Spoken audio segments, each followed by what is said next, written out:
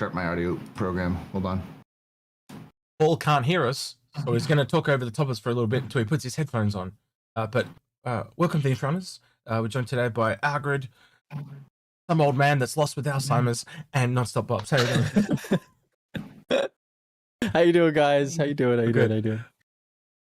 He's really got that old man I'd lost look down, isn't he? Like down his look like he's doing the like. I'm gonna put my old man glasses on too. Like, oh yeah, welcome to senior citizens. Nah. You stop picking on Polly. Polly's a wonderful barkeep, and he still knows how to make Evercrack, and that's most important. Thank you, old man. All right, we've got a different camera today, so I couldn't get all 4 cameras set up in time along the bottom, so I went with this setup. So we're going to be doing this one today for the show. But again, this is the stream, so welcome to the stream, those that are live with us today. We are going to do being a collab stream with Non-Stop Bops and Astropub. I do have to do that now, Bops, don't I? Yeah, you do. You do. Stream together. Invite guests, and then there's Bops and send an invite. Are you going to be streaming after this, Astro? By the way, He probably will be. Yeah, we'll be. Okay. If you want If you can hear me. so if you want to start, did you want to start streaming as well, Paul? And we can. We're doing a big collab thing, and we'll just all end up feeding it into you if you want. I mean, I'm streaming much later. I still gotta get breakfast. Oh, okay. Okay, well, that's your call. If you want to stream this now, it's up to you. If you don't want to, that's cool. But we're doing it. We are live, by the way. We are live. We are live, by the way. Everybody hear you moving around in the background and all that stuff. That's all good. Yep. Woo! That's why I didn't. That's why I was. Treatment. All right, so let me do this. I will. Well, it's hard for me to stream because of how I project with this. So yeah, it's not. I'm not going to worry about streaming. Well, so if you want to make it really easy, right? Bops, can you give him that room key that you made? Because then he would receive it as well. I'm not using that room key anymore because it wasn't working for me. Oh, okay. All right. Well, you're doing it another way. I know what I can do. I know I can do. Yeah. Well, you can take my Discord screen and also crop it if you want. That's the other way to do it. That's what I'm going to do. But then if I go into studio mode, they're going to see the woods and all background, but that's fine. Let's just not worry about it for this one. Sorry, I didn't.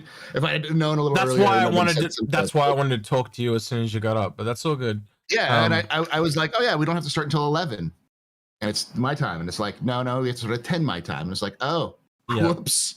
Yeah. Astro, I did the exact same thing. Right. Like the exact same thing. So. Yeah. All right, so let's have a brief look at the stuff because I need to get something for a thumbnail, and then once we got the thumbnail, we can actually go into the episode. So let's go to the expo. Right.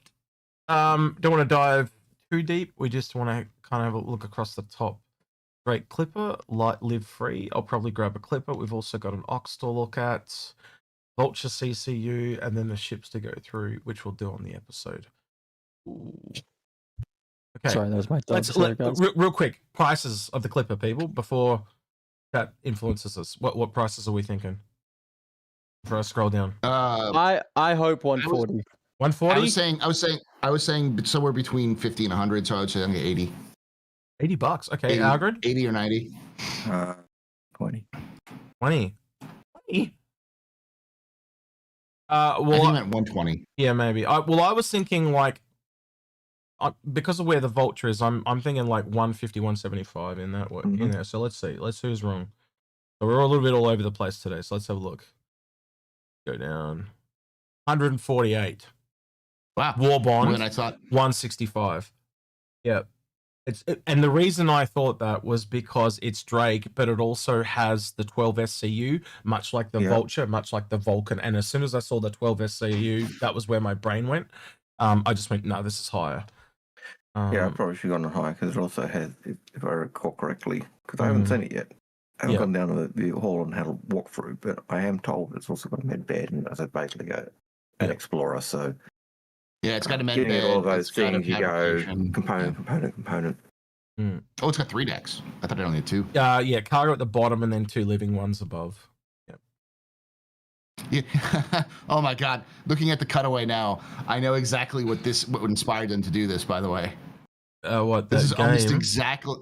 No, this is almost exactly the internal cutaway of a ship in Starfield. Okay.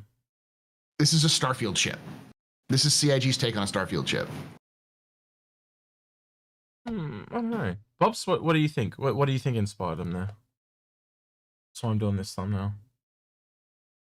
Sorry, I'm muted. I think they had someone new come in, or someone who had like some kind of idea, and they just said go wild, and a few things came out of it. I reckon the cutter came out of it, and I think this is just someone letting their mind run wild and coming up with so something. I can tell you the guy that concepted it came up with the whole thing, and he was a new person, and it went through. I know that from people at CIG. But there you go, and so- that's what it feels like to me. Batshit crazy. Yeah. And that was in a good way, not saying it in a bad way. They were. Yeah, I'm pretty stoked about it. I think it's a pretty little ship, and I'm glad that Drake has got to a point where we are getting different kinds of Drake. You know, we've got like the Buccaneer and the Corsair, but then we have things like this wonderful, ugly, hot mess that I'm looking at here on my screen. So, alrighty. Real quickly, I don't know how I'm going to do this because I'm not set up for Photoshop. Hang on. If I go into studio mode, I know it's going to look ugly on your guys' end, and I do apologize. If you go to studio mode and then then you can do that. Hang on. Yeah, I'm just going to, where was it? It was camera. Oh no, because Bops is there. Shit. I've only got to set Bops. Do you mind if I just you go invisible? If you want to get rid of my camera, I've got my camera on my stream anyway. So the guys who are looking at me will see me in the corner. It'll look like that on this screen, and just why that's fine. I don't mind. I don't care. Yeah. And then I can do Photoshop. So gotta turn. We'll be right back in a minute, man. They're not gonna let you see how the sausage is made. Well, I've been showing people how the sausage is made. I think that's been one of the reasons I did it this way, was just to make it a little different. It's been the whole. This also allows me to slam some nuggets. My stream won't mind me slamming nuggets, but it means they don't have to see it. Oh dear. All right, so I think we might have to flip that one. Have a look. Horizontal. Yeah, there we go. That looks heaps better. And then something like that. Trying to get it send it back for you guys to see properly. Right, I think that's what we'll go with for RSI Day. Export file. Oh, I just realized I got it in the. Yep. Save.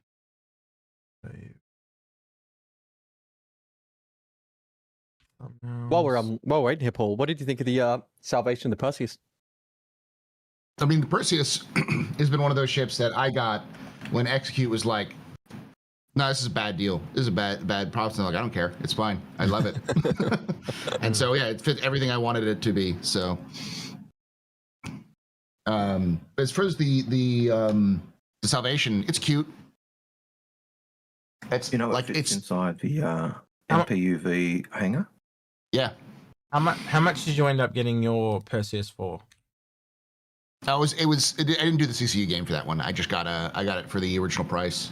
So that was my only complaint. It's a good ship, but it's too expensive. So I got it for like 300. I think Algared got it for like 275. That makes it way more palatable. 295. Yeah, and yes, it was way more palatable of that. That's a good great ship. What about you, Bops? Did you get yours cheaper? I can't remember what I got my original one, because I've got two now, because I was giving mine away, but I've had to buy another one because, well, it's too good to not own. So the one that I just bought, I got literally moments before it released, and I paid just under $500 for it. You should have talked to me. I could have helped you out. All right. Yeah, I know. But I don't know how much I paid for my original one, but I paid like 490 something for it. The one thing that I think is going to be a sleeper is, in my opinion, the Ox. You reckon? Yep. Yeah. Got him. No, you feel I'm free to eating smash. nuggets. I did it on Porsche. I was eating KFC chips. I was freaking starving. Yeah. Just to be clear, guys, I've been streaming for 13 hours today, and yesterday I did a 29-hour stream. Yeah, But yesterday and the day before, I did 29 Yeah. hours. So I'm insane. trying to find moments to eat because they come in short portions. So thank you for the Apologies. Prime subscription to Solstice Dub on Twitch. I did miss that because I was working, and then we've got a couple of first-time chatters trying to link four drops. So you've got to go onto the RSI website. Well, actually, maybe we can show them. I haven't done. I haven't. I did it once, but I don't think I've shown that. So if we go browser, wrong one, this one. Sorry. And we go back to here. And then I go to Robert Space Industries. So this is for the person that's trying to link their account. You go into your account, My Hangar, or dashboard, sorry. And then I believe it was under settings. Settings. And then just careful, this page can reveal some stuff. So man, if you come visit me at my house, I'll take you out to lunch. All right, so yeah. on my way. I just said I was very hungry. You go to linked accounts. No, I literally end at the arse end of the world. Good luck. And so there you go. You can see I've linked my Google and Twitch account. So you literally just click your Twitch and it literally logs in. It's that simple. So that's how you do that one. I hope that helped. It was the first time chatter. Kestrel hit. It's saying Algared twice. Oh, it is too, because I forgot to change Bops back. My bad. Hang on, I'll fix that right now. We're going behind the scenes again. On your... I was trying to keep that secret. They told me in my chat, but I just want to some know what it was reason, like. I want to know what it was like to be Algared for a day. You know? I don't see The old man Inforunners live. That's obviously young. You know what young Constantine is. You know. Yes. It was an honor, by the way, absolute honor. All right, there you go. No, I just obviously forgot to switch one over. Live? Yeah, we are live. We've been live on Twitch from and the beginning, YouTube Paul. since you were rumbling around in your little attic there, and we were and you new shit that you never ever saw. But if you go back to the VOD, you'll have a great time. Right? Yeah. Yes. Old man Hurston did back you up. He did tell them to stop picking on Paul Paulie. Right, I put my glasses on too, so we all look, and I called it senior citizens. Well, you know. Did you want to just so everyone knows that get some of you guys in here quicker? Did you want to link our chat so I get like 100 and something? It'll shoot you to the top of the streamers to get more of you guys in. They'll know Inforunners are here. Do we want to? Do you want us to add him Share to chat. Do you want us to do? Basically, Do I just invite him as well? Did you get the invite as well, Bops, or not? No, I invited. No, I haven't. Oh, I did. It says awaiting response. You're invited. Non-stop yeah, Bops. I'm just an idiot. I'm as bad as the shit as you are. The Astro. I'm not streaming right now, so you don't bother with it. Don't bother with it. Yeah, like I just it'll be too much of a weird. If I had known, if I was smart and known, I'll do that in the future. I'll do it in the future. Okay. Too easy. All right. Perfect. So they're joining now. That should have shared our chats together. Can my chat just confirm that shared us? Did you hit share chat? I don't think you hit the chat button. But... Can't see any extra. There's a little section. There's a little button on the right. Button. It says merge chats. What do I think would be that window box? Riggsy? I'd go with a C1 because the raft is about to go up in price. Yeah. He just asked, what CCU do you think is better for the C1 to the Clipper? C1 or raft to Clipper, and it would be the C1. It added your will to live. The chat doesn't seem to have changed on Twitch on my end. I don't know if it stayed separate on my end. But so in the box that popped up, the little share box, you see that little box that's popped up? Yeah. On the right of it. Yep. On the right there, you should say share chat. If you click. Go up a little further. A little bit further. Go up. That one should be like right there. Yes. Yep. Okay. There we go. Push. There you go. Now my guys can yap with your guys, and all our guys. Okay. Cool. Oh. So they should be yappy. Everyone say hi to Inforunners audience. I know most of you are Inforunners guys anyway, but say hi to the Inforunners. Everyone together. Good. So I'm learning things. I've never done this before. Yes, I am a dumbass. Thank you for doing that. Right. I've now got to change everything over so we can do the episode. So give me a couple of seconds. We are going to go deaf and muted for a second while I change these 3 screens over. So just give us a sec.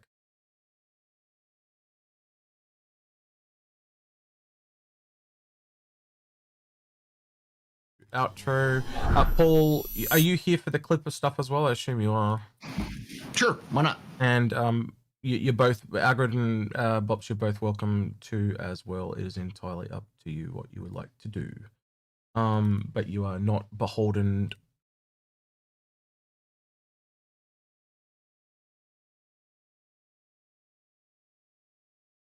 And we are done. We're back as Drake Day, right? So we're good to go. Everyone knows their thing. I can close this one down. Just before we jump into Drake, how'd Origin go? Very excited. Everyone was very happy with the turnout for Origin. This Aussie guy, Ginger, pain in the ass Brisbaneite, didn't turn up on time. It was really annoying. Turn up on time. You're talking about Croncy? Turn up on time. Talking about Croncy. I would have mentioned the leprechaun, and he lives in Canberra. Miss Vegas guy didn't turn up on time. Yeah, no, that's all good. Right, okay, let's do an audio test for this one because I haven't done one for the live stream because Paul wasn't here. So here we go. 3, 2, 1. Let's execute doing an audio test. Algared. And this is old man Al doing an audio test. Bops. This is non-stop Bops doing an audio test. Astropub. Because 01 Astro. I gotta say all of them because he. This is the Astro Historian doing an audio test. I'll pick the one I don't say. Every time. Every time. Every time. Like an asshole. Every time. Right. I thought if I did it live, you might not be an asshole. But no! The people must know how this works. Yes. All right, here we go. Listening. Let's execute doing an audio test. Algared. And this is old man Al doing an audio test. Bops. This is non-stop Bops doing an audio test. Astropub. Because 01 Astro. I gotta say all of them because he. This is the Astro Historian doing an audio. Okay. Live replay of someone getting got. You're a little low, Bops. Like I would say 5 to 10 if you can knock yourself up a touch, and I'd say you're about 5%, Paul. 5 to Too high? No, not high enough. Algared. Okay. Hold on. Good job. Finally. Level was right. Yeah. Yeah. Yeah, want to be. I reckon if I had a feather, I'd be able to push you over right now, Algared. You look so wasted. And I'm the one that has sleep deprivation, and it's your sleep deprivation is making me perked up. It's great. Thanks. All right. It's nice to know. Nice to know that my lack of sleep has done it. All right, we good to go again, just for you two? Algared, you're good. Give me 2 seconds. I'm getting my... I mean, faster than 2 seconds. Slipcore sent you yeah, I'm checking now.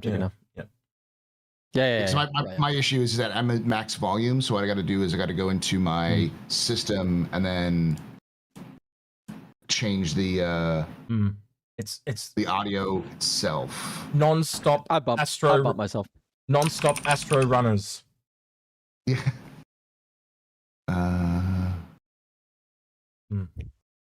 System. Okay. That should be me turned up a little bit. I can see that I'm up a bit more on mine. Okay, cool. Should be good. All right. It's only a notch. Like you just noticeably lower than. Yeah, Algared. I bumped myself the tiniest little bit. Should be good. Yep. I mean, I can't bump it any higher. Yep, it's fine. I'll just talk louder. It's fine. So it's fine. All right, I'll do one more just between us three. Let's execute doing an audio test. Bops. This is Bops doing an audio test. Astro. This is Paul doing an audio test. See what I mean? Every fucking time. Just accept it. Test, Bops. This is Bops doing an audio test. Astro. This is Paul doing an audio test. Yeah, we're good. That's much better, boys. Thank you very Let's much. go. Right.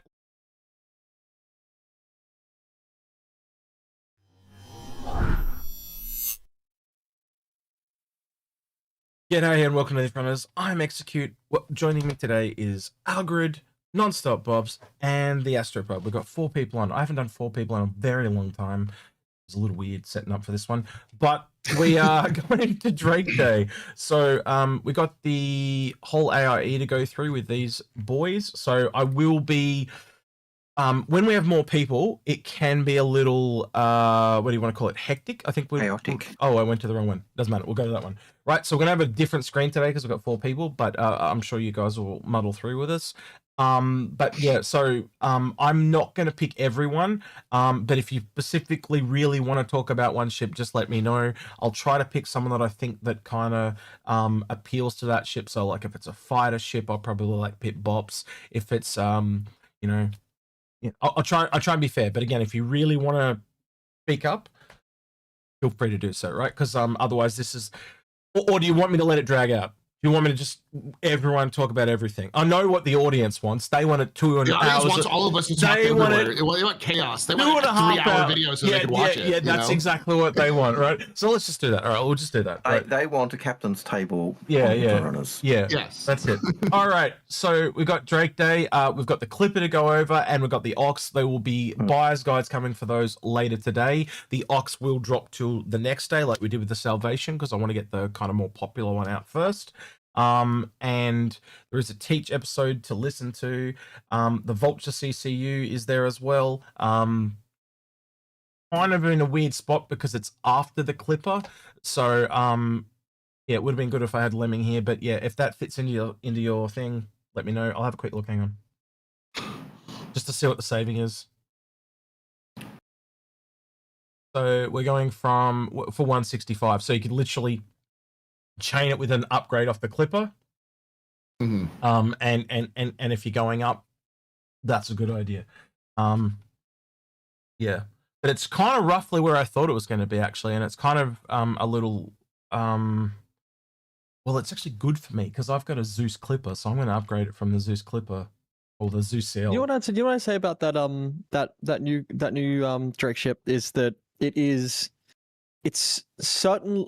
I was hoping for a lower price, but I expected a higher price, right? It worked out about $10 less than I thought it was going to be, though. I knew it had to be around the Vulture just based on the 12 SCU, which is exactly what the Vulture has got.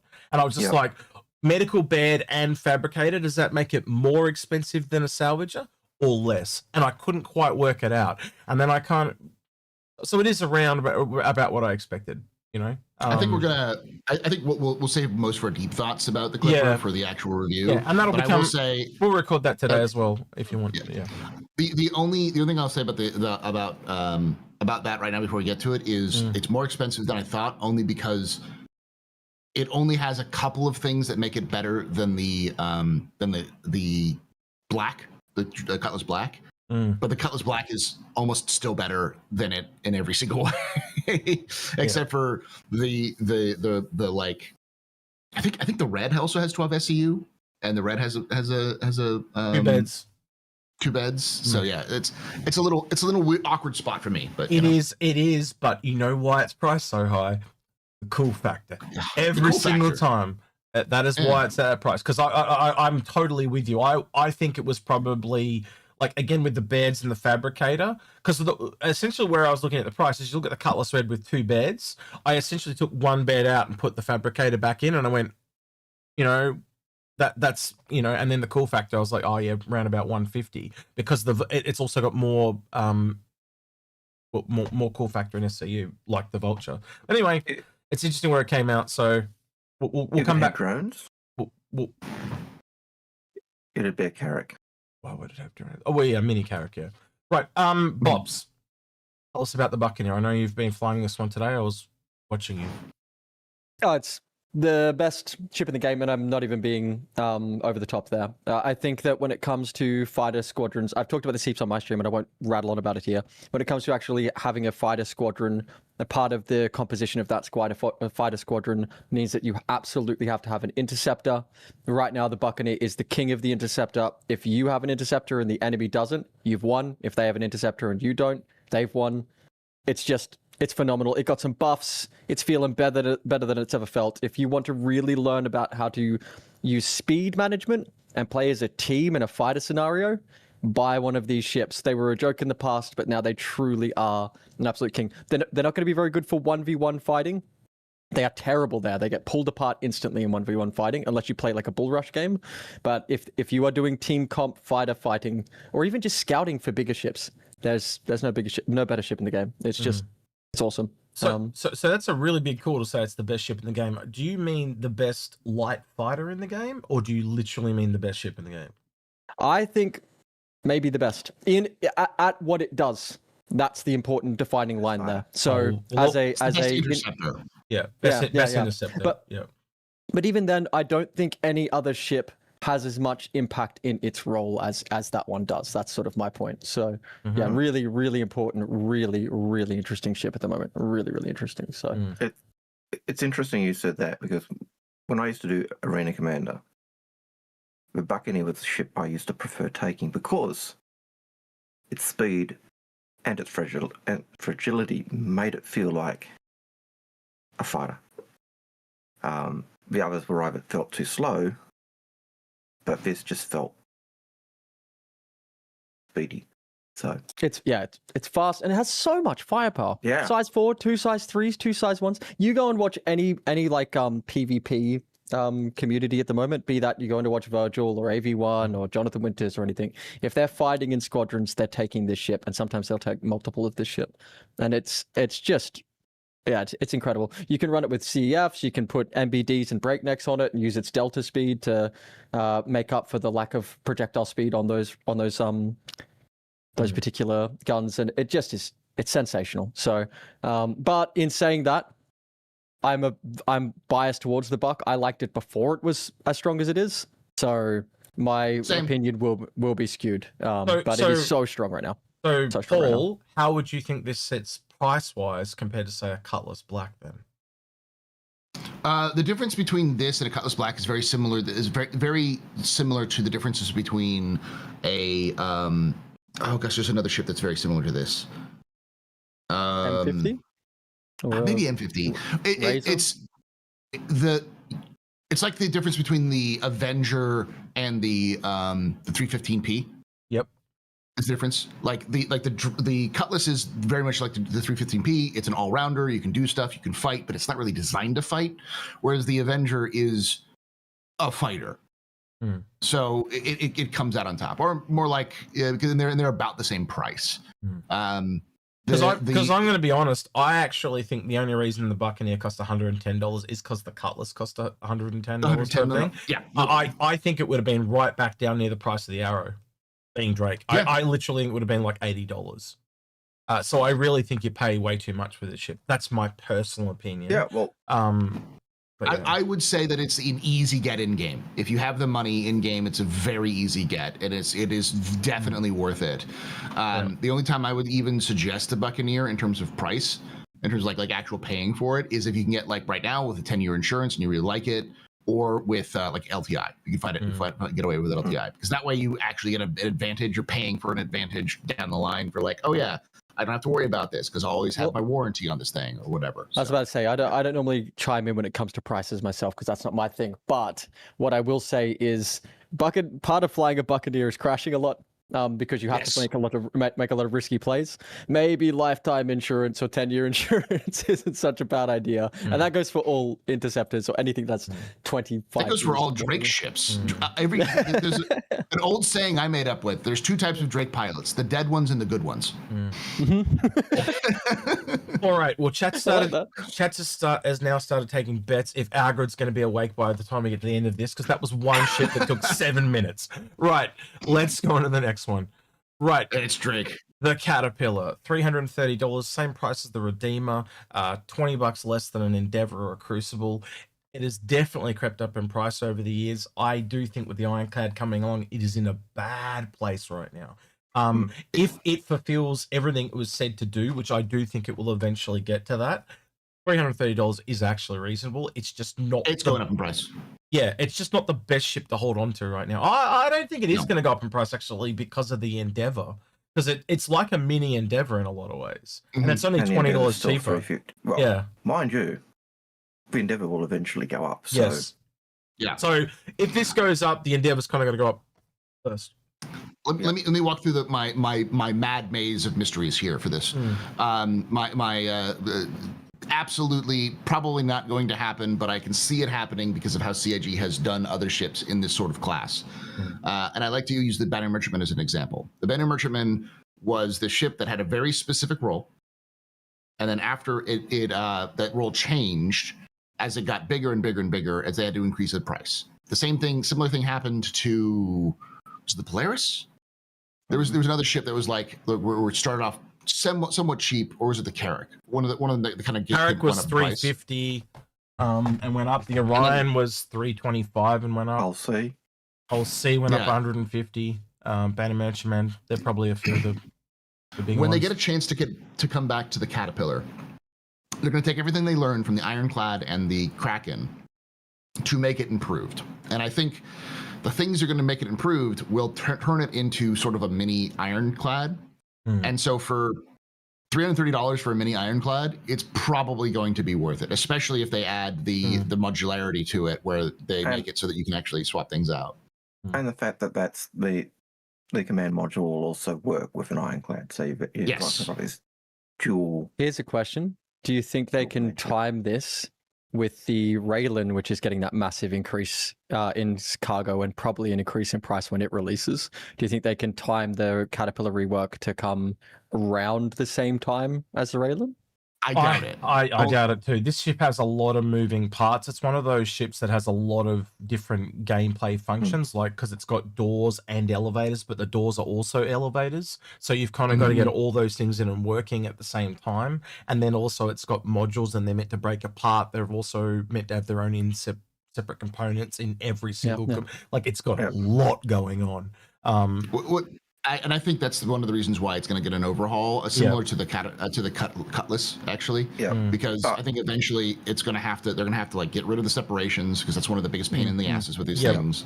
Yep. But then, go ahead. But then going back to what X was saying, all of that, even though you look at the price and you go, this is really expensive, all of that, but it's got. And we know that the modules are still on the deck, because that's one of the things we asked Ben and John. And he literally that price said is reasonable for all of that. He literally said if this was to go into the game today, well, the way before they built modularity, which they've now kind of got because of the Apollo, he literally said that it has to be all separate versions, and there'll be over 230 versions of the Caterpillar that they would have to, and that's all separate files. So you download that and it'd be like 100 gig on its own type of thing. But I do think calling it a mini Endeavor is a way of looking at it. Yeah, just like the Endeavor, you're not going to get any of the functionality until the end, like 1.7, if not 3.0 or whatever. But yeah, it's Drake's version of the Endeavor, I think, is the best way to put it. No, 100% agree. Yeah, and so again, we'll have to wait. I just really want them to tell us about the components, or at least the components they're thinking of. I'd really like, when they do one of those ship live Q&As, I'd love them to say, so what are the modules after all these years are you still kind of thinking of for the Caterpillar? That's the question I would ask. Because they've never said anything since like 2016, 2017. Yeah. So it's been almost a decade. And I'm almost kind of glad for that, because the game's changed so much that I think if they made modules like they did with the Endeavor, where like the cyclotron or whatever it is, the particle collider, it's like, that's neat, but like, what the hell does it do in Star Citizen 1.0? Like, what is? I think we can definitely see a chop shop, or a salvage module in this, and maybe a refinery, and maybe even a miner, like fuel, a miner, a fuel, a fabricator. A base builder. Like, I think they'll just be like, hey, what are the features, and throw it in. Yeah. So this was initially kind of like what the Kraken's become. It was the mothership that everything was returned to back in the day. And you can clearly see now that's completely out of scale with the rest of the game. That's why the Ironclad and the Kraken have come after. But I could see this still kind of being one of those things. So like you said, instead of the 4 separate modules, now just the whole thing changes. The whole front changes. It's just a module that you take off and put back on, and it's just one big room. So, the salvage chop shop could maybe have like a little pad or something where you can fly a ship into and land it and chop it up in the area. So you're saying rather than the segmented, like the segmented nodes, you're saying just a command module detaches and then reattaches to some. No. Well, no. So at the moment, there's 4 modules and a nose. So there's technically 5. There's 4 that are the same, I got you. And a nose, right? My so bad. the entire 4 modules and the nose comes off, and it just becomes one big module. So you just I want a chop shop. I want a refinery. I want this. Cool. And maybe some of them could be a 2 and a 2. So like, if you want to do refining and a chop shop. So it's like, I put on the refiner and I put on the chop shop. Oh, no, I take the chop shop off and I put the mining one on, right? So maybe, but what I'm saying is the modules are just too small. They are way too small to do anything with. They need to take the cargo modules and at least turn them into 2x2s so that there's more space. Well, sure. Personally, I think this is a can we fix it episode at this point. It is, but it realistically needs to take 30 US2 cargo containers. It's built around 324s per cargo module, which is just a bit weird. Which is why it needs a 2x2. That shows its age, doesn't it? It's Yep. It needs a 2x2. It needs to turn its elevators into ramps, in my opinion. Those kind of things, just like, I would, in a way, I'd rather they didn't have the ladder on the sidewalk. Yeah. I'd rather have an external one that you walk along outside the ship or something like that. Yes. And that'd be Drake. You just walk in and warp, and you just like literally. On the rope or whatever, but because then you could just fit more cargo in there. It limits how much cargo can go on that ship just because of the way it's done. My worry about this caterpillar, just as a final note, is that I always talk about design language because it is so important to defining lore and a whole lot. My point being that this is a kind of Drake that we'd never really got to see any more of this design language. Maybe you could say the Ironclad leans a little bit more towards it, but really not a whole lot looks like this. And I'm so worried that they say that they want to. That's what I'm saying. But I'm worried they're going to. This is all the metrics. You're not going to see. We're going to get to the point where we lose the. You're not going to see it again. Because of the know. metrics have changed. This is what essentially all the problems of this ship is because it's too small. But it's not, that's not what I'm talking about. I'm talking about like the aesthetic of it, right? Like these like square shapes, these like the rippled lines along the side, like the fluting, the asymmetrical. Like there's lots of this that like made this caterpillar one of the coolest looking ships in the game. And I'm worried we're going to lose this aesthetic because we've got things like the cutter and the corsair and the et cetera, et cetera. And I'm worried that we moved further away from this design language. And I'd love to see more of it because it's so pretty. I love the caterpillar. It's so cool. It would be nice to see the design language of the caterpillar work its way into the Ironclad, which is basically the kind of already seen that in the engines. The Caterpillar. Right. Caterpillar on steroids. Yeah. We can't really say much about the Clipper because we need to go have a look at it before we kind of do a buyer's guide. But watch the other video we do. Yeah, come later. So we'll just move straight on to the Corsair, $250. Bops. Best ship in the game. It is my favorite ship in the game. I'm going to start with this. I'm taking it over because it is my favorite ship. I love the Corsair. I think it is the best ship in the game for anything you need to do. It is soloable, easily soloable. It is great with a multi-crew. It can hold lots of cargo or a vessel. It is really well laid out in terms of future-proofing for anything else you need to do. It's got an insane quantum tank. This thing can go forever. And just for the deck alone, the elevator that goes up to the top of the ship and lets you just hang out and look, perfect. Fight me. It's the best ship in the game. I'll just say that picture there, when I was first scrolling through, I thought, gee, that looks like a Corsair. Like, I mean, the sailing ship, the 18th century Corsair ships with the triangular sails and all the rest of it. So Bops might have one around his place. Bops, did you have any pizza this week? I didn't have any pizza. Pizza? Yeah, did you have any pizza this week? I just wanted to get it and flip it around so I could show everyone what the Corsair looks like. Yeah. I put the wings up in this thing and it's like an open pizza box. But anyway, yeah. I love the asymmetry. And this was, again, we're just talking about design language of Drake. It was this in the cutter that set them in their new direction, and it's beautiful. Like everything about the ship is stunning. I pledged for this back in the day, and I love this ship. I've since melted mine. I'm sorry to say that, Paul, Astro, from way back. I melted it in like 2021, 22. When it was pretty shortly before Pyro, because I bought this with the idea of Pyro being this immense space that I was going to need a ship to get around, and this was going to be the medium-sized ship I could get around Pyro in. But then I got there and I could jump around Pyro in a Arrow, so I didn't need it, so I got rid of it. So, but I think I'm going to buy it back. I think I'm going to buy it back one day soon because it is just pretty. And you're right, it's a great. It's a really good combo between, say, like an Andromeda and one of the gunships. And I had a Redeemer at the time and a Connie, and so after I flew it around for a while, I kind of went, I just don't need this because I've got the Redeemer and I've got the Colony, and now I've got the Paladin. I don't need it even less. And now maybe the Redeemer might even get chopped down the line. I don't know. We'll have to wait and see. They still have different roles. Yeah, it's so pretty. I really like the look of the ship. I will definitely be earning one in game. So yeah. Right, next one, Cabothrake, I believe is the Cutlass black, blue, and red. I will also can jump on I this. take this over? Oh, no, Go okay. for it.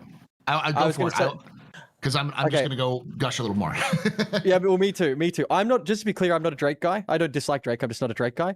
But I had a Cutlass Black like everyone had once upon a time. I melted it a very, very long time ago. The Shiv came out and I flew the Shiv for a bit and I went, this is an awesome ship, but where's the Cutlass at this point? I spent some time in the Cutlass Black, started having a good time. This is this patch and last patch. And yeah, this patch and last patch. Then I found the Cutlass Blue and boy, oh boy, do I love the Cutlass Blue. As a bounty hunter, it has become my interdiction ship of choice. The Mantis is dead to me. It's great to bring someone along for the ride. It's got cargo space. Cutlass Blue, if you're going to buy a Cutlass and you don't want medical, this is the one to buy. It's so good. It's got wee-woo lights. That's king. It needs wee-woo lights. That's the best. Just amazing. I do know Voidy Vids does the same thing. He flies the blue. So yeah. Algared? No, the blue's probably the better one. It's also, when it was sold as probably the best armored. Yes. So the best more enforcement, the best hull. So for those that don't know, they do. If you look at the cabs, they actually have different cabs, which gives them a different hull for all three of them. That's the main difference between all of them. That said, though, the blue will also be good because it's eventually be able to take those pods out, and it'll probably just turn into cargo like the black, but with a better hull and a QED. Yeah. It probably won't have like a cargo lockdown like everyone's, but you'll be space where you just throw cargo in. Yep. So, because I think the side entrances are the same as a Cutlass Black rather than a red. Or no, it's got the tube red, like the red, doesn't it? It's been a while since I've gone out of the sides. I also just say, I'm gonna go a little bit and say the black is the best all-rounder in the game for your average player. It is the ship that every single person should shoot for. If you are brand new to Star Citizen, get a Cutlass Black at some point. Work your way up, rent it, doesn't matter.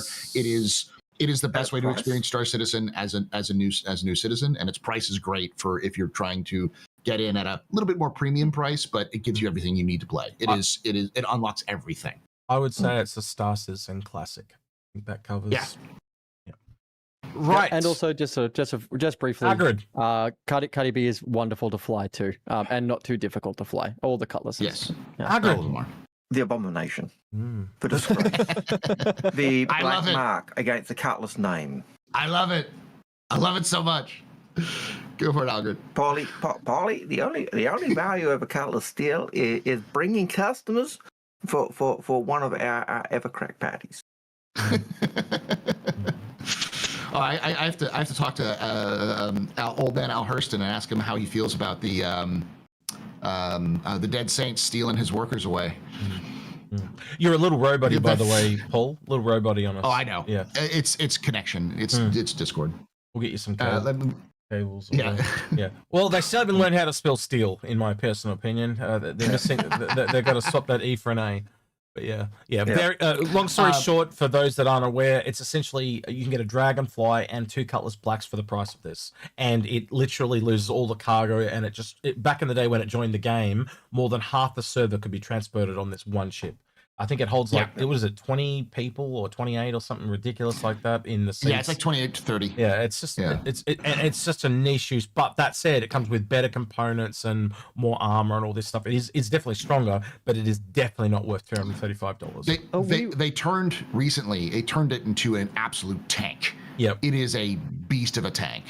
I will always say that the Cutlass Steel is the most Drake of all Drake ships, which is we have this hull and this thing is popular. Let's turn this hull into the thing that's popular. And so it was amazing in terms of its design. And then the price came out and I was just like, fucked it up, CIG. Fucked it up. Because even in game, even today, the steel is still cheaper than the black. Yeah. There were people at CIG that told them not to price it like this, and they didn't listen. So that's on the marketing. The other thing too people. is it's stepping on the toes of other ships that are within its own capacity, its own bracket. The reason that I started flying the Cuddy Black, I didn't mention this, is because we needed a drop ship, and the Cutlass Black has the 6 drop seats in the back, three seated piloted positions. Then you can have people lay down, or with the new grid, you can actually just lock chairs in and have people sit in more chairs on the back. So it's why it's literally why Astropub said the Cutlass Black is the most versatile ship in the game, or really good for a beginner, because it just does so much. It's got a little bit of everything. It's not the perfect can fighter. fight, It's not the perfect cargo ship. It's not the perfect drop ship, but it can do all of those. It's the Goldilocks ship. Yeah, It is the jack of all trades, master of none, better than a master of one. You can put of vehicles thing. in the back of it. You can put mining vehicles, salvage vehicles, when they come, all that type of thing will fit in the back of this. Multiple dragonflies. It's just a really, really good all-round ship. And then you take all that out and you put a bunch of seats in it, and it becomes only good for carrying people. And unless you have a very specific need to carry people, there's no point. And then half the guns don't work because the door gunners don't work. And then as chat's pointed out, it's $15 you get a Corsair, which is miles better than the Steel. So yeah. Okay, we're at the we're at the 26-minute mark, and we're not even halfway. Woo! Let's keep going. It's disgustingly priced. That's all I'll say. Yeah. That's Right, the Cutter Rambler, and the Cutter Scout. I will also jump on this real quickly because I did an entire video series on this, and then I'll let you go, X. Sorry. Yeah, go ahead. Cutter's the best ship in the game for starter ships. If you're just going for a good price, it's great starter ship.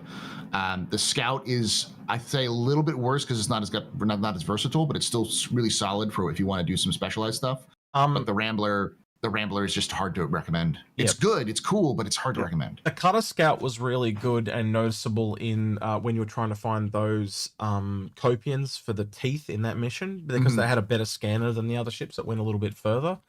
So that's when I was using it last. But yeah, you essentially stole what I was going to say. It is the best starter ship in the game. Yep. So I'd pretty much buy this. If you're happy with this, then go up to the, maybe if you've got the money, eventually work your way up to the Cutlass Black. It's called the Generalist Starter Set. It's like $60, and it's yeah. Oh, it literally says it in the title: Versatile Ruffian. Yeah, it is. I'll show you go, Algared. My bad. It is, as you said, the best starter ship in the game. It is the most heavily armored ship of its size. So that used to be the Aurora. The Cutter is said to be even better than it. It's the perfect starter ship for getting you into Star Citizen because it actually has that walk around interior and it's got the living space. So it gives you all that stuff that you'd want plus cargo. It's like the as Paul was saying about the Cutlass. This is the perfect ship for a starter to be able to get in and see what the game can offer. And yeah. That said, this Rambler for $5 extra, you basically get essentially extra fuel to go further, but at the expense of permanently losing cargo. And I'm going to be quite honest, eventually you'll be able to have some form of cargo fuel container. So why wouldn't you just take the normal one? It'll probably be less fuel than a fuel tank, right? But you could still put a fuel in the cargo, Siphon if you know what I mean. Yeah, and siphon it in. And refuel. So I'd just take the normal Cutter because it's more versatile. I would not give up the versatility for further range permanently. I'd rather the versatility.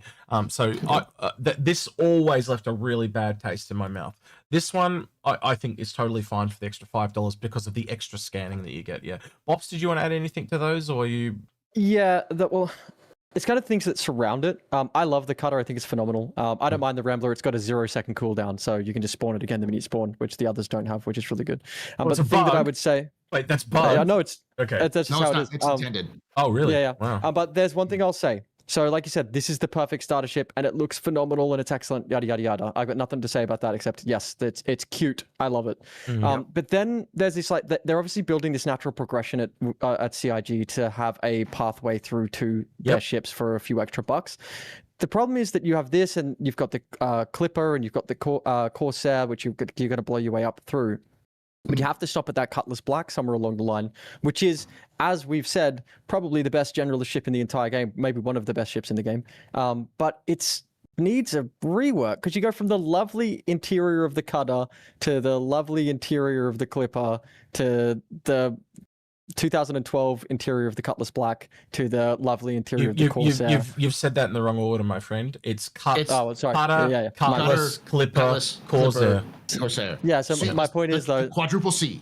Yeah. But my point is that the Cutlass I would love it to have a rework and have an interior that is as tastefully done as these ones. It's just an older ship. It just needs to be touched up. And then obviously there's other stuff they have to work on, but it would be nice to have that like beautiful, succinct transition. We've moved on from the Cutlass. This is the Cutter. I know, but it's important to the way. From the perspective. Right. Dragonfly. Right, I still think this is the best bike in the game, the most versatile. Takes 2 people, cargo, where everything else is either like its benefits become it's smaller, or it does better guns or more cargo, but it doesn't do all of it that like this does. I think this is the most versatile bike and still the best after all this time. It's basically the Ursa of vehicles. Not worth it at $40, mind you, but looking at it without the price. If you are a Star Citizen fan and you have a friend you want to recommend to get the game, they're going to pick up the game, then if they use a referral code, you get one of these for free. So with a nice pink skin. Yes. Yeah, a nice Hello Kitty inspired Star Kitten skin. And you know, back in the day, you used to have to get 10 referrals to get the Star Kitten. Now it's just 1. Yeah. Is it actually on the thing? I actually got one of these yesterday. I caved and brought myself a salvation, but yeah, there it is. I should just address this because I'm seeing the chat fill up with it. I think a lot of it's my guys anyway. Guys, that giveaway that's in the chat there, that's for my channel. I'll turn the alerts to that off in a second, but that's for a Perseus that I'm giving away. So if you see that getting spammed out, please just ignore it. If you're watching this YouTube video after the fact, you can go over to Bops and join that giveaway. Right. Yeah. Oh, yeah, thank you. Simple. Yeah, no worries. All right, next one is the Golem at $60, and I think that we got the Ox at 90. Well, we know why the whole B went up then, didn't we? Or the whole A, sorry. Golem. I was going to put them together, but they are so far apart in price. I think we'll separate them. Golem, I think, is a really good starter. It really just fits in there nicely with the Salvation. I can see them kind of being those taste testers. They have restrictions, but they literally fundamentally, you can try everything you need to try on this thing. I'm going to step in and say I'm still waiting for the Drake Golem fuel version because it's going to happen now. It's going to happen. I think it's got one more in it. I think you're right. I think I can definitely see that with 2 fuel containers and it's the nose. This arm coming out. You just put a refueler nozzle on the end, and it's done. Yep. Yeah. Absolutely. And you sell it for $60. It's the starter refueler. I will say this did get a tractor beam, but guess what? It's on an arm at the back left, so it literally is a mini raft. It's literally a mini raft. And I went, mini raft. And all right. Even loads like a raft. Yeah. So. Anything else to add to that, or can I move on? Golem is great. The Ox is, in my opinion, I'm going to get one just because it's one of those things that I think is going to be great for small value, because it's 64 SU, but it can also put like 32 SU crates on it, which you can't do with the whole A. It's basically a bigger MPUV. Yeah, it functions like a bigger MPUV. So, let's see, I'm gonna take that up and have a look at it later. The Herald, oh god, it's more expensive than the Herald. Holy shit! Right, yeah, I think data going to go up in price when info running comes in, but yeah, I don't think that's too far away either. I'm thinking it might be the end of the year. We'll have to wait and see, but there is stuff in the files for data running, so it's not too far away in my book. But you know, it's literally the logo for our channel. You'll see it's not down there at the moment. Yeah, I could probably. A little spinning disc is the little Herald. It's not. It's I didn't move it over. Well, because this is the 4-player screen. It's in the 4-player. It's in the 4 screen. Hang on, I will do it in the background while we're talking. But yeah, anyone? I got something to say about the Herald. Yeah, go ahead. Herald has enormous G's, and G's win fights. I've seen a lot of people playing a real pest with this ship. It's got really good missile loadout, like a tremendous missile loadout. It's abhorrent, and it's super quick, and it can't be caught. I think it's got 2 size 2s and a size 3. It's not the ship that you want to take into combat, but if you have to, I mean, I've clapped chads with it on my stream a bunch, so it's good fun. It's a nice limit testing ship, and it eventually it'll be a good data runner as well. So I wouldn't buy it with combat in mind, buy it with data running in mind, but don't be afraid to take it out there and run amok. A nice in-game buy, I think. There we go. Oh, kind of circling the price. Yeah, it kind of covers everything. All right, I'm going to turn it off. Oh, wrong one. That's bugging me. Right. Yeah. Okay, next one. Ironclad and Ironclad Assault. I think we can kind of chuck these two together. I know they're a little bit different in price and slightly different role, but they're not out yet, so we can kind of safely throw them together. Look, I'm going to say right now, I have upgraded recently to an Ironclad, just a normal one. I think that is where it's at. I think the an all-ground essential liberator, because that's essentially how I see the assault, is not really proven yet. I think there definitely is a use for it, and it'll be really good at assaulting other players' bases. I think that's why it is literally a Drake ship. It's along that pirate mantra of assaulting somebody else's ground base, and I think when that comes in, it will be really powerful. But that's just more of a niche ship that's not for me. I like the more versatile.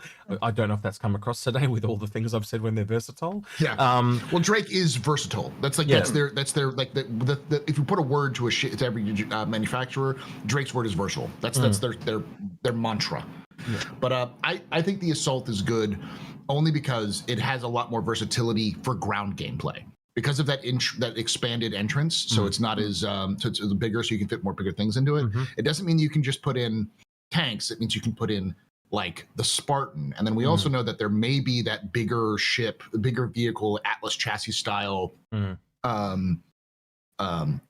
like base building ship or fabricator vehicle or base building vehicle. If that comes out, that makes this really super good to carry like multiples of those. So now instead of having then it's almost a cheap version of a Pioneer. Once you put a construction vehicle in there, you take that to your location, land it, bang, the vehicle comes out, starts building, and it's kind of your base while you're waiting. I don't think that's going to be the case, because I think there are going to be restrictions on certain things that can build certain things. Otherwise, it's just way too open, but we'll see.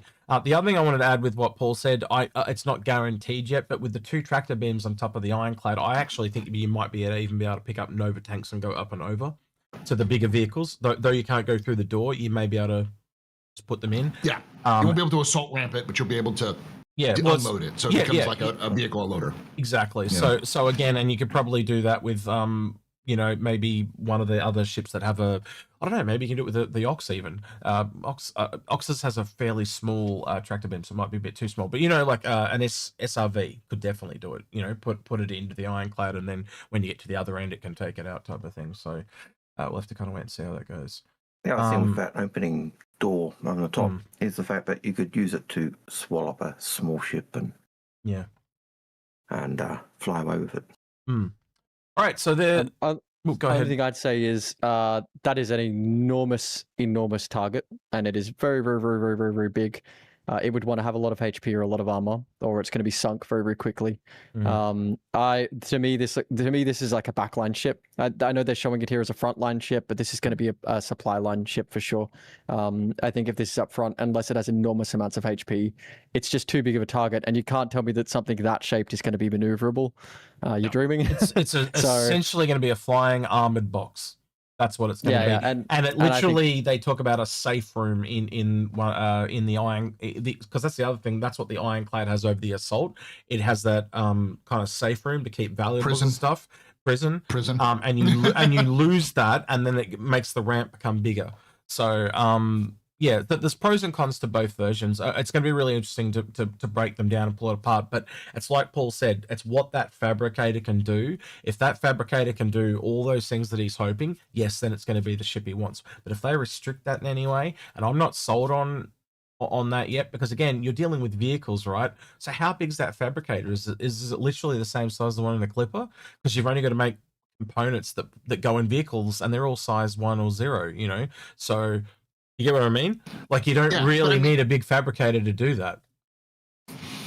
You don't. But if they can make anything, I'm not even talking about the fabricator. I'm talking about the ability to carry fabricator vehicles. Oh, okay, that's different. Yeah, that's what I was saying as well. Or base building vehicles, because we know that there's going to be a larger ground vehicle base builder. They've talked about it. They shut it off. They probably don't want to sell it because base building's not anywhere close to being released. So it's like no point in releasing it.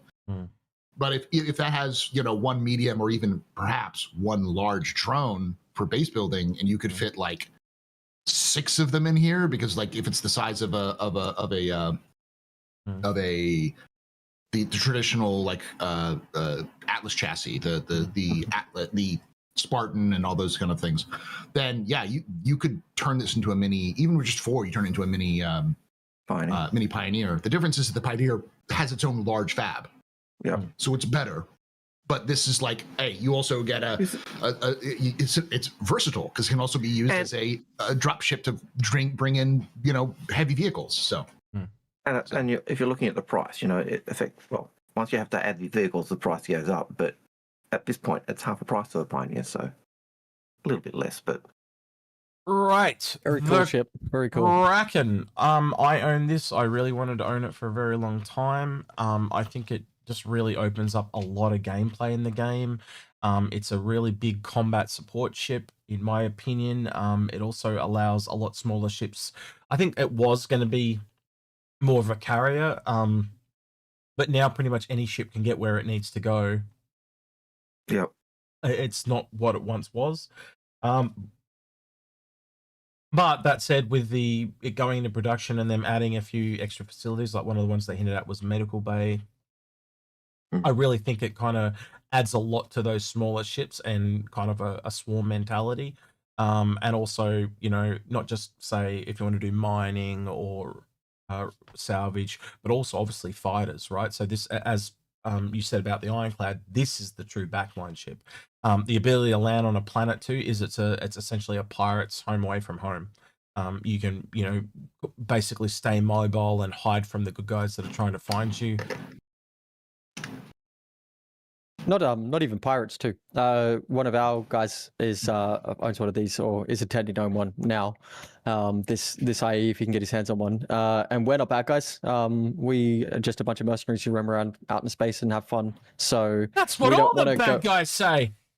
Well, we don't set up no one to camp people. But the point is, though, officer, I'm innocent. Well, in saying that, Chimp did have a 9-hour prison sentence tonight, but I was not involved. But the wasn't me, officer. It was him. It was him. See, and they blame each other. Yeah. But the point is that this is exactly what we need. We don't need to operate from a base or necessarily from a space station. We want to go back to a space station, but then just be out there so we're ready to respond, right? If everyone's at a space station, it's, oh, where are you? I'm at Obituary. Where are you? I'm at Ruin. Where are you? I'm at Everest. If it's we're all on one Kraken operating together, it's let's go, not let's gather. It's a logistics vehicle. It allows you to put all the things you need to do. No, it's not, Algared. I'll give you a minute why. Because this is the one I want you to talk about, because that's the mobile space station. Okay, true. One thing before we get to that, I'll say about the privateer. This is just for my other fans of big stumpy robots. It's Star Citizen's versions of White Base. That's all you need to know. Yes, it is. Yeah. Right. Algared, tell us about the Kraken privateer. So this is, as you said, I spoke too soon about the mobile space station. This is the mobile space station. Of course, it's got shops. I think it'll dovetail really well with a lot of logistic ships, like a Hull series or something like that. Yeah. Algared? Yeah. Look, it's a ship that you park above an area where you want to build a base where you don't have a space station yet. It's the place where you bring your cargo comes in and your hullays are going up and down. It's a place where you can still, it's just a. It's almost it's your first kind of setup thing to get the city going underneath that eventually will turn into the spaceport above. Yeah, you park that above your location, or even land it on the planet where you're building, and then you get yourself a mobile base, not a mobile base, but a mobile town, a mobile mall that you can do commerce and all that type of thing, and it starts the ball rolling. Yeah, and then the stuff that you make downstairs you can bring up, but it's just. I think that this is going to also, my personal belief is that as they're redoing and retooling the Kraken to what Star Citizen is going to be, I think they're going to maybe with the privateer, take one or two of the bays that has the repair and refuel options and replace it with a fabricator, because that would also make a lot of sense, a large fabricator for just so you can make things like even ships, so that way you can really turn it into a mobile base in the sense of well, we actually complete support. You know how they did kits for the Idris? I've talked with Grim a lot, and we really believe that they're going to make at least maybe one or maybe two other kits for this, because very simply, if you essentially had the Kraken and you put a refinery on it and maybe one shop, not lots of shops, that's insane, because you can literally come back as with your salvage or your mining, refine it, purchases it and sell it to other people that can land on it and take off. So it would actually work really well even with the privateer as it is as an extended module to the privateer. So, and there's other ones that we've talked about as well, but like I'm pretty sure that they are going to expand. Think about almost anything you could have on a space station, like a gun store or anything like that. That works in the private tier, and therefore it would work potentially as a module.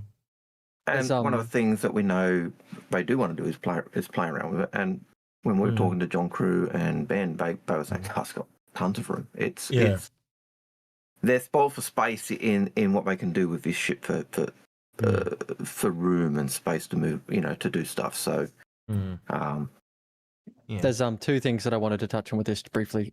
First is make sure you check the cargo limits. The privateer's cargo, I believe, is smaller than the So you're essentially giving up the cargo area in certain ways to turn it into shops. So the cargo is still there, because where do the shops? But if you think about how a shop works, it's essentially just an empty box, right? So you lose a little bit of space for the walls, but it's essentially the cargo just goes into the shop. So you don't lose much. I think it takes like half of the cargo bay and turns it into a shop, and then the other half is just regular. Yeah, and that cargo is given to each shop owner, basically. So the second thing I wanted to say too is that I think more than any ship that's coming, besides maybe the Endeavour 20 years from now, whenever it decides to come, more than any ship, this is the one that will show the direction that Star Citizen is heading. I think this will define the lines of the MMO, not the 6-DOF flight model, not the first-person shooter, not the cargo hauling, not the dirt merchanting, the MMO. This is all about player interaction, this ship. And I think it's really, really going to set some lines for us. And I'm excited. I'm very excited to see. This is the ship that turns Star Citizen from being an everything game to being an everything game, or from being an everything game to being a loving reimagining of Star Wars Galaxies. Because that's really been what's, at the end of the day, that's what CIG has been knowingly or unknowingly chasing, is bringing back Star Wars Galaxies and fixing all the problems that game had. So, really funny. The mule, $45, very expensive, very expensive pill to swallow. Oh God, I also love her, but no. Well, I often wonder now, like, how mandatory is it going to be to have these on the Ironclad because of the tractor beams and stuff? So I'll have to wait and see. Just seems like it's in a really bad place, especially for that price. It's a relic of a time when CIG, when we were using 1SU crates and they needed something that can carry 1SU crates, and so you're saying it's came out of a need that we had to move those 1SU crates, a bit like the PTV came out of a need to run down a hangar. And just like the PTV, which got an entire rework, I expect the mole to get an entire rework. I've affected the mule. I expect the mule to probably swap out those arms for like a tractor beam, and so you can just like tractor beam up and either put it on top or just like swing it around. Can I be honest? I think it just needs a very small rework, and it's going to sound a bit weird, but you know how it kind of like parks backwards over a box that it can grab? Instead of doing that, you just put that box on top and you make it so the arms can literally go like that. So literally it can pick one up, put it on its back, pick up another one and go. That's how I would do it. I would match you, but I think that the arms are a little bit more complicated. It's probably too much work for them to redo the arms. So instead, I would just say, instead of doing that, just put like one side a remote turret, like a little telescoping tractor beam that comes out, and you can go boop, put it on top, boop, put it on top. Man. So it's got these little humps on the back. That would be easier for gameplay, but also from a technological level, though, if you think of it not being a game as a tech level ship, it goes better with the arms. I don't know. They can do what they want. You are right though, from a developer perspective, that is quicker. I think just give it a mind flail and move on. Let's give it a mind flail and throw. Listen. I've talked about the. Go ahead. When Paul was talking about the tractor beams, because this turns on a dime, you can literally sit it there and turn, and it'll spin. Because if you give these tractor beams, it's an enclosed. It's almost like an enclosed atlas. If you had the tractor beams, because your box would be above, you just rotate. I could see it, but it's the fact that it rotates on a disc on a dime. That's the best thing about this. But $45. Yeah, you definitely need to give it something to be above the Atlas. So yeah, I don't know. I'll have to think about that one. Right. Enclosed atmosphere. The only other joke I have for it is CIG give me the mule steel. Put a size 3 thing on top of that and let turn into a combat vehicle. Come on, you know you want to do it. All right, this has You're been going to say you Paul's want it in last. gold and Yes. you know. And that was Paul's last appearance on the Inforunners. No, right. Algared killed him in his sleep. Algared it'll also be Algared's last appearance because he'll be appearing from jail. Right. Right. Vulture. So I'll say what I've said about this one a bunch, and it's really interesting. Now we've got the Salvation. I consistently am brought back to the moment I was shocked when you told me this wasn't a starter vehicle and that it was $170. In my mind, this ship, for some reason, always sat at like 110, 140, somewhere around there, somewhere in that gap, and it was the starter salvage ship. And every time I see $175, don't get me wrong, I love this ship, and I think the internals are awesome, and it's one of the coolest ships ever like designed in the game. But 175 is a lot for what it currently does and how quickly it does what it does. Well, here's the thing, though. Slow. Technically, by 2 meters, it's a medium. So you've essentially got. This is a medium. The misfortune. Oh. Now, Oh, Paul, so you're loud. showing it. Right. He's being an old man. Right, so you got the Vulture at 175. The Misfortune is the same price, but it's got a higher tech level. But that's technically the small or S2, and then you've actually got the Golem down at the S1. So it's really weird. Like they are so close together. The Misfortune and Vulture, they literally share a price, but they are technically different sizes. It's very strange. Yep. Yeah, But when it came out, as Bops was saying, it was the industry starter ship for salvage. And that's how it was originally sold. And, you know, I always thought 175 was a bit steep for it. When I did start going into salvage, I did take this out. I thought, yep, I'll just use this. I'm going solo. But as a solo salvager, I hated it because I couldn't salvage everything. I couldn't get the cargo area was too small to pick up the components and the weapons and the other stuff that you want to do when you're salvaging. You just scrape and disintegrate. So that is a great point, Algared. Is this doesn't feel like a salvage ship? This feels like a scraping ship. And I know they're the same, but like when you've been in a reclaimer and you've pulled guns, you've pulled components, you've mulched ships, you've pulled the cargo, you've pulled the cargo, exactly. And obviously this isn't the same scale as a reclaimer. But like, where's the room to pull the guns and cargo out of it? Where's the room to store the hull that you're trying to scrape down? Like, what's he scraping to your hammerhead? I don't know. 175. It's just a lot. I love this ship, but it's so much. It's so much for what it is. This should have been the starter, and they should have gone with something in between this and the reclaimer. One of you boys. Salvation's still awesome though. So whatever. One of you boys grabbed me the time for the Kraken waves. Someone in chat is asking for the Kraken waves. If someone can post that for Oh, him. that's in my Discord. We'll take a look for it. And we are done. That is every single ship. Go through the lineup. There you go, see? I'm not It wasn't gonna... that bad, X. Algared, it was 3 minutes long. It's the longest one we've done, but hey, they're usually all about that long. So yeah, it wasn't too bad. It's Drake. It's a huge lineup. It's one of the biggest lineups. The one things I will say, just from a lore perspective, and Al can back me up on this one, and this sort of lore ties into gameplay. Lore supports gameplay, not the other way around. So when you hear me talk about lore, it's important to understand that it's the gameplay. It's the intent of the gameplay designers, clearly. Which is. Go ahead. Sorry, go ahead. All I'll say is every single Drake ship is designed to work with another Drake ship. So if you get a Drake ship and your friends get Drake ships, they will always work together. They're a closed ecosystem. They're like shitty Apple. So they're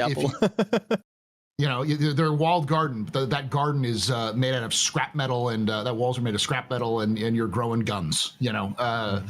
That's its aesthetic and its mantra. So it's one of those. Like no matter what Drake ship you get, as long as you are with other people, you will find some of your Drake ships will match together. Buccaneer has almost the exact same top speed as the Herald, for instance. They're almost the exact same top speeds because they're designed to work together. The Kraken can hold pretty much any Drake ship no matter the size. The only things it can't hold is a caterpillar and the ironclad, but the ironclad can also hold in its cargo bay any ship that's like a medium or small. It could probably even fit a cutlass in there. We don't know quite yet, but you get the idea. So if you get a Drake ship, note that it's best when you work with friends. Drake is for friends. I threw into the chat. I agree, by the way. I don't have anything to say. Bang on, Astro. I threw into the chat the Kraken waves, but it is They're on AEST YouTube. type, which... They're on YouTube. Person that needs them's on YouTube. All right, well, I'll send them to you, and you can send it to him. Hang on a second. It's okay. Bola posted it. Yeah. Oh, cool. So it's been posted on YouTube. Thank you, Bola. Appreciate it, mate. There you go. Hope you got your times. I forgot who it was, but someone needed them. But it was posted by Bola. Lots of 9s. Yeah, cool. First time Jedi. I just got here. Run it back and repeat. No, I'm not. No. What's me to run it back and do it all again? No, this is being a recording. All right, we need to wrap this up and we'll get this off and uploaded. So let's. We can't do it again because we need to do the other shows, don't we? Yes. So look forward to those. See, this has been very weird doing it live because there's all these little things that I normally spilled over into it. Anyway, all right. Bops, where can people find you on the interwebs? Non-stop Bops at Twitch, and come have some fun. It's a great time. That's all I'll say. Astropub, where can people find you on the interwebs? YouTube.com/The Astropub Live, YouTube.com/The Astro Historian, YouTube.com/@The Captain's Table Podcast, or on Twitch at Twitch.tv/The Astropub. Can you do me a favor and just hold up your soda for me? Have a slip of it. Look, it's Astro Gold. Right. Listen, I'm just getting you back for eating on my stream. All right. Yeah. That's fair. That's fair. All right. With that, then don't forget to like, subscribe, ring that notification bell. And thank you everyone that went the extra mile on Patreon at the end of the video. With that, then he's been Astropub. He's been Nonstop Bops. He's been Algared. He's been Execute. Out of here. He's been X. See you, citizens.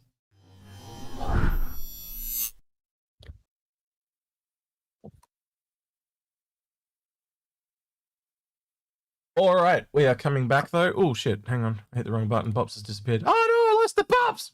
Right, there it is. All right, That's so we're back. okay. I saw what you did there, Bob, by the way, at the end there. What'd you do? What to do? What to do? You took your drink, to do a... I did. You would have felt left out. Oh. And it was an asthma bots. Yes. Asthma bots, exactly. All right, so now we're going to set up for the Clipper one. We're going to get in game and do the Clipper. If anyone wants to drop out, now is the time. If you don't, we'll mosey on in. I've got time. Thank you for that image there, X. What? Yeah, that's what I was going to use. All right. If I missed it, So you turned up. No, that was what I was going to use until you turn up. So hang on, I'll flip it over so everyone can see what he's talking about. Hang on, I can move that to here, and then I can press this button over this one. That's the photo he was talking about. That's the photo I was going to use for Paul until he turned up. So yeah, he's lost a shit ton of weight. Mm-hmm. Good job. I need to lose more. Good job. Right. Yeah.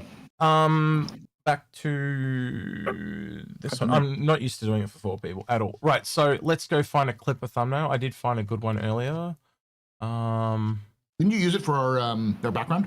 I did, but that was the second goodest one. I left the best one for the buyer's guide because the buyer's guides tend to people come back and people watch them more and more. They kind of watch this once and then it's kind of gone. So I saved the better thumbnail for that. I've got to go into the store. And...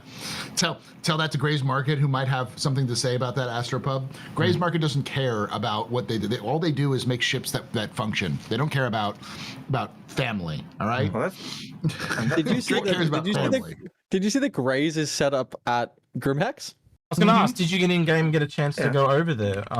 Yeah, I did. Yeah, and it's super great. I mean, it's just a hangar with a shiv in it, but like the whole aesthetic with the couches and the beers everywhere, and I thought it was super cool. It makes me excited. Again, everything makes me excited for the future. Defense gone. Woo! I'm hoping that they next year when they get instancing in, they can instance each of the levels of the IAE and Invictus, so they can have all of them. Someone at CIG is cheating. I have to show you this. I'm sorry, Bops, you're going to disappear for a second. So I apologize. But look, so this is Photoshop, right? If I remember how I flipped that top image, it's exactly the same angle. They have cheated. They've just flipped it and then put a different background in. Son of a bitches. Dun, dun, dun. They cheated. Anyway. It's called smart use of assets. When I use Photoshop as much as I do, like I realize how cheap, because like here how they all go. Like I know this is being pedantic, but see all the lines down here merge. That's because someone didn't do it properly, right? And they've just flipped it, and they should have redone them, but they didn't do that. They were too lazy to re-separate them out properly. But I don't know if they're lazy or just I don't know. But I would have spent more time. Yeah, I would have spent more time with it. That's probably just why so you know they too, didn't do it I'll disappear after the buyer's guide too. Next, just because I gotta. Well, we got two to do. We got this one and the ox. You just want to do the clipper and then go? Is that what you want to do? Yeah, I'll do the clipper. I won't have anything to say about the ox anyway. I'm not a box hauler. I'll just be like, yeah, it's cool. It looks fat. It's a sweet looking ship. You know, I'm not a box hauler. Well, we do them all for prosperity anyway, because it allows people to come back at later dates and look at them. Yeah, definitely, you guys. But I just think I won't add a whole lot to it, basically. So. Well, we don't either, so that's fine. No, you guys have. I could save you time on the Clipper buyer's guide. It's ugly. Drake fans will love it. Job done. Yeah. Good to see you, Pickles. How you doing? Also, you were complaining about CIG cheating on the picture, but you were about to do the exact same fucking thing. So. Yeah, I'm allowed to. Execute doesn't make $120 million a year. Okay. Yeah, I wish. X isn't under the thumb screws for time allowance, and so But I also don't know the guy at CIG to make fun of him. Oh, well, who said it's a guy? It could be a girl. We don't know. Could be.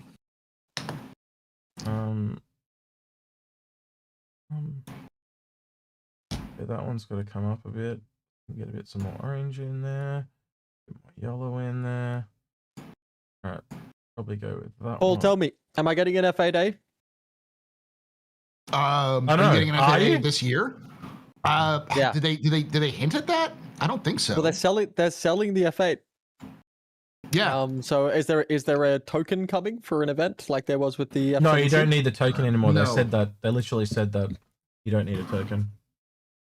I think No, not the golden ticket to get the F8. I'm talking about how when the F7C came out, the F7, not the F8.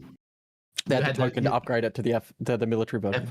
Yeah, you had to do the specific mission to get the military version. There's no new F8 stuff in game. Well, they've just updated it. Yeah, sorry, go ahead. Yeah. Which means that I almost can bet you this.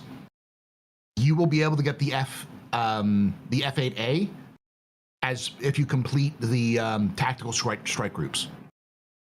Right. Okay. Yeah. Because tactical strike groups that's exactly what I was should thinking. be at the middle to late of next year, and that's when they want to release Squadron. And remember, they do plans well ahead of time, so that is probably a plan that they have, even if it doesn't actually work out. So. Yeah. Cool. On the same page. I'm just saving this out now. Give me a second. I got to do that. Got to do the end screen. When do I get my military clipper then? I think this one's the military one. I think it's very obvious there's variants of this thing coming. By the way, there's gonna be a cargo version. Yeah. Man, I reckon bounty hunting. I think you could get a couple of different model versions. I wouldn't be a fan of a bounty hunting version, to be honest with you. I think it's I'll put it to Bops. Bops, tell me about the Reliant Tanner.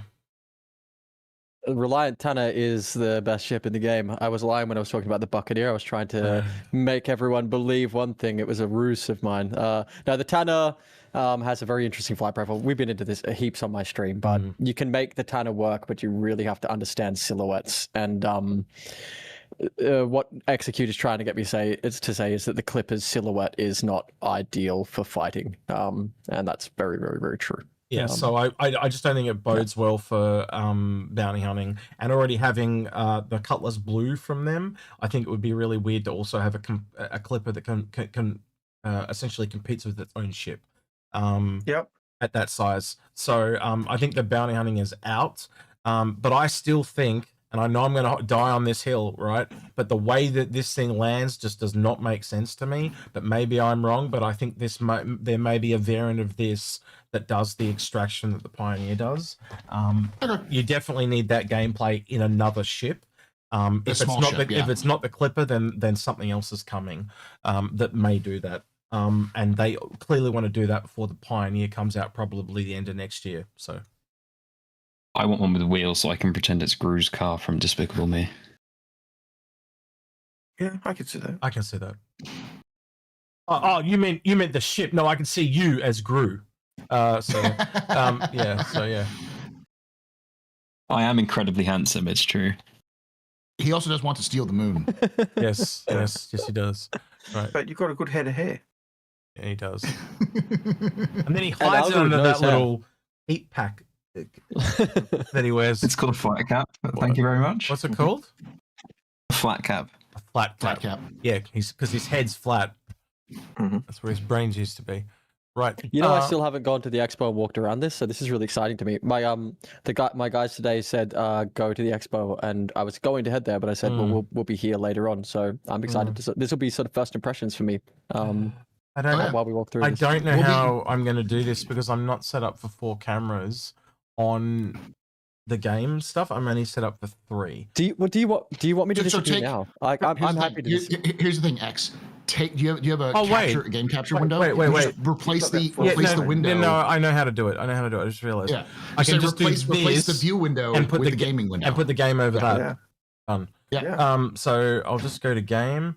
So you are set up for it. I am, but just not in the way I thought. I've also got to take the sound. So I would have to copy this. To here. So that's the sound, and then I'll move that down here. You know, X, when we were first showing me this, one of the things you said about that window is that we can actually play the stream in that window. I did say that, but we've just never ever used it. No. Because it's I don't know. I like the transparent thing. I don't know why. It's simpler and it kind of makes us a part of it. It doesn't.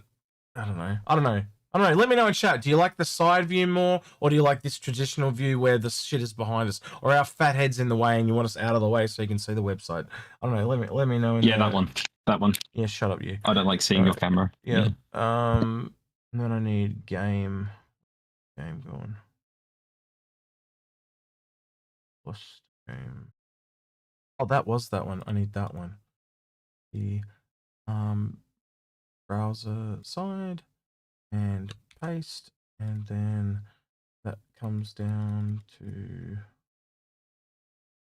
that's got to come back up to there. Right, this is probably going to go over my screen when I open this, but I'm going to have to open it and then rejig it down. So please bear with me. Right. We're probably going to disappear here for a second while I get this to work. Hey! No elevator music. I'll slap you. Harsh. With an uwu girl. Right across the face. I'll grab her by the ankles. And I keep telling him, uwu girls are a figment of your imagination. It's a side effect of taking too much of a crack. And I think old man Astro, has an amnesia. Can you get in touch with me soon? On my stream, I've been having these massive conversations with my guys and girls about specifically the things that can be directly translated from from MechWarrior into Star Citizen, like armoring up the front hulls and rear hulls, the heads being cockpits, shoulders being shoulders being, I don't know, the intakes of most ships, then wings are arms, tail pieces legs, things like all the different kinds of weapons through ballistic, through laser, basically all these things that can be really simply translated and transitioned. I call it copying the homework. And I really want to have a conversation, and I've been speaking to my guys about it, and every time I communicate with them, they seem really responsive to the discussion. But the problem is that I've got Alex, who's a massive mech head, but is only new to Star Citizen, and then I've got other guys who are obviously been around in Star Citizen for a while but aren't big mech heads. And I really want to sit down with someone who knows MechWarrior as well as I do and knows Star Citizen, because they're so similar, and have a big chat about these things that we can bring across. So why do you want to get Paul? No, I'm just kidding. Yeah, exactly. Yeah.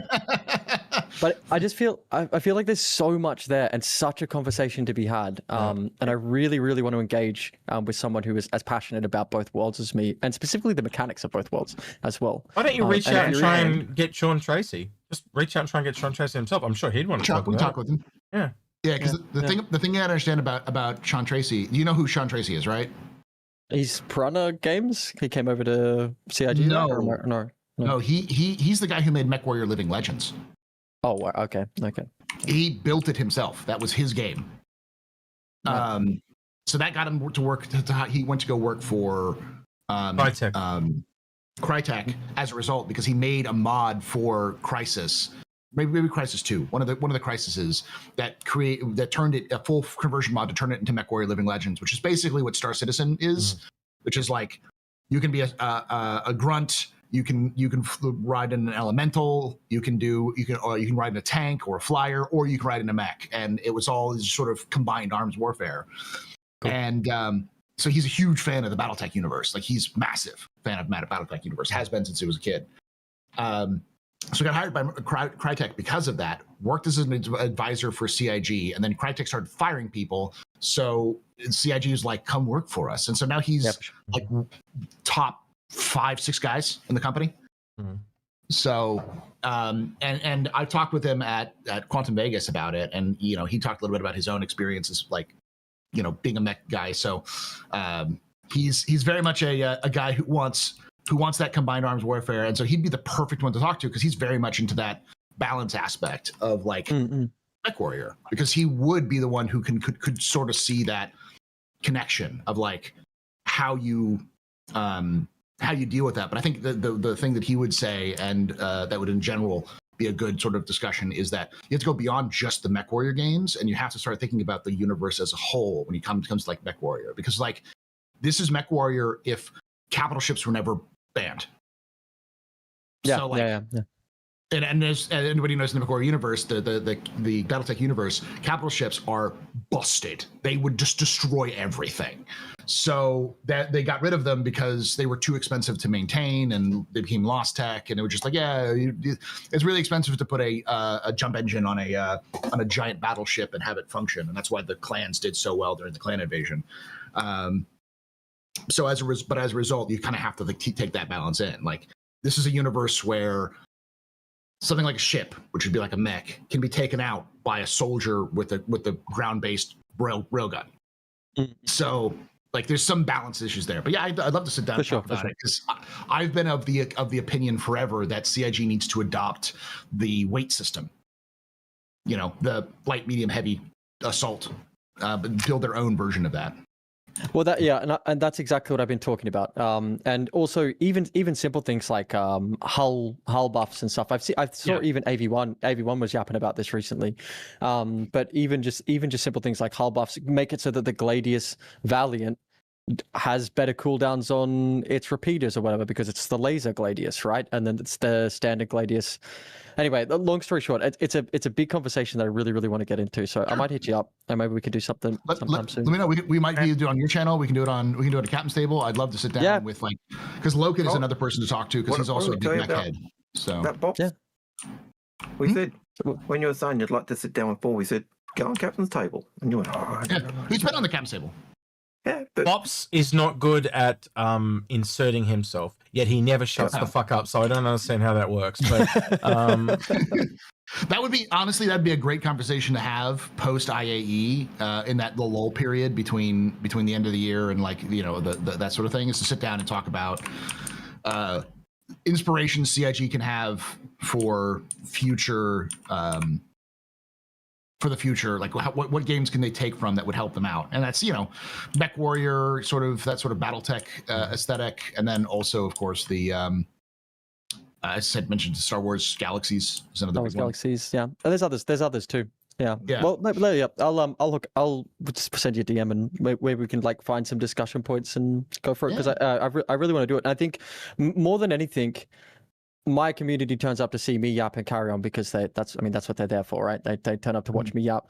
But I start talking about this stuff and they get involved. But I want to have these conversations for them with other people, because I know that it'll start to put together some of the stuff I'm saying. If you're in the same room or conversation saying, yeah, he's right, what about this? Yeah. Or no, he's wrong, you didn't think about this. Like, for example, these capital shifts, then I didn't even think about it. Or even communication blocking and that sort of stuff. But anyway, it's just very interesting.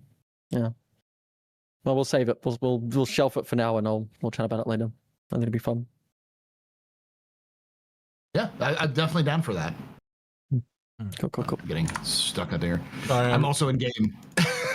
I'm doing the Golem thumbnail while it's while you're waiting for the queue. Is Drake so popular it's brought back the queue? Yeah. Yes. I'm trying to get in. I was at 23. Took me a bit to get in. It literally tells you how popular the Clipper is. It's gonna be popular. X, I think my background has become he's become hang on. Ultimate. I can just make my background. No.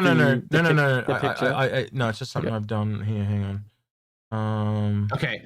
First impressions, because I'm flying one around right now of this thing. Holy shit, this thing is maneuverable. Holy fuck, why is it so maneuverable? Really? Hang on, go into performance viewer. Really? You talking about the Clipper? Yeah. I got one for free in my account. Yeah, we'll have them too, but I just can't get in because I'm in the line ride. But how the hell did you get in before us? Because I started getting in when you were doing the cheating motherfucker. Right, okay. Mm-hmm. All right, we've got an ETA of 5 minutes. We've got 174 people. But what I've been doing in the background is I'm doing the Ox thumbnail, so I'm not wasting the time. So we're going to do both. Yeah. Ox and the Clipper. Well, after this one, yeah. Yeah. No, it didn't say it together. So by the numbers, the Clipper is more maneuverable than a Cutlass Black. It is 38, 125 pitch your roll, and 45, 150 on boost. Crazy. That is nuts. Yeah, that's so surprising because it's so tall. I think the where the guns are is the question. Where are the guns located? Let me find them. Are they on the hull or are they on the wing? Oh, they're on the wings. Oh yeah, now this is fucked. This is hyper fucked. It's got half of its firepower plus all its missiles on the wings, which, as anybody knows who's tried to fight in a Reliant, goodbye wings. Yeah. Yeah, but that's quite possibly the most Drake thing they could have done. Yeah, I mean it's the same thing that it's miniature Corsair wings is what it is. So yeah. Where do we end up with? 2 size 1 shields, which pretty thick for its size. No, I was expecting a size 2 though, to be honest. But 2 size 1s is 2 size 1s. Is this thing smaller than I'm imagining? I'm imagining this thing to be about the size of a Cutlass. What is it? Smaller than a Cutlass? It's smaller than a Cutlass length, but in terms of its height, it's taller than the Cutlass. Yeah. It's still a medium. They're both mediums though, so they are roughly the same size. Yes. So just to give you some ideas, it has the same shields as a Gladius. Yeah. This is sort of the midway between a Buccaneer and a Cutlass. Is what it seems like. It's definitely not a fighter though. If it's only got shields of a gut, you're like again, as I said, it feels like a small carrack where it does the exploring. It's got the bed. It's got the fabricator, just like the carrack. It's not meant to be in areas where people fight. It feels like a solo carrack is what it feels like to me. Yeah. Again, the big wings, though, are so you can, in atmosphere, you can save fuel, just like the Corsair. that's an Yeah. explorer as well. So I think that's why it's got the big wings. But I don't know. We'll have to get in game and test it. But that's where my mind went very, very quickly, was a Drake small carrack. That's Here, exactly I'll show you on my screen so you can see. If you can, I can literally turn my camera into the game view. So give me a moment. If you do that, I will make you bigger. Just I will lose Bops for a second, but I'll do it for a little minute. Just That's fine. No, don't stress. Cube view. Sorry, Bops. I haven't got set up. No, yet. no, that okay. real quick. I will get on that very quickly. Hang on. There we go. Just saving this out, and then I will make it go big. You were guest. Were you guest 2? Yes, you were. There you go. Can I turn Bops on? Hang on. No, I don't have camera 3 in that one. No, you hadn't made a full person. There's Bops. He's still there below. He's still. What? No, he's not. No. That's, Yeah, that's he's how on the screen He's below. in voice, but he's in voice, but he's not on the screen. He's on the screen right now. I can see him. Oh no, because Bops is on his screen, watching his stream. All right. Oh, there you go. Well, at least he's going Buzz. Where are you? You're in Nick's, I assume. That looks I like just jumped into Stanton.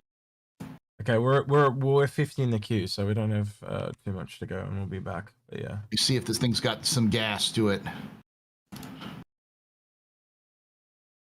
Because it's one thing to say, oh yeah, it's got this amount of quantum fuel, or it's like, okay, but what is the actual range? Crusader. Yeah, I've just realised I think I'm going to be in Nick's, and I'm going to have to fly back to Lawville. Actually, I can just off myself and take myself back to Lawville, can't I? Yeah, I'll just do that. Only in Death Star of the Citizen. space, man. Only in Death the of Star space, Citizen man. is death the answer. Thanks, Chris. What's the solution? Kill yourself. That's a helpful solution in Star Citizen. That's the weirdest thing. What's the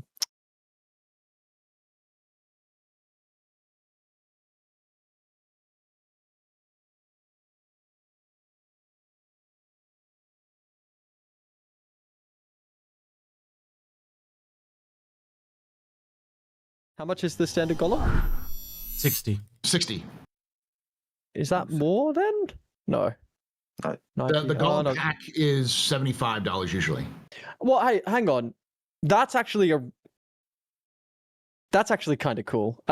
So if you wanted to try out mining and hauling, you can now buy a pack for $150. It gives you a miner and a hauler. I'm actually all for that. I think that's And look, I think that's really cool. But the amount of the go ahead. synergy with the mining, the golem with its Because you can limited pull off the cargo, you can pull off the thing, and you can actually buy extra things and swap them over. Still, I still think it should 90 star, whatever. I don't know. I don't know how to value cargo runners. This is why I didn't want to be in the buyer's guide, because I don't.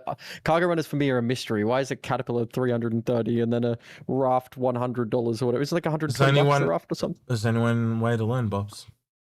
Yeah, I know. It's called the Jump in deep the deep end. end. The deep end. Do you know? Did you see what happened last time I tried to cargo run? This If is it not was a joke. anything like that invisible wall last night that we could see but you couldn't, I know how it ended. It ended with me. I got about halfway through filling up my raft during the cargo running event, and then I got my ADD kicked in so hard, and I got so bored that I literally grabbed my raft and flew it into the side of the space I did have station. scenes. Look, I found these lost scenes. Sweet. So now you Oh, can be so on screen with us. frustrated. There you go. Look. See? Nice. Yeah. Da-da-da-da. A box merchant, I am not. I knew I had it somewhere. All right, let me check mine and see how long until we're in. All right, we're 14 people in queue, so we'll be in soon. The reason why it's flashing is because you have my. You know what we do? My, green screen on, but yeah. Yeah, we go to the store and we buy the skins, so when we get in game, they're ready to go. Let's do that. And we can look better than Paul. That's the main thing. Looking That's better the only thing. than Paul. Right. Yeah. All right. Listen, the reason why I like trading is because I want to be a smuggler. And smuggling is exciting because you're constantly like, someone's going to kill me. At any moment, I'm going to die. All right, let's just put it over to this for a second. Well, And I was talking about this with Algared. Algared and I had this chat one night. It was hours and hours long. And we were having a discussion about the line between combat and pacifism, and how there are certain trades in the Star Citizen universe that lean more towards combat or pacifism. So you've got like your cargo running, and then as that moves slightly more towards combat, you've got like smuggling, right? Where it's a little bit more risky, a little bit more dangerous, but it's still closer to a pacifist gameplay. Data running is where data running gets a little bit rigid, because smuggling implies stealth, data running implies speed, so that starts to get even closer towards combat. And then you have things that are like more combat adjacent, like salvage, which is it's literally spawned from combat. This destroyed ship or ships that were left abandoned, and something you can follow behind, trail the combat, and actually reap the rewards, the seeds that are planted on the battlefield. And this like sliding line between like these supply line gameplays and the combat gameplays. Well, also, the thing that's important to remember as well is that there is a specific crossover, which is resupply, refuel, and rearm. Refuel the resupply ships, because those are combat ships. They're just backline combat ships. Like you still have to participate in combat a little bit in order to do it. So for sure, for sure.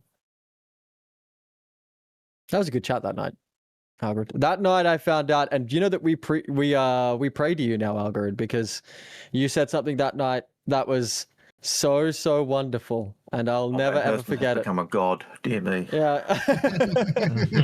No, but we consistently talk about what we call deadbeat Idris dad, which is the man who takes his Idris out solo with intent to grief or fight. We brought up the Idris M, and Algared said the most chivalrous, wonderful, powerful words I've ever heard come out of a player's mouth, which is, I take the gun off my Idris when I take it out solo. And that is, don't be deadbeat Idris dad, be God blessed. Yeah, be God blessed Algared Chad is what we call him. Which is the... oh gosh, what is be the knight. The knight in shining Star Citizen. 100%. There are people out there who are like, oh, I'm going to go solo an entire clan, and they just start bulldozing through everything and crashing into other ships and firing off their Idris M. Algared, the refined gentleman, takes his gun off of his Idris before he takes it out, which is... I will bring this up in the thing, sorry to interrupt, but there is a limited one for the Clipper as well. That's the one that's in the hall. So that, I was telling you about, to buy certain skins that go up in value. Yes. That's the one to buy, like 5 of them, then meld them back into your buyback. And if you were watching, I just did that then. But they forced me into a bundle, so I've come back to buy this camo one.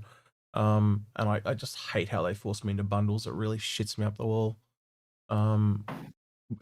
Player choice, like, because it locks you in, because you can't later then melt one. That's why they force you into it, because then you can't melt it. Mm-hmm. It's just aggravating. Sorry. Yep. Right over. And I know I interrupted your good story. Sorry. It's a good damn rant. It's a good one.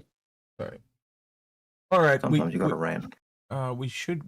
I've just realized we're in, but I kind of want to log out again because the skins. Log out. It's log out. Log back in. You'll be real quick. Yeah, I don't reckon they'll let me though, but we'll try. We'll see, because it does it when you first log in, doesn't it? It does the authentication progress. If we're in a queue again, I'm going to kick myself. We'll see. I'll just go. Just fall asleep. Yeah. Paul, you can put your camera back on if you want, man. Okay. And we'll see how we go. The only reason why I had it was because I wanted to go get back to Orison, and then I realized I had access to this. I was like, "All right, is this the one they gave us to give away, or is this just like they give us access to everything?" It's the one it's the giveaway one. I haven't been given mine yet. I haven't been given mine yet, so I think. Why haven't you been given one? Yeah, it's the IAE 2955 giveaway. Yeah, we're on the creator program. Yeah, I got an email from Tyler, who said he would give me one, but it hasn't come through yet. So nice, good job. Nice. It might be soon. Because it was asking me questions about how he got that. It was pretty funny.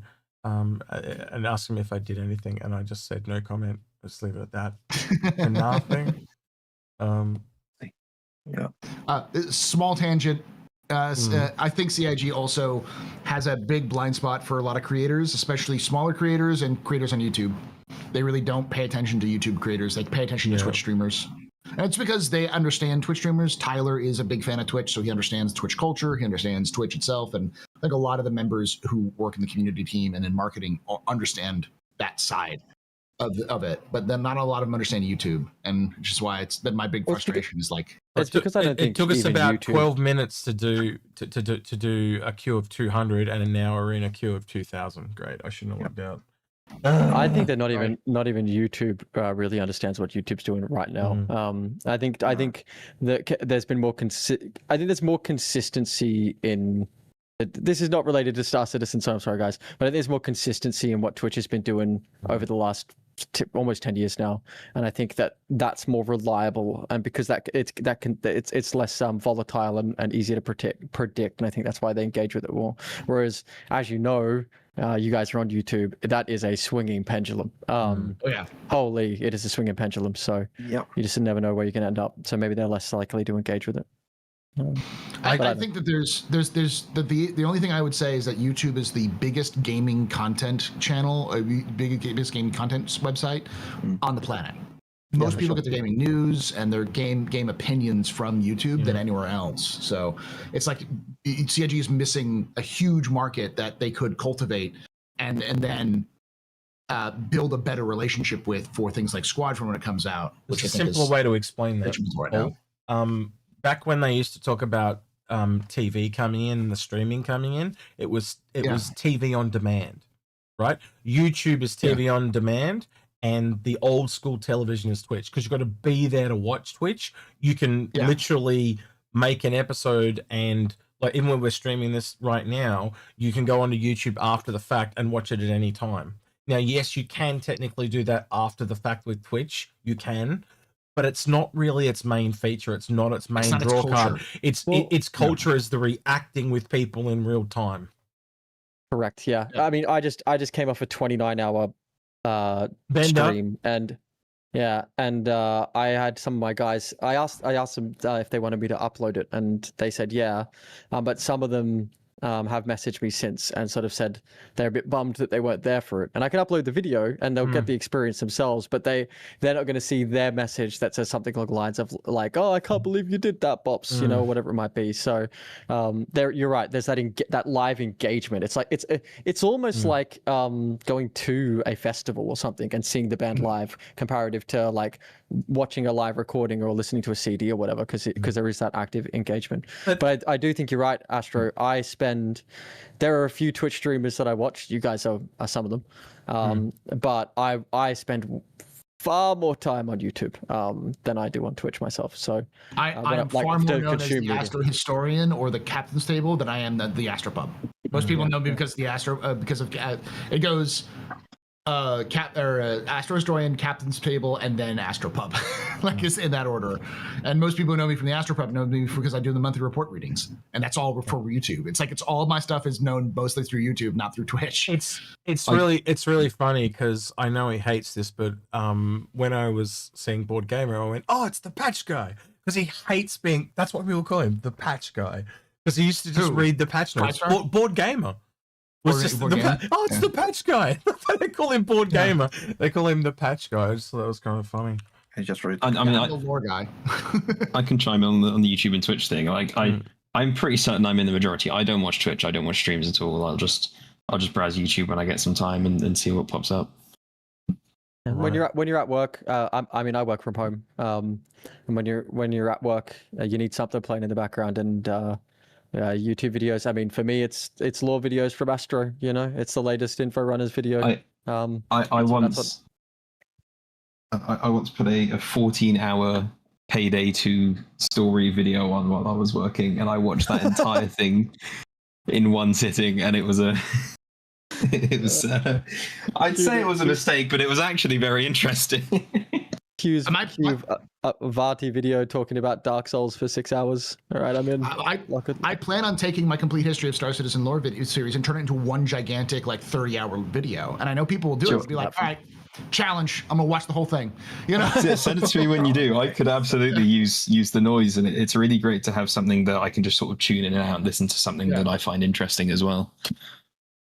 Yeah, I do that myself a lot. A lot of streamers, like, I'll put on an 8-hour stream in the background and just listen to it all day while I'm doing shit. Mm-hmm. A lot of people listen to office hours that way. Yeah, I see people. I see heaps of that when I'm streaming. Heaps and heaps of people that are like at work while I'm streaming. They love it. And I think for people who are working, who watch streams when they work, my work's too involved to be able to watch a stream and engage with it.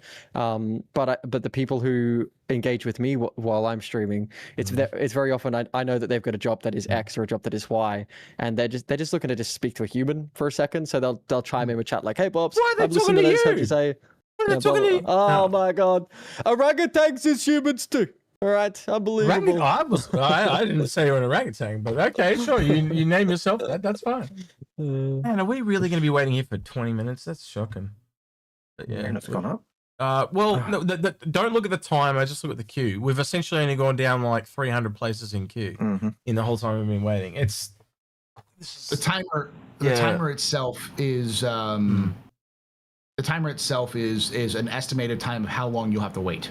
Yeah. So if it says like 20 minutes, then that's how long you have to wait from the very beginning. First time chatter, Super Vela. Hi, nice to see you. They just said hi. Welcome. Welcome. All right. Well, I would get the question bot up, but Piggles doesn't have it working at the moment. I don't know why, Piggles, but when I open it, look, you can see my screen, Piggles. So look, when I open, it just none of the text is coming up. Hold on, do you want me to throw up the new one? Because I've been needing to do a test on it anyway. Yeah, because we know there's been questions coming in all day, but I can't grab them because this is not running. We've got a merged chat? Yeah, that might be. That might be it. Ooh, that might be. You know That what, might guys? be it. I might actually call it here for myself anyway. Yep. I got a few things that I got to do tomorrow. It's 4 a.m., so I'm going to go get a few hours sleep and then do what I got to do. Thank you for joining us. Absolute pleasure. Absolute pleasure as always. I'll raid all my guys over and into Inforunners, so be ready for that as well. But thank you, Algared. Thank you, Execute. Thank you, Astro. It's a pleasure to catch up with you again, Astro. I'll see you in my Discord soon, X.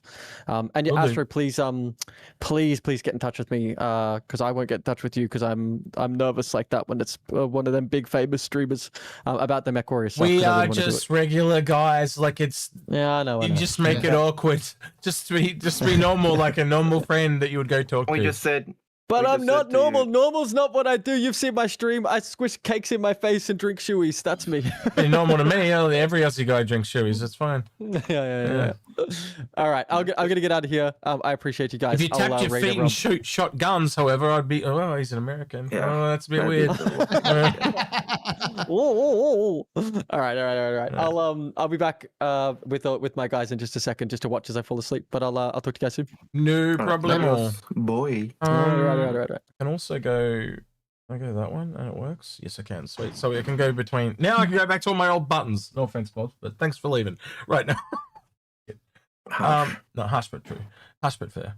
Right. Well, while the bot was being pulled up, there was a comment in chat that said, when are we getting a Graves Market Idris? And that made me look at the question bot that we had. And there was a question from yesterday where the question was, what unholy grey market ship would you like made? And I thought, what a perfect segue into answering those questions we didn't get a chance to do. Sounds I can tell you right now, I've had this idea for forever, since the Graves Market has been come out. Take a 600i, and then take the railgun off an Idris and stick it on a 600i. Change all of the guns on the 600i to quad size 3s or 4s, and then keep it size 6s or maybe upgun them to size 7s. Just make a pirate luxury vehicle, basically, like this thing that's insanely overpowered, but will fall apart the second you touch it. Wouldn't a better version of that for Great Big Massive railgun be to take the 890 jump? Okay, I'm sitting here how to Possibly, make the blasphemous, right? And Yeah. what I would do is it's the nose off the 400i, or like the front half of the 400i, with 2 Idris railguns either side of that, and then the Corsair back at the back. So it's an Origin, an Idris, and a Corsair all mashed together. I reckon that'd be amazing. And you just like, and when you fire the guns, it literally stalls the engines. You've got to have the engines on to fire the gun, or it sends you backwards. That'd be amazing. And because it's a rail gun, it's a one shot per gun because there's no room on it to store ammo. And you have to fire them at the same time or something, because otherwise you put it off kilter if you fire them. Spin. Yeah. The new bots up. Execute. On your end or my end? My end. All right. So it'll be on Starscream? On the test server. Algared, you know where that is, don't you? Yeah, I know where he is. Yep. I'll just send Grappa's questions on the referral bonus from this year, but we talked about that. Do I have to type start monitoring? Yes. Why didn't you do that? Because it's configured to you. There we go. Oh, it's configured. That's just the way it works. Well, am I gonna have to do something for my stream later then, or? Yeah. No, this is bot v2 that I'm having a load of teething problems with it, which is why it hasn't rolled out. Okay. If I open the bot now Bops is gone. Yeah, it's still not working. Look. That's not good. Look, it's still not working. I don't know. I wrote it like 4 years ago. Yeah, well, again, it only just stopped working. It's been working great for 4 years. That's the thing. Oh, we got raided by Bops just raided just then. So maybe now it'll work. Let's have a look. I'll try it. Welcome everybody. Yeah, welcome everyone from Bops Stream. How you doing? Good. I hope you didn't miss us while we're going for like that 10 seconds. Welcome back. Lovely. Did you leave? Did you leave the? Oh yeah, you did. You left the. How do you leave? Good question. Hang up this in collaboration, I guess. In collaboration. Close that. That seemed to work. Maybe that's what makes the. Oh, I'm just trying to figure out why the bot wasn't working. There's been nothing different. The only thing I could think of was a collaboration. Yeah. Today is the first time I found out that you can have merged Twitch chats. Yeah. Oh, and so now it's going to be another 3 years of development before the bot's working. Okay. Yep. It's been receiving about an hour of work every few weeks, so we'll be there soon. Yeah. No, we appreciate it. We're just giving you shit. We're just giving you shit. That's what we do here. Right. And man, I wish I hadn't gone back to buy skins now. And I even went back and brought Ox skins just now, and I really want to restart again. But no. What I'm wondering, Algared, do you want to? Yeah. You're not around tomorrow though, are you? It's just me and I am at work tomorrow. So do you mind if I drop you off the Ox one, and I'll do the Ox show tomorrow with Paul, because that way I can put the skins in the episode. And I don't think I have enough time to do the Ox show as well as this one. So yeah. So but tomorrow we could do whatever. What's tomorrow? Easy. Yeah, and the Ox. So we'll do that tomorrow. Yeah. But when you say time, does that mean you got to go get breakfast, or you want? Because I was hoping to raid out to you. Oh no, I mean starting my stream. Oh, so well, that's awesome then. Then we'll raid out to you then. Yeah. You want? Yep. Sounds good. And you can pass it on to someone else when you're done. Right, Algared, if you would like to read some of those questions, please, that would be great, sir. Yep. So we've got no, we don't have a pickle, but Donnie says, I was surprised with the Salvation 6 SCU on the grid and 6 in the buffer. Now the Clipper has 12 SCU, so is the 12 the new floor for starter ships? Not really, because as I said, I looked at the Vulture and the Vulcan, and I realized it had the same SCU, and that's kind of what gave me the price point idea. You do see patterns after a time, but you got to remember the buffer, that was something they added after the fact. That was not an intention originally. Yeah, originally. It was just as is. So yeah. So I did rate, when they added the buffer to the salvage ships, it was a quality of life improvement. Chevlev 350 is a first time chat. It says the ship is on display at Grim Hex. Apparently, yes, it is. You can go in there and Gray's Market has the ship on display over at Grim Hex, which is pretty cool. Now, didn't they used to have a different market down For Drake, yes. in the Grim Hex? No, it wasn't Grim Hex. It was always at a different location. So it's at Orizon this year. When you come out of where the ASOP terminal is, you'll turn left to go down to the lift. If you turn to the right, that's where you used to go to the Drake one. So it was at the spaceport hangar. I was talking about the Gray's Market. No, they used to have their own like ship show or ship shop. You're trying to say? I've never seen a ship shop that I remember. There was No, a component shop. It was a component shop. Yeah, there was, but not a ship shop. I think you may be thinking Teachers. Levski, yeah, that was at Levski when Levski was there, and that's now actually in at Levski's. It's also still as Levski, yeah. So it's Teachers I was thinking of. I think you can buy the Shiv at Teachers too. Yeah, I reckon you'd be able to. I got a few. Hold on, give me 1 second. I'll check. Custom things. You may not be able to. I remember seeing something weird there. I'm like, oh, that's weird because it's like, didn't it just come out? Sort of thing. So, all right, we're down to we're under 1,000 now. I've got 615 to go. Next question, right. So nope. All right. Hang on, just double check. So you can't. Questions he's put Picklebutt stole in. So Rabbit SC said, a bit off topic, but with crafting and ship tier upgrades, do you think we'll see visual changes to things that are being upgraded for better performance, like smaller high-tech mavs? I don't understand the question. I totally missed that. I'm too tired to be trying to work out the question. Yeah. Let me read. So who was it by? Rabbit C. A bit off topic, but with the crafting and ship tier upgrades, do you think we'll see visual changes to things that are being upgraded for better performance, like smaller high-tech mavs? I don't know what he means by mavs. I think he's talking about maneuvering thrusters, I guess.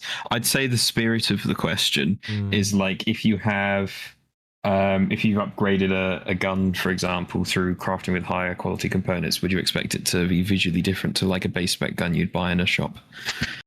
We kind of have that right now with different thrusters. So I can't see why not.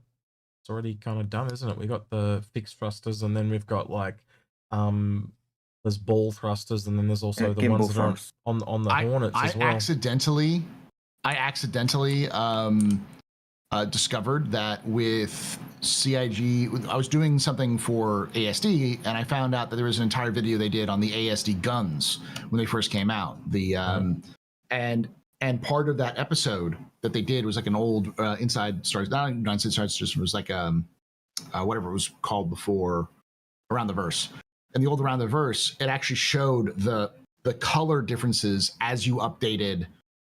As you upgraded the gun. So like they showed like, oh yeah, this one has a blue stripe on top. This one has a red, blue, and a red stripe. That can indicate that this is tier 1, tier 2, tier 3. This was back before they actually did the tier system, but they were talking about like, overclocking. So yeah, this is something that's something they've been talking about for a while, is that there'll definitely be some visual identification, which is different from, so you can identify that's a different tier gun. And I could see that being translated across to the thrusters. If you've got a tier 1 thruster, it's kind of firing, but get the occasional spark, and then you get a top tier thruster, and it's clear and smooth. And Bops asked, doing it, but yeah. Bops asked, where are all the Grays Market chips? Odin. They're all in Odin. Yeah.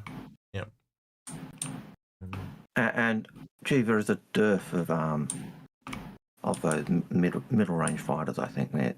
So medium fighters. We're in game, gentlemen. We clearly need more fighters. Woo! Nope, that's another question. That's the bot. So if you have the oh no, you have to go back to your home. Is Levski your home? No, I'm at Lawville, but as I said, I can just reset my medical spawn and off myself, and I'll be back in Lawville, so it's not a problem. That's good. And then you can pull that out, and you can walk around the hangar showing it off. Yeah, but I'm gonna fly it. I'll probably fly it up to Everest just to get a smaller hangar. Oh no, probably. I don't know. I don't know. No, if you're going to fly anywhere, you'd better, as much as I hate the frozen wasteland, Microtech would probably be the best place because you get a smaller hangar, but better lighting. Better lighting. I'm not going to fly it all the way to Microtech. Yeah, because why? Apart from just getting a better lighting in the hangar, yeah, why would you ever want to go to Microtech? Algared, it's a safe land hangar and it's a Drake ship. What kind of evercrack are you on? Because New Babbage is the greatest landing zone. Because the Blasphemy. hangars at Microtech do have better lighting. But if you're in a self-land hangar on Hurston, because, you know, I can see the split personality fighting with itself. Old man Hurston and Algared having a fight. No, Microtech, Hurston, Microtech, Hurston. No, Microtech only has one good feature, and that's the hangars. Right. Everything else about Microtech is a frozen wasteland. It's worse than Tasmania. And you know, when a mainlander says that, you know it's really bad. Well, yeah, but the worst thing about Tasmania is the people who are there. Just like Britain. Yeah. It's the to quote a prime minister, it is the end of the world. That's not very nice of you to talk about John like that. I wasn't talking about John. Right. All right, so I've got like a hard cutoff of like 30 minutes or so. Yeah, I know. So. Yeah, that's why I'm trying to do it quick. So I'm just going down to get to the medical thing, reset my medical spawn, and we'll get into it. Okay, non-stop Bops. We got that. Yeah. Go ahead. And Admiral Kusangi says, "Don't ask questions in texting speech." You do know if you read the question before you actually read it out loud, you probably shouldn't read questions like that out loud. I don't know why you've never thought of doing that, but anyway. I do it all the time. Yeah. You zoom in and you go, oh wait. Yep. Yeah. And that's why he reads every single one of them unfiltered. I read them all before I read them. No. If I did that, I'd have been reading every single one of the Nightbots saying, "Please preface your question with a question." Okay. Besides the Nightbots. Yeah. All right. And that was the first question after about a dozen of those. And I'm tired, so. Okay, I'll give you the tide, but you get off with a warning. Right. Here we go. Back to Microtech. Yep. Listen. I'm just worried now that we're short on time because it probably is going to take us about half an hour to do this, so things got a hard cut off, but go as quick as we can.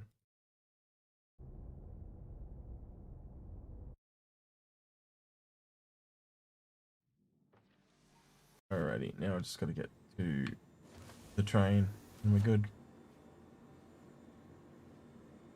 Oh, those frames were a bit choppy.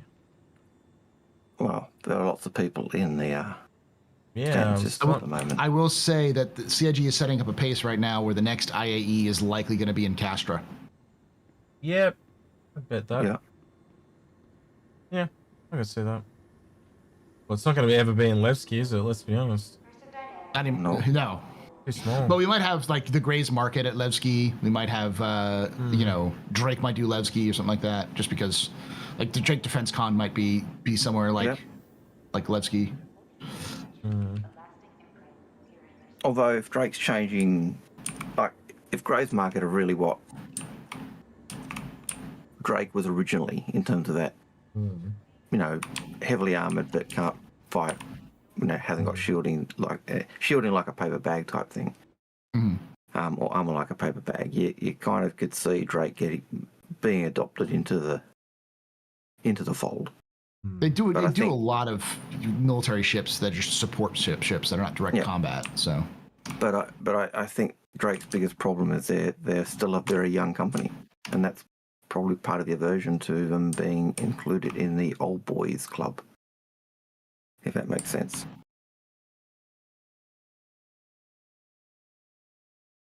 I realized I didn't start uploading that video. Got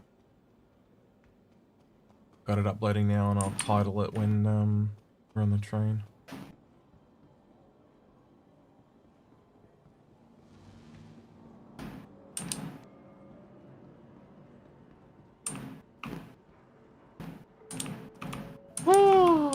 All right, got any questions in chat or anything, Algared, if you'd be kind enough to read? Yeah, so Robert Voles has a question. What do you think of a Perseus hovering over the entrance to the show? Looks great, in my opinion. I said that it should be a rotisserie Perseus, so we can see the top of it too. Like rotating around. Yeah, I can see that. so you could see the top, or lower, so we could.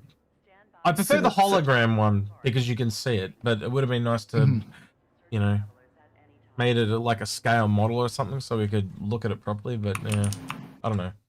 Or have it so you could actually go in, like, you know, like I did the Jav at Park. Yeah.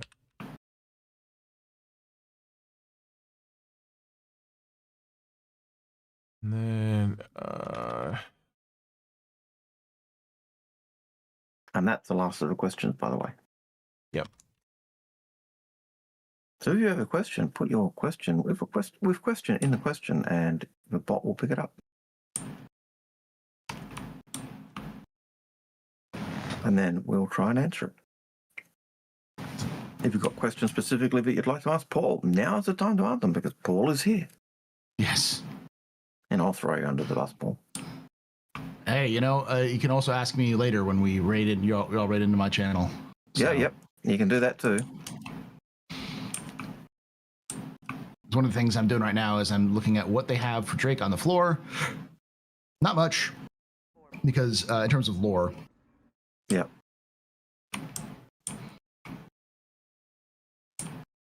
Pretty much none of the ships on the floor for Drake have lore, but I can go over like the evolution of the Drake style and how the new CEO is changing things significantly. So you can take a look at like the even the clipper of the Ox.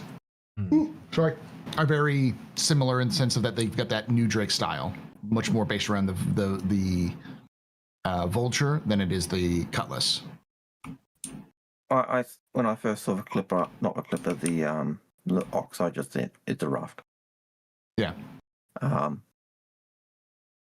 it makes sense as to why they upped the price to, or why the Hull A has gone up in price. So 64 SC of cargo on the Ox, and it's a raft. Yep. Bowler 9999999 says, "What are your thoughts on the Talking Shop podcast?" I love it. I think it's cringy, and that's good. I haven't had a chance There's to some watch problem. it yet. It's very poorly edited in terms of it like being a podcast. Yeah, I mean, it's Inforunners. Right, gotcha. Well, no, like, you know how we talk over each other, but we talk and we kind of go on rants every now and then. For Talking Shop, it's very much a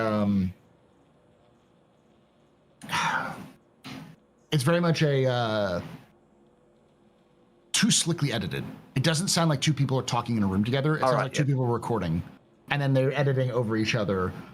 The writing is okay. It's a little stiff, but like it's also the first time anyone's done that. Yeah. Like no one at CIG's done that. Like the marketing team or the writing team haven't done that. So You should have just got them to do like an actual podcast in the same room. Would have been fine. yeah, But then again, could have been better. Yeah. But like, and they could have done it over online, stuff like that. The only problem is there's a lot of like special guests that show up in the first one. Like Jax comes in, Molly's in. The only thing that's a little off, and this is just sort of like the nail in the coffin rather than, or straw that breaks the camel's back rather than anything else, is they have a live conversation with Molly on the floor of IAE 2955 in Orison while the entire podcast crew is in Tisha's ship shop in Nyx. And so that completely breaks the no faster than light communication thing. Which, and then there's been several other things that have been hinting at faster than light communication. So I think like CIG's probably just retconned it and just haven't told us, and they probably won't tell us that until they actually have data running ready to go, so that they can be like, okay, so this is where data for running falls in, so that they can let people like have their FTL communication, so they can call people from across systems and stuff like that. I think that's just more of it's an MMO, so they need to break some of the rules they already made, so that MMO becomes better.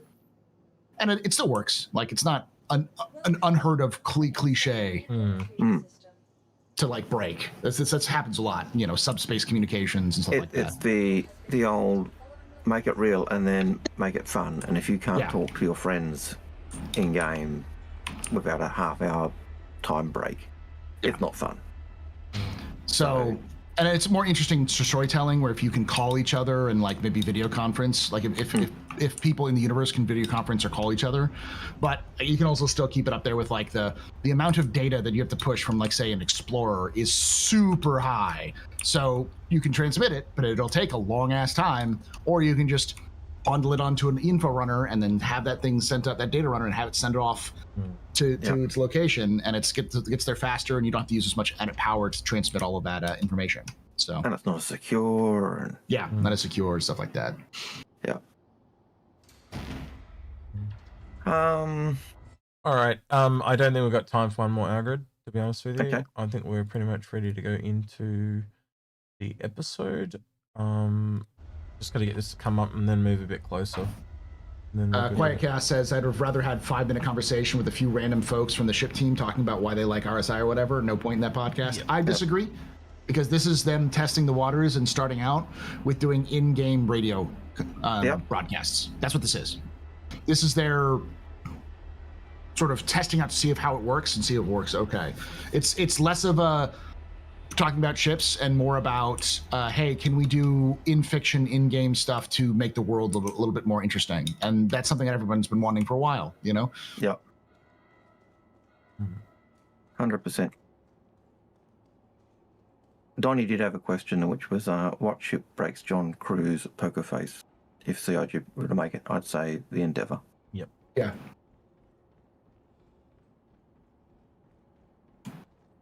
Alrighty then. I understand Chaos's sentiment, because it's like from a perspective of a typical Star Citizen player, this is stupid and boring because it doesn't add anything to your experience. So, all right. I'm just check all these things, but I don't know where they are. Paul, there's these little things that you need to buy for your I'm really gonna need to cables. restart my computer. Yeah, there's some things you need to buy for your computer too. You can hear me? Hang on. Your cables. I've got a whole bunch of them here somewhere, but they're these little things that clip around the cables. I'll send you a photo on Discord, right? But you need to get them for your cables. That's why they're dying all the time, because you've got too much electronic interference. I'm gonna try the new system setup and see if that fixes these things, but My phone's got like 5%, so the screen's gone like pitch black.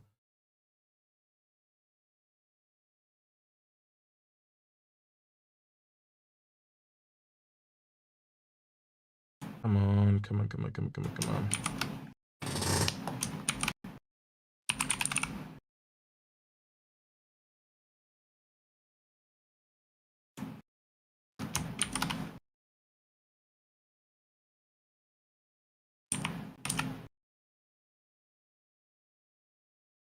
Camera, there it is.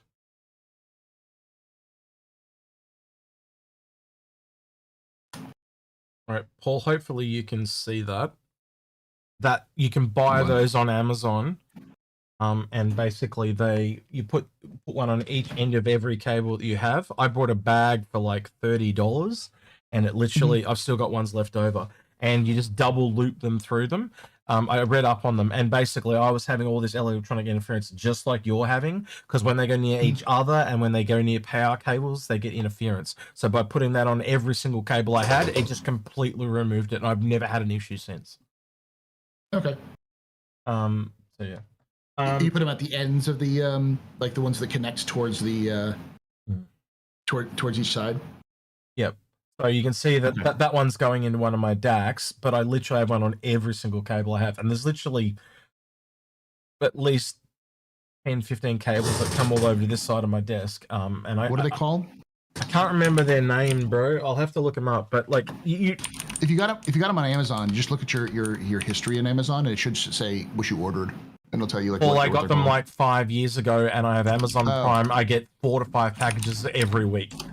Because I buy everything for my house and my flatmates and shit like that. They're just something to do with audio for cables, and they have a really weird name because the mineral in them is not. It's a special metal, Just type in audio interference cable plug or something, and maybe they'll come up, and you can find the name. But yeah, we're gonna have to do this episode now because you're gonna have to go.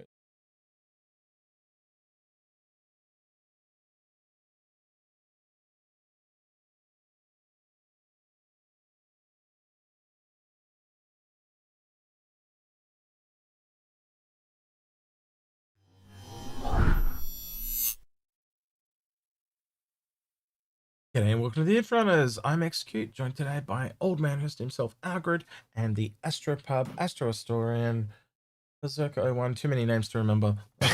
Yeah. Yes. Old Man Hurst and Barkeep. Yes. It's a new title. Anyway. No. Barkeep. Right, yeah, you said that. Right, we've had the Clipper Oh, drop cool. today with the Drake sale. We just got through doing kind of the AIE day. That was like 50 minutes long with Bops. Bops has dropped out, so we're going to do this one as well. So we'll get this off in the game and talk about the Clipper. I chucked on the red skin. That was the one that kind of popped out to me a bit, but there are...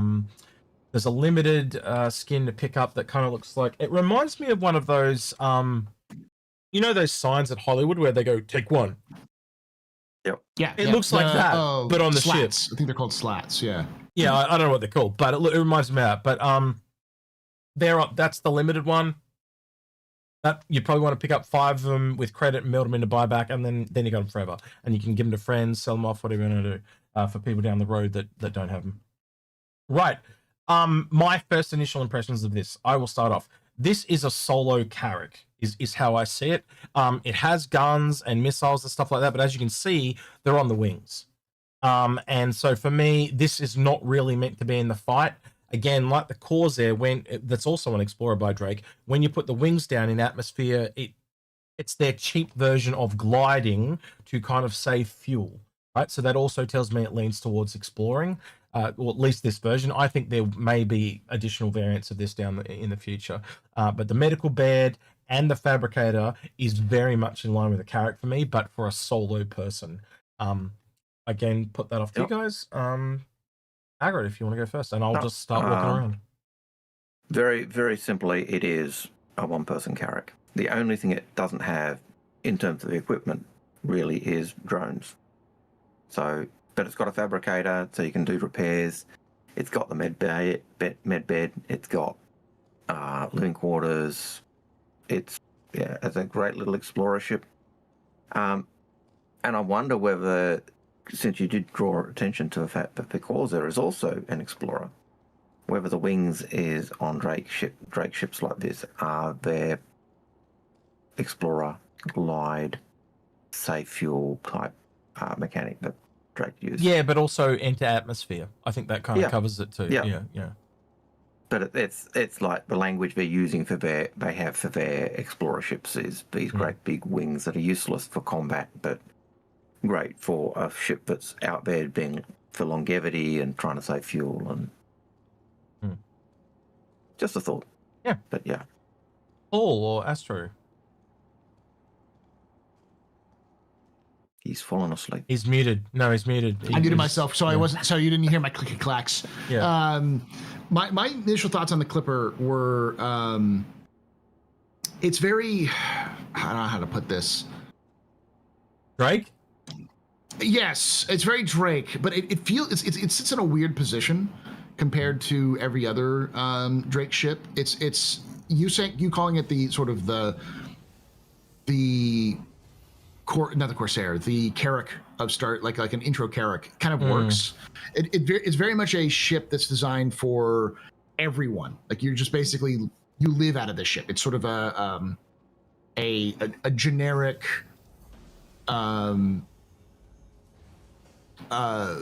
all-rounder. And the first thing I saw when I saw the cutaway of it is that this, especially with this entry level, this is a Starfield ship.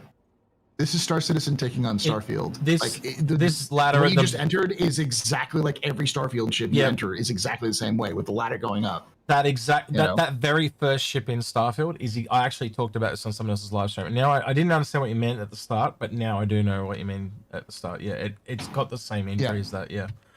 I did just want to add real quick that you could probably fit some stuff up here too. A couple of vehicles, like a couple of pulses or something. So I think that's my only complaint about this, is that this is a very big waste of space, this ramp.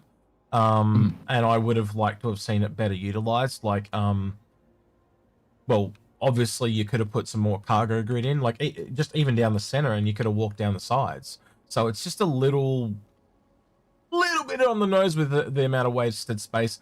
I do like that it's got 2 entryways, by the way, but it's just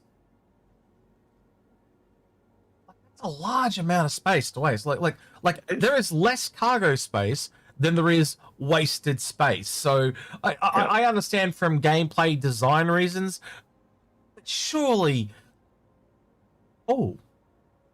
variants. Yeah, I answered my own bloody question. Yeah, that just kind of confirms for me that. Well, again, I think back to the Starlancer Max with all the wasted shit it had in it, and came around. I think they could easily like just extend this out and create a cargo variant, you know, like a 24 SCU rather than 12 SCU, and remove the crafting. You just don't have. You've only got one entryway via the lift, and that's it, or something like that. Yeah, absolutely. Medical room is also fairly large, and I know it's gonna sound weird when I explain this, but like when they said it had a medical bed, I was like, going to be cramped, but it'll work, because like I thought of the Pisces, right? But look, this is like what, twice the size of the Pisces area. Like if you cut this, a huge lot of space. It's luxurious in terms of space usage. You know, like you've got the medical console over here, but you've actually got where the gel goes in over here. Like that tells me that there's other functionality for other ships. It's like what happened with the cutter. Remember, like you could look at it and you could see that there was room for other places for things to go. And it's a bit similar to that. So yeah, I don't know. Maybe I'm wrong. Maybe this is the only variant. But I don't know. I put that off to you two as well. Do you think there are other variants of this, or am I daydreaming? Easily. I still think there's a bounty hunter variant. I know that it's not a good idea, but I never thought CIG was bad. Was against bad ideas, in the sense that it's the Razor Crest, right? It's it's very much the Mandalorian ship from the Mandalorian. Yeah. So what I've noticed though, what they're doing with a lot of those ships that they're copying, like from Star Wars and stuff like that, they are almost deliberately picking the ship and completely changing its role, right? Yeah. So think about the Wolf and the Alpha. They are more combat orientated, but the Naboo ships, especially the silver ones that look like, you know, they were more like a luxury, deliver the person, you know, general transporter.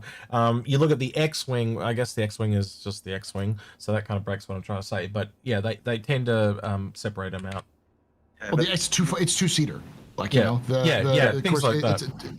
No droid. Also, when you look at the X-Wing, you've got the X-Wing, that kind of ship in various franchises. So you got it in B5 as well. So it's not as much treading on the toes of a Star Wars franchise, but and I agree with what you're saying about that, with what they're doing. Like one of the things when people were always saying this is, just, it reminds me of the Slave. Just a suit locker there. I just wanted to point that out with the weapons. Yep. Sorry, continue, but please. The way people talk about it having, you know, giving that Slave 1 kind of vibe, and the Razor Crest vibe, as you picked up. They're bounty hunter ships. You know, you'd see them as bounty hunter ships, and yet that's the one area where you wouldn't want them to go just for that. And then if they did do that, it's treading too much on the blue. So, you know what? Oh no, I was about to say, is there no toilet in this? But I think this is the toilet. I was about to say that would. Yeah, okay, there is a toilet. Yeah. Okay, cool. So yeah, I get where people are coming from where they say they'd like a bounty hunter ship, but I think I agree with you. It's that stay away from that area, which can get you in legal trouble. Yeah. Now, I want to ask you guys about this one. I think I know what it's for, and I want you to tell me if you think you know what it's for. So you flick this switch, and this door opens. Engineering. What do you mean engineering? Well, engineering is probably components. There's probably some components down there that you have to fix. So no, what it is the fabricator. You are partially correct. The fabricator is down on this floor. How do you get the components from the top floor to down here? Got it. Yeah. That's how you get them. Send them up. You send them up and down through this hole in the floor. Yep. That's what I think it's for anyway. I could be wrong. Yeah, that makes sense. Because you could technically, I guess, go up and down the ladder with a tractor beam. Even if it's not for that, that's what it'll get used for. Yeah. Well, it just allows you to put it on there and flick the switch and it just drops it. That was my first thought. But then the next question is, how do you get them back up? Back up through. Yeah. So how like there's no.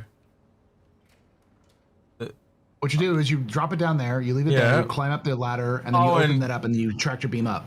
Yeah, it kind of gives you a position that you can stand above it, I guess. Yeah, that makes sense. Yeah. I was gonna say it'd be really cool if there was a button or something here and there's a tractor beam on the roof and it just pulls it up. I don't know, maybe there's another hatch to your right that looks like it. Below, on the floor. Oh, that's the one that goes to the cargo bay. Yeah. Yeah. Yeah, so I don't know. I'm not quite. Maybe it's something for another variant too. I don't know, but that was just when my first thought was like, how do you get things down here to put on the fabrication bench? Mm-hmm. Yeah. So try to walk around slow X so that people don't get motion sickness. Take it easy. Slow down. Didn't know that was a thing, but okay, sure. Right. Anyway, right. I do really love the aesthetics of these engines. I kind of want to see this carried forward. You know that the component air in the cores there? I want that kind of mood lighting in that room too. I think it would bode really well for that room. Engineering console, and then just components and storage pretty much everywhere else. Let's go for a fly. Now, Paul, you were flying this a little earlier. It's surprisingly nimble. Yeah. It's super nimble. Which I also think means for a ship of its size, it's not for fighting, it's for running. As soon as you said it, I wasn't surprised because it was leading into what I was trying to think it was, like running away from combat. You know, all those guns being on the wings, like, it's just, I think they have a fairly nice missile loadout too. Well, again, it was like the Corsair. If you blow that first wing off the Corsair, it lost, what was it, 66% of its guns and its ordnance. They just disappeared. Yeah. That is a very nice animation on that wing. Yeah. Oh, I like that. Very nice. Yep. And the way it expands out as well.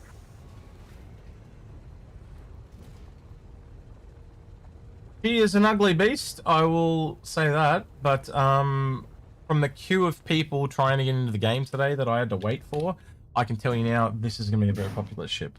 Oh yeah. Very, very, very popular. Attention, pilot, you are cleared for takeoff.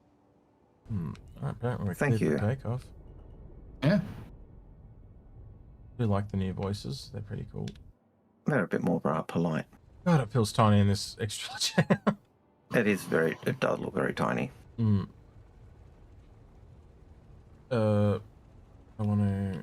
I've just all of a sudden totally brain farted on my camera. Yeah, there we go. Z. B? Up.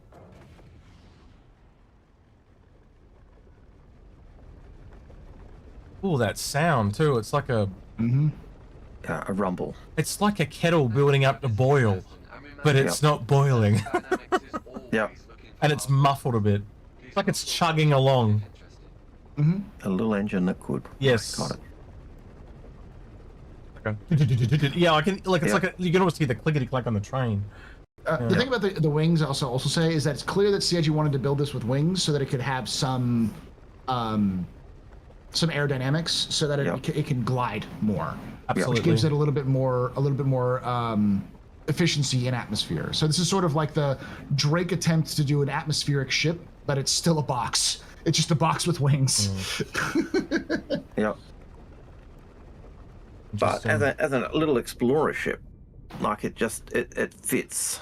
Like if you don't just find the planet or the system, you go and you check out the planet and you and you don't want to have emissions, so you cut your engines down. You basically use the airfoils to give you aerodynamics and give you lift and all the rest of it. So yeah, I can see it. Don't want to draw attention to yourself. All right, let's Aim to misbehave. Yeah.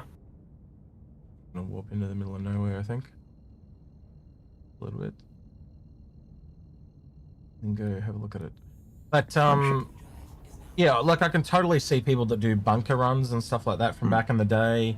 You know, going out on your own. I can see why they've given it the versatility tag and not an explorer tag, is what I'm trying to say. It really does, because of the single player net. Why did I? Oh, I clicked out the engines. Yeah. I can see why they did that. Yeah, like when I heard people commenting about the med bed being in such a weird place, that how do I get wounded people up there? And that for me was the dead set giveaway that this was for that solo play. It wasn't for healing your buds, it was for healing you. And maybe when that's you're out what exploring. maybe that's what the trapdoor's for, Algared, so you can track the body up. Oh yeah, just toss the bodies down. Yeah.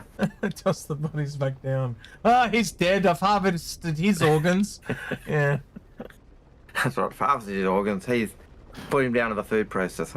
I'm trying to think of other variants, because like it's clear that this is sort of like a single person. That's nice. cutlass. See that? That's this kind of thing. See the big thruster at the front? thrusters, Yeah, that was nice. I'll do it again, Paul. Have a look.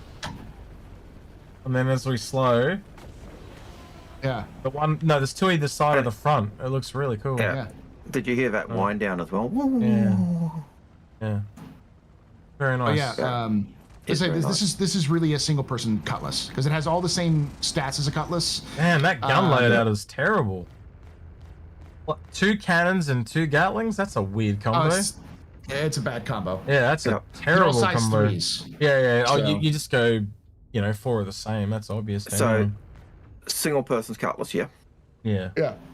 Same So this stats is CIG saying, when everyone complains, the Star Citizen isn't for single player anymore. No one can. Solo play is dead. It's like, no, this is literally a solo play ship. This is designed as a solo play ship. It's like, but I still have to do engineering. Yeah, but now when your ship gets knocked out, you can run back and fix your ship. And you've got, and if you've got the right materials, you can actually repair your ship. With your Repair ship fabricator. completely. Yeah.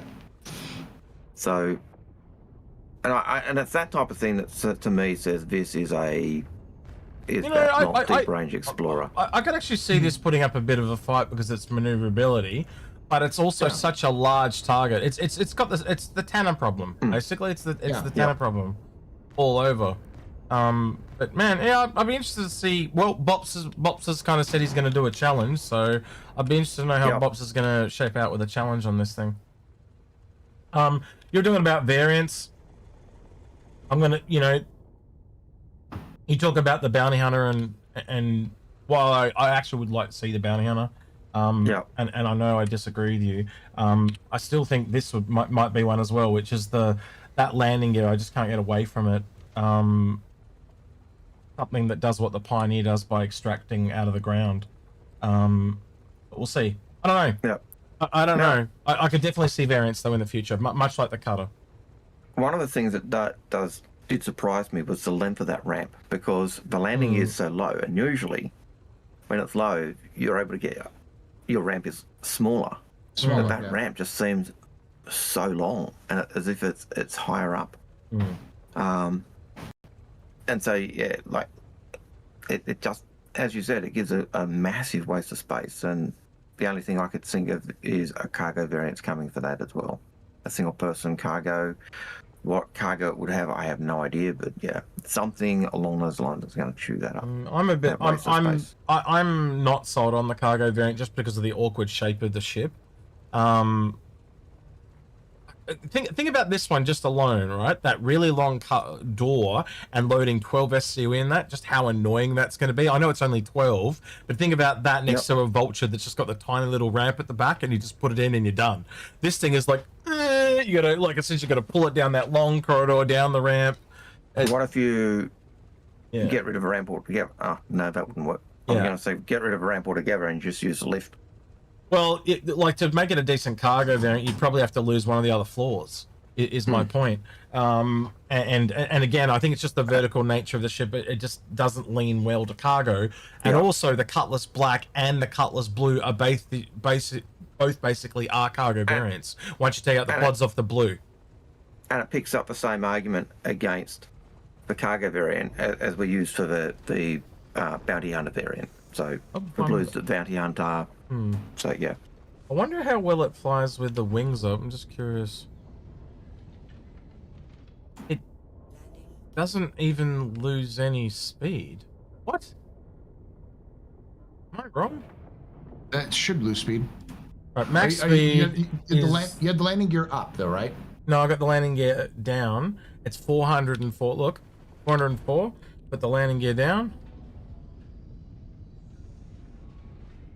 It's 404, but that wasn't before. Before it was slower than that before. Now it's speeding up, and it's 404. It's exactly like the Tanner. No, it's 204 now. What do you mean it's 204? For me, it's not changing at all. It's the same. I can see the meters per second on there. Yeah, but I let go of the button. I was doing it at maximum accelerated speed with a boost, right? So it's the same. So there's 204, right? And then if I put the land, I'll do it without the boost this time, right? Oh, now it slows down. Okay, now it's 30, right? But it boosts to the same speed. Yeah, well, that's always the case. All of them boost at the same okay. speed. Okay, all right. Thank God for that. I was gonna say, but yeah, you could. Interesting. I don't know what else to add on that, boys. Is there anything else you want to kind of add? It's simple and sweet. It's one of those ships that I would definitely, people are gonna buy it because it's cool and interesting and unique. Yep. But it's definitely one of those ships that I would be very hesitant to recommend if you wanted to play it for its value, because its value as a ship is not there yet. And it's one of those things where I think CIG built a rule of cool ship, which is, it works for a solo player who's putting around, space dad, flying around, doing the space dad things, maybe getting to some light combat, but not like PvP or anything major.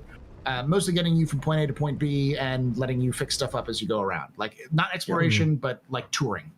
Yeah. It's a solo touring ship. Yeah. It's a little bit above touring, I think, with the medical and the repair, the fabricator. It's a frontier ship. It's a frontiersman. Your guy who does the odd jobs around an outpost, flies in, fixes it, flies out. It's a step above an A to B ship, in my opinion. It gives you a little bit of flexibility, a bit of survivability.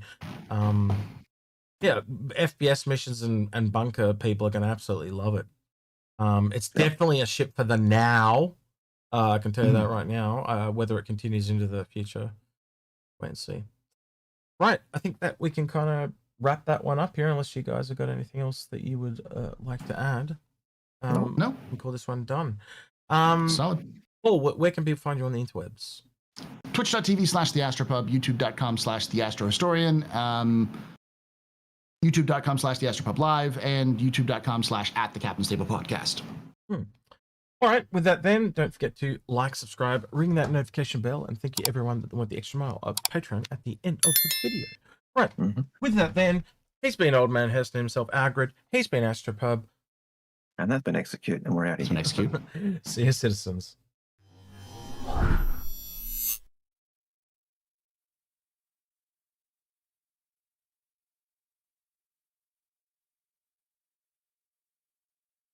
And we're out. Right, Paul, if you want to... I'm going to go get started. You go get started. And then we'll raid across. And... Yeah, send me a collab thing if you want, and then I can just... I mean, sure, you don't have to send a collab if you're just going to raid across. Oh, yeah. I'm ready to go. Okay, well, how long do you need?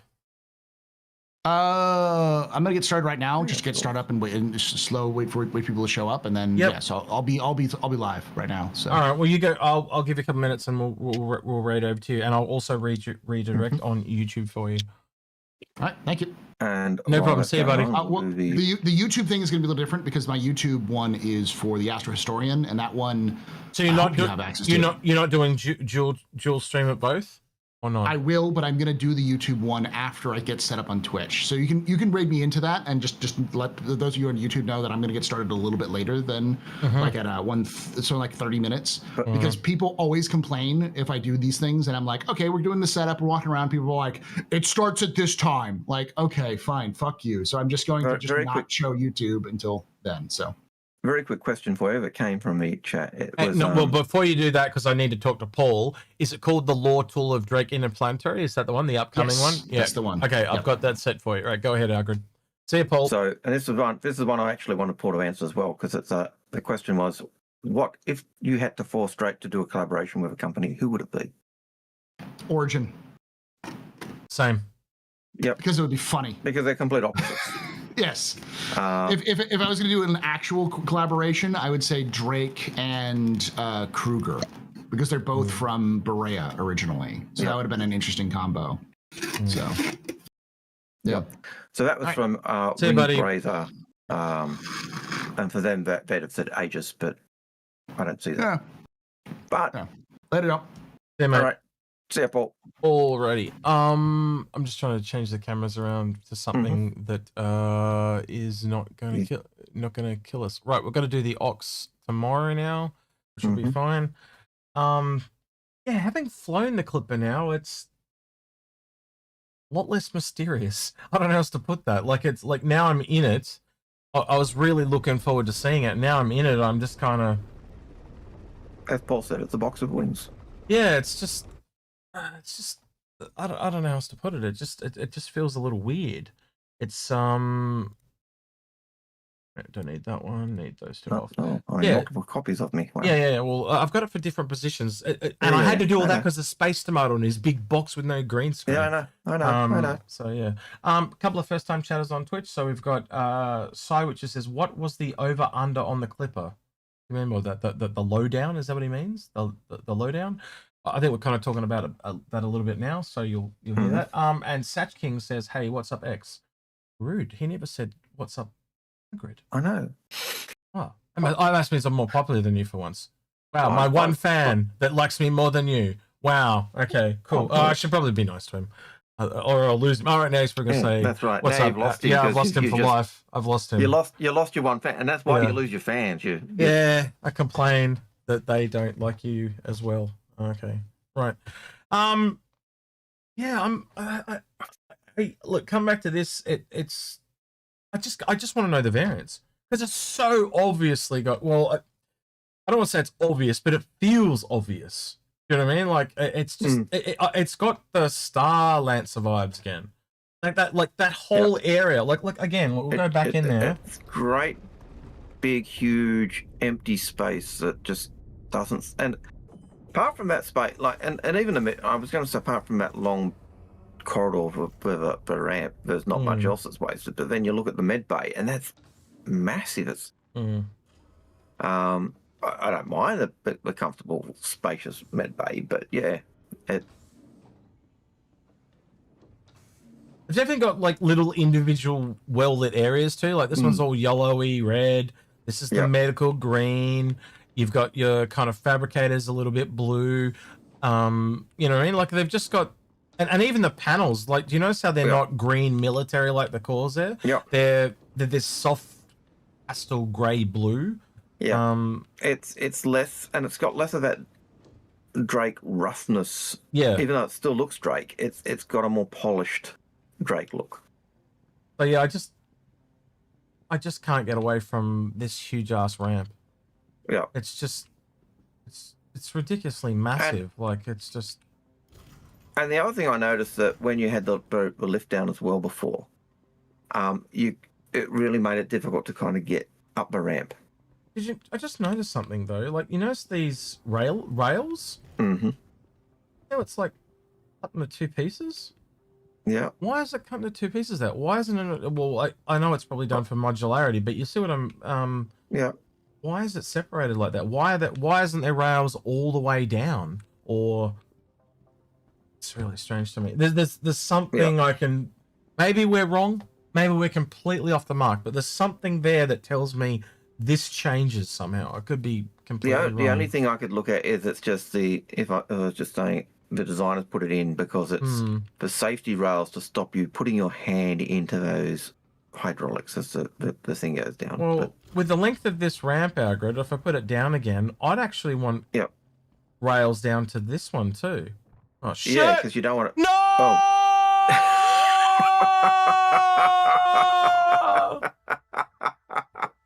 Oh dear me. Well, prove my point. Thanks, Algared. Right, back to Hurston. Brought it back in. At least we can show a different skin. God damn it! It's a shame you hadn't put your spawn on the medbed beforehand. But yes, it's funny but annoyingly. This is why I can't have nice things, right? Hey, but at least we learned that the gravity does not extend down that ramp. My point being, though, is the rails should go down to at least that midsection, my personal opinion. Because it's not like it almost looked a little bit like, you know, the one on the, I can't remember if it's the Corsair or the Vulcan, the Vulture. It cracks in half and folds into itself like it does this thing. And I was looking at that going, well, they don't bend at different angles or anything. So why don't you just have multiple ones down the thing? And and like I look at that ramp and it feels super long and the ship's still low on the ground. And so it doesn't, to me, it's just breaking what CIG have said in the past. Is you have a high ship, you need a really long ramp to get to the ground. You have a low ship, you don't need a long ramp. And yet this is a low ship with a really long ramp. And it's just, something just doesn't seem right. And I can see those rails being there to protect you from the hydraulics. But then you've got the scissor. This is a bit where the ramp and the hull joint. So why aren't there rails there protecting the person from injuring themselves if that's the case? So I to wait and see, I think. Right. Yep. I'm just doing the buyer's guide description. There you go. Captain Catapult, I think, says that way CCU boxes unload by themselves. Slide down the ramp. Yeah, maybe. I don't know. I think you like to try and get what I'm trying to emphasize is if you got a Vulture, put it next to it, and had two people try to load both, you would see what I'm trying to talk about fairly quickly. There's going to be an annoyance to getting boxes up and down that very thin corridor, with speed anyway. I know it's only 12, right? But it's just, you're going to get sick of it really quickly. I could just tell. Why couldn't it be slightly wider and you put a mule in there? You know, like my brain starts to go to things like that really quickly. Like there's all these little nice to have conveniences that it could have. And it... Yeah, why not make the lift wider so you could just take cargo up that way? Why didn't it have like this? Is why? Why? Multiple times over, I'm going.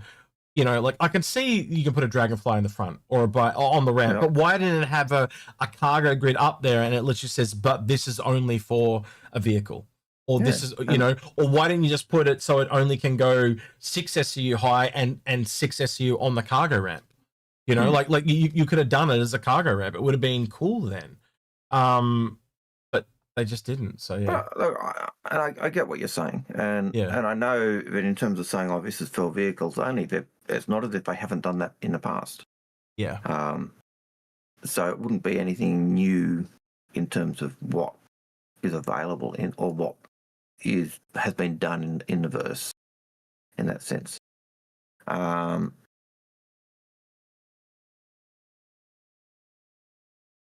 Yep. Sorry, I can't read the names because it's purple and dark. But one of the Twitch guys says, Demonized plays says, run up and down that ramp 12 times with a box will get very old very quick. And 100%. Kind of what I'm trying to get at.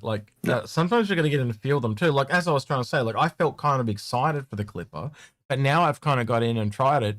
My enthusiasm has kind of waned a little. And I'm going to be honest. really considering upgrading my Zeus Clipper because I'm not happy with the Zeus Clipper. But now I'm almost wondering, should I sit there and wait for something else to come along? Like, is there another variant that I'd be interested in? Is there another medium ship that comes along, like the Consolidated Outland one or something like that? Like that's kind of where I'm at now. Do I wait? Well, that's an interesting question because Melocosmico says, "Hi, Execute now, Algared. I hope you're doing well. Well, we're tired, but well." Yeah, getting there. So they say, "I have a question I hope you can help me with. I'm looking for some advice on my fleet. I love industrial salvaging, retrieval gameplay. My ships are Phoenix, Galaxy, Salvation, Zeus CL, and Asgard. I'm currently thinking of getting a Clipper, Ironclad, and others, Ironclad and Raylan. Can you please have your advice?" What were the three ships? Zeus, CL, Raelian, and what?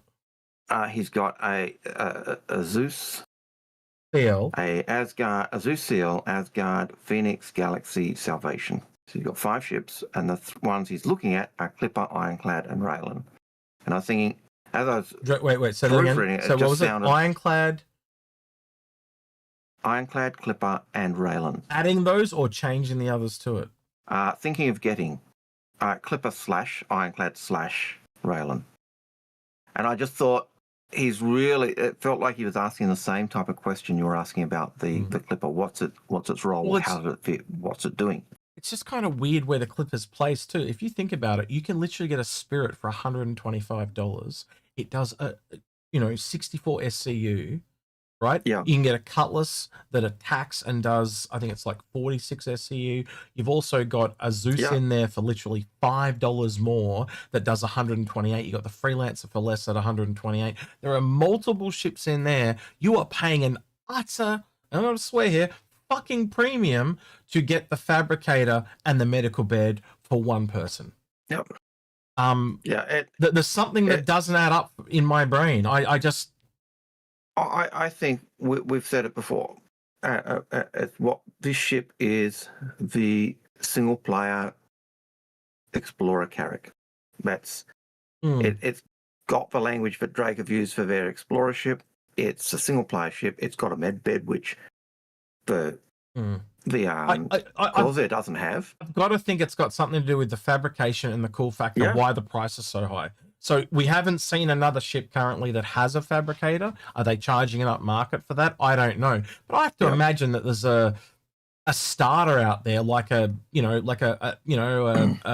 Pisces Aurora cutter type thing, that is essentially just it doesn't have any cargo. It's just got a box in the back and it fabricates shit. Yep. That's the same level as this. So I just think it's got to be something to do with a combo of the fact that it does cargo, fabrication, and the medical. You're getting all three is why the price is. Look at this. Look at the Zeus CL. $5 more. 3 people, 128 cargo. It's got tractor beams. It can fight with I think the guns are almost identical to this. It's just something that don't add up, and I can't put my finger on it. Yeah, look, the only thing the Clipper's missing in terms of being able to be fully self-sustaining is a salvage to pretty much harvest RMC. But you take the large handheld tool. It's got multiple tool racks in there for big tools as well. So you literally could take a max lift and the cambio thing. Yep, and that gives you your ability to harvest your RMC, which you use to power your fabricator and repair your ship and do all the other stuff. So again, just things like that say this is that single player deep space explorer, which we don't really have. It's the only single seat explorer we've got really beyond that's been sold is really the 315p from memory. The one that was sold specifically as being an explorer ship. And this fills that fills the gap even better than a 315p. 315p has the cargo, but doesn't have much else. I'm They must have seen the hype of that blue silhouette video. It's the only thing I can put it down to at the end of the day. It was definitely the most interesting ship on that thing. I'm glad to see it doesn't rotate though.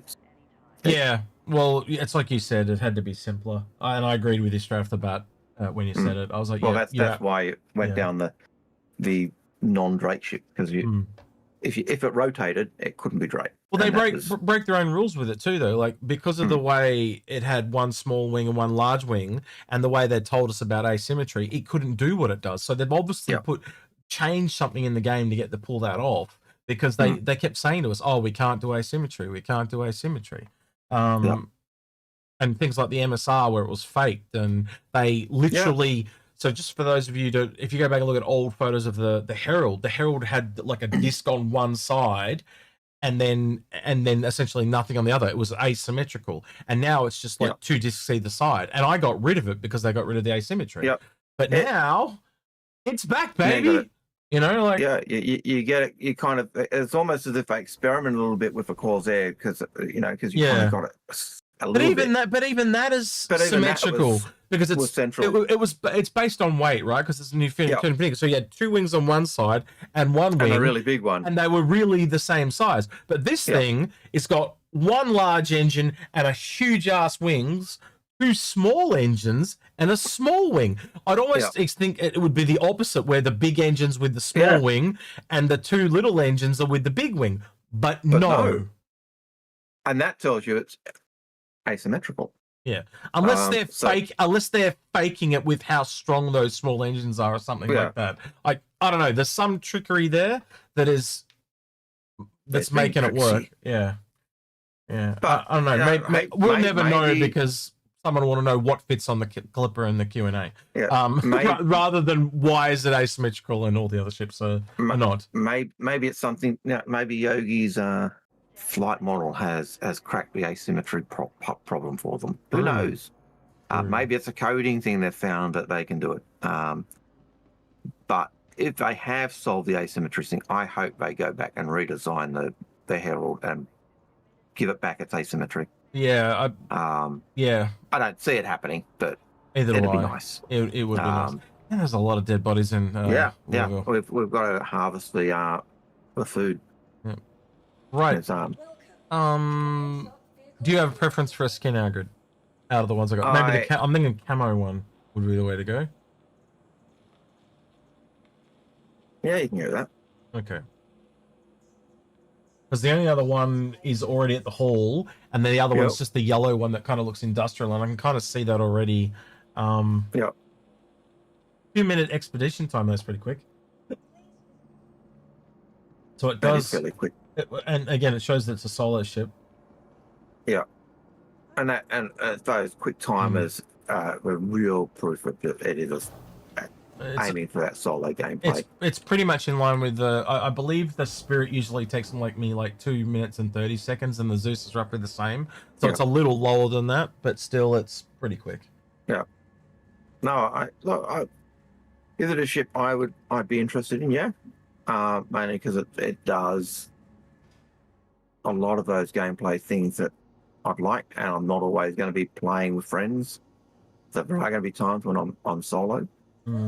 And sometimes you want something small like that, but it still feels like a hefty price. I don't know. I think I've always got to look at other variants too when it comes to prices, and it just tells me, like, again, let's look at the Zeus. There was two Zeuses that came out at the same price. We clearly believe the ST is meant to go in between that and the Marky Mark at 199, because it was like essentially $20 a part type of thing. Yeah. So if you look at 195 for was it 195 or 190? I can't remember now. Let me Google for that. The Clipper. No, for the Marky Mark. Give me a second. We will look that up. We'll look it up because we can't remember, because it's been a long time. God damn it! I alt-tabbed. Hold on. Star Citizen Wiki Zeus MR. I went to type in Marky Mark. It wouldn't have found anything. No. Pledge 190. one. I'm glad I checked. 190. So you Yeah, can see someone actually put it in chat as well. So. Yeah, so 155 for those, roughly 175 for the ST was where I was thinking, and then this thing at 190. So you start to kind of look at, well, okay, if that's $5 less, right? You literally just take $5 off. Does that mean we're going to get one at like 170 and one at 190? You see, like straight off the bat, you can see two variants kind of copying that, or 175 type of thing. And you get my point. And when right? you bring it, and when you bring in a variant, you can guarantee the fabricator disappears or the med bag disappears, or the whole floor changes. Oh yeah, or a whole floor changes. Because if you look at it, the living quarters are all up the top. It's that middle floor that's going to change. That whole floor. You mean the middle floor that's got the fabricator and the med bay? Yes. Yeah. Yeah. But again, what if the whole cargo bay disappears as well? You know what I mean? Yeah. Because there's two entry points. If that whole back area, so say where the cargo is, right? If it turns into an underground mining extractor like I'm thinking it is, that can literally go all the way up and take up the top two floors. But the front, maybe that's where the stuff comes out and it goes, the cargo bay's up there on that floor. Like, there's so many different things that they can do. I'm just really intrigued to see what it turns into. And then again, if it's the bounty hunting variant, it becomes, it's not cargo, they're cryopod storage area or something like that, like Paul was suggesting, right? I'm open to it to being any variant at the moment, right? But it's clearly, it just reeks of other variants. Look, as I said the other day, and you shot me down. I said I could see a variant where it was a bounty hunter, just because it lent into that slave one type thing. That's the type of thing people would want. And I'll still shoot you down like I shot Paul down. I don't think there will be a bounty hunter and variant. they won't do it. But I'm just saying, I'll leave it open. What I mean is, it's just clear that there's something else going on there. Yeah, but I 100% agree. I don't see them doing that though. I don't see them doing it because of the two reasons. A, we've got the blue, and B, it's too close to the slave one, and the Mandalorian ship, which then brings up litigation, and you want to avoid that. So I can't see that option being there, even though that's what I think players would want to see. Well, I think what I'm going to do today is just pick up a CCU from my Zeus Seal to the Clipper and sit on it. That's what I think I'm going to do. For those of you guys watching, I keep forgetting to do this on all the videos. I'm being really bad. We've got a Paladin to give away. Jump on the Discord. There's a Paladin there to join up, and you can win. Yeah, I actually even wrote on my pad Paladin giveaway to remind us, and I need to go through and set it on all the videos as a comment, but I keep forgetting. I'll just do that now. While you remember, while it's in the front of your mind. Yeah. We've now also got a page of questions, by the way. So. All right. Start going through them. I've just got to find the top one again. So this is from Arakisis. They say, I'm sorry if I butchered your name. Guys, what is your take on the new prices? And what do we think the new prices for the Raft and the Raylon will be? Raft and the Raelian. Right, the Raelian, if you go into the hall, it literally says in the description that it has doubled. That the old version was a prototype, and the new one, the cargo, is in the final concept. It's managed to double. I think at minimum that's going to be at least $100. At least $100 a jump. And as I said earlier, that's the one CCU before this all began that I'd recommend that you pick up. Because it basically... Oh, I lost Algared. Keep forgetting that he's on that other camera. Algared, do you want me to do a favor? Can you jump the camera too? Please, that'd be great. And I will studio mode. I will do that because I always feel more comfortable on camera. Because that's the standard one I go into, so it just makes our life a lot easier when we're switching and doing other stuff. I'll turn you off for a second when I switch over, and then I'm going to go into studio mode and go into the background and change you over to you. Just so Algared can switch over. And you can tell I'm doing two things at once because my brain has gone to mush Mhm. and I can't talk. No, it's also because you're tired. No, it's trying to do two. Me and Mal can only do one thing at a time, as you say. Yeah. Rightly put it. Yes. Right, done that one, and I'm done. yep, I can see you. That's good. Just a Mhm. moment, and I'll be able to bring you Yep. No problem. across. And okay, and And we need to raid Paul as well when he's up and running. yeah. Oh, he's already up and running. But I need to go back to that one and then turn that off, and you'll come back in, and now I can go back to our regularly scheduled program. Yep. Okay. Right. Yeah. So in terms of the price of the rail, and it's got to jump. The raft, the raft pricing. Yeah. You can see with the Ox, you can see why the A had to rise, and we even suggested that was the reason why the A was going up in price. Was simply because the Ox was coming out, so it went Ox, and that just pushes everything up. So, but I think with the rail and doubling in size and its cargo, yeah, it's that's going to be the biggest jump. What the RAF will be. You know, they almost hint a little bit at about handing barrier with the camo like this, don't they? Yeah.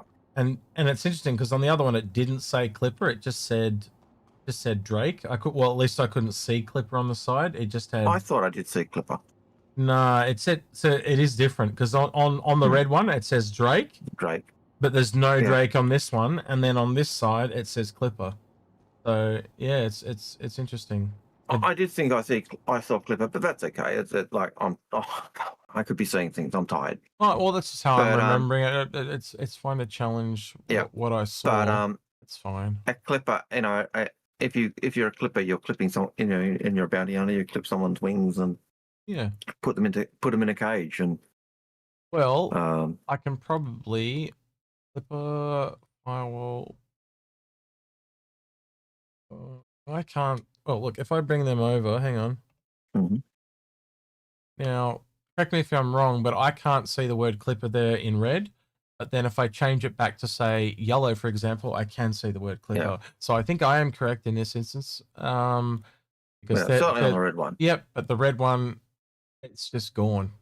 But I think they should put it in white text because it says Drake on the other side in white. So maybe it's just an oversight. I don't know, man. Yeah. And then then there's that one, and it changes again. So I think that does reinforce that it actually changes. Okay. So that's nice. That is good. That and even the position where Clipper, look at where the word Clipper is.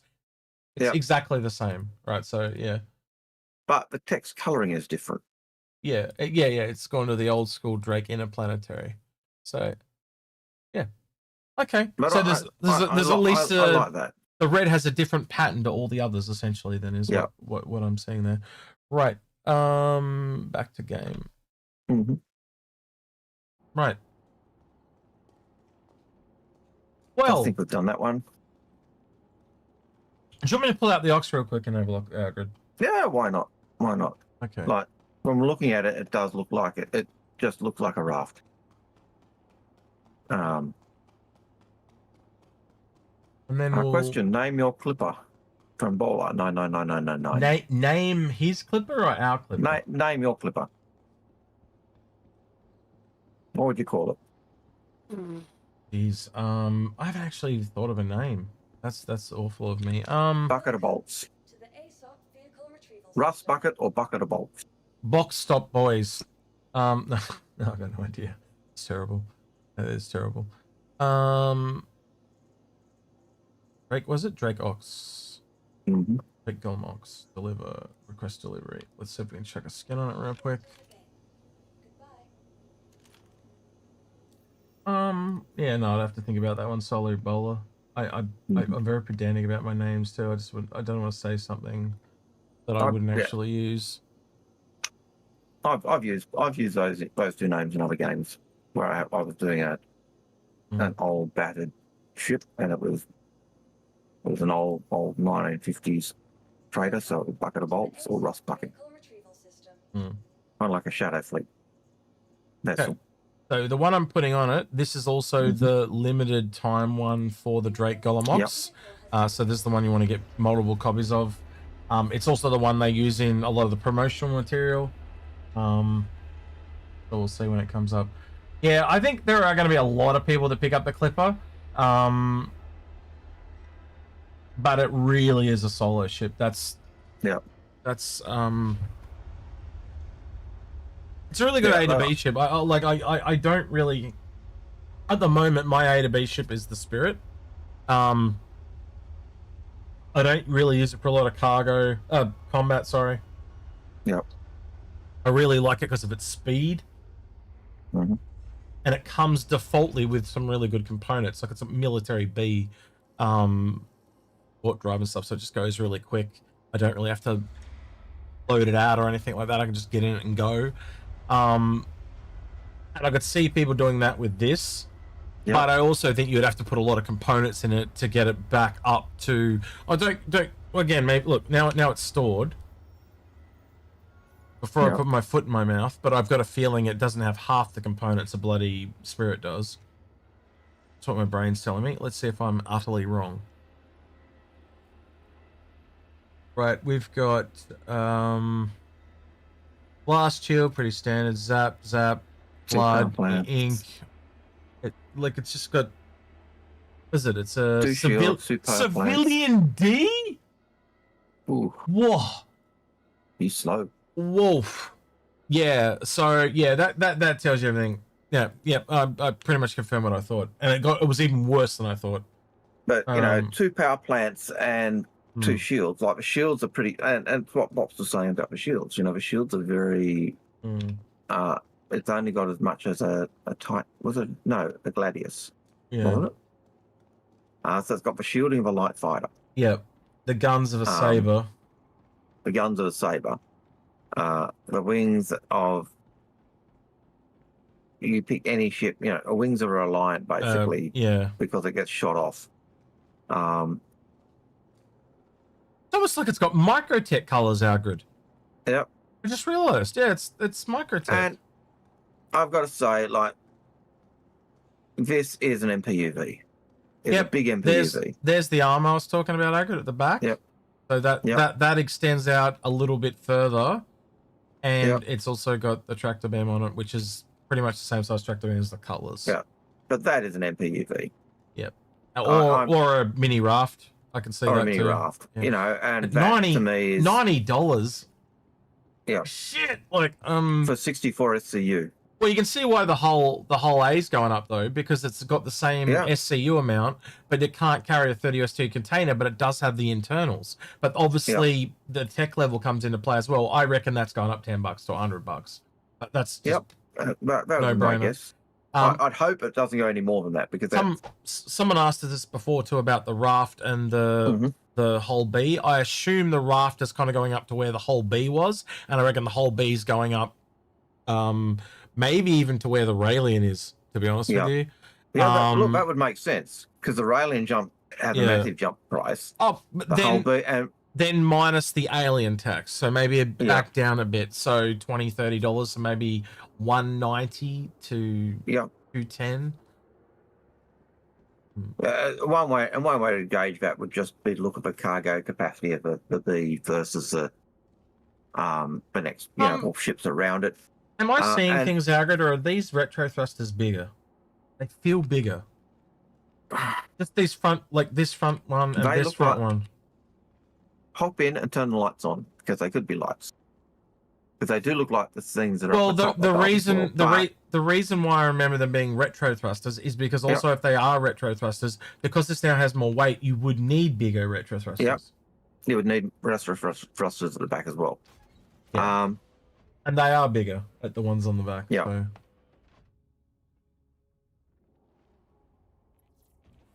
You reckon they're lights though, do you? Oh, look, I'm just saying they could be, because you got two up above the cockpit that look like this, very similar. But I remember it being up the top, but hey, I can be wrong.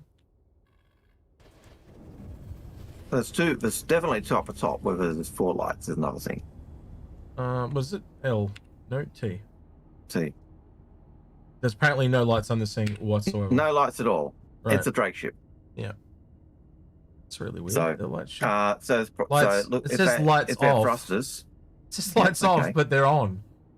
Okay. oh well. Nope, they're not. Well, No. yes, they are bigger because they're now coming out the side, but okay. Yeah, but those things that you thought are not thrusters. No, they're not, but I don't remember them being big like that on the front. No. Maybe I'm But you got two. Maybe I'm You got 2 remembering. lights above the cockpit, Yeah. and they looked very similar to the things on the side when I was looking.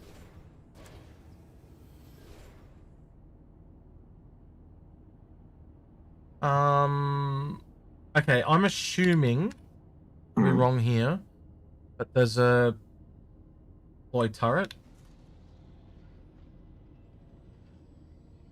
There's that. And That then deploys your tractor beam, and then it'll be a remote turret. now I can enter it. Enter remote turret.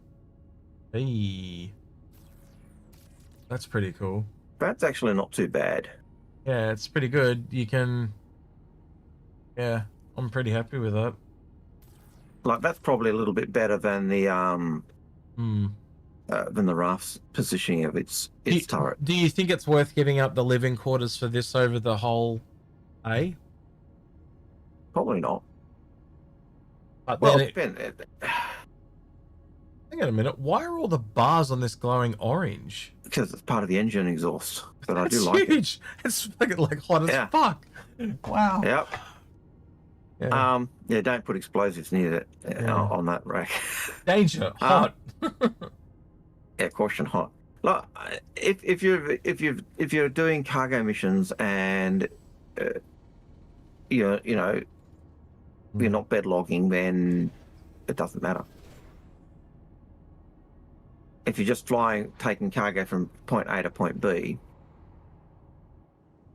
and then landing at the station and storing it and doing whatever, then you do your you'd stay at the station or stuff. So not having living quarters, not necessarily as big a concern, I think, as it used to be.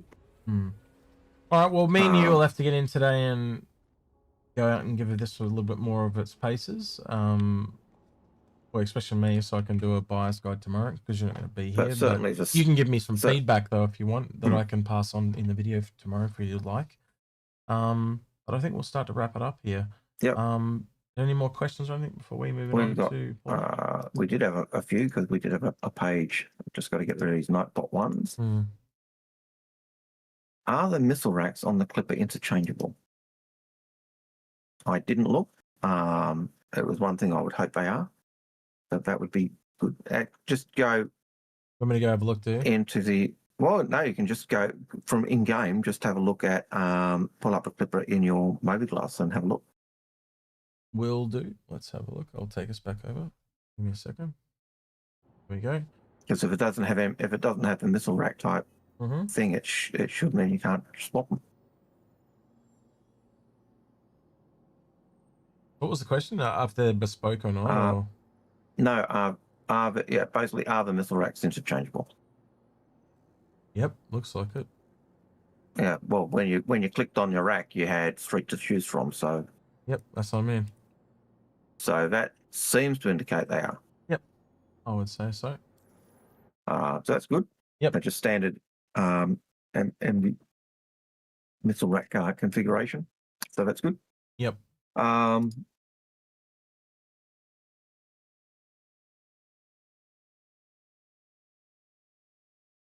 Do you think this is Ocean Man Sandman says, do you think the Clipper can still be used for exploration considering it only has one SCU with quantum drive? Yeah. I'd upgrade my quantum drives from the D, but you got to remember when you drop down to a solo person, they're not expecting you to go through multiple systems and shit like that. It'll still get you from Stanton to Levski, no problem, right? But realistically, you can explore within one system. You got to remember, we live on the planet Earth and we explore into other countries. You know, it's like it's just it's limiting how far you can explore. Now, you know the way when you saw the D quantum drive and you went, wow, that's really bad. It may actually be really good because it might be it's going to be very, very slow, but it may also mean it uses less fuel. Yes, so it actually gives a greater range. But by the same token, if it was a civilian A, you see my point? Yeah, I'm not saying go chuck a military A in it. That's not what I was expecting. I was expecting a civilian or an industry. A civilian or industry, yeah. And I was probably expecting a C. But not a D. Yeah. But I suppose it gives you something to upgrade to. But yeah, so having a civilian or you take the lowest grade, you know, a slow moving, the slowest quantum drive you've got, and it's going to extend your range anyway. But the fact that you've got, you've got the tool racks for the Max, the Cambio tool, you've got a fabricator, you've got the tools there to keep your ship alive and functioning for ages. At least system-wise. Fuel might be a problem. And so it'd be my question would be more, does it have a fuel tank big enough rather than the quantum drive? Sorry, that was a long-winded answer to that. That's okay. Donnie, they will do variants, but what type is the question? Variants keep the ship sales going. Here's Donnie's comment, and that's a fair comment. Yep. And that's a question we're not sure of ourselves.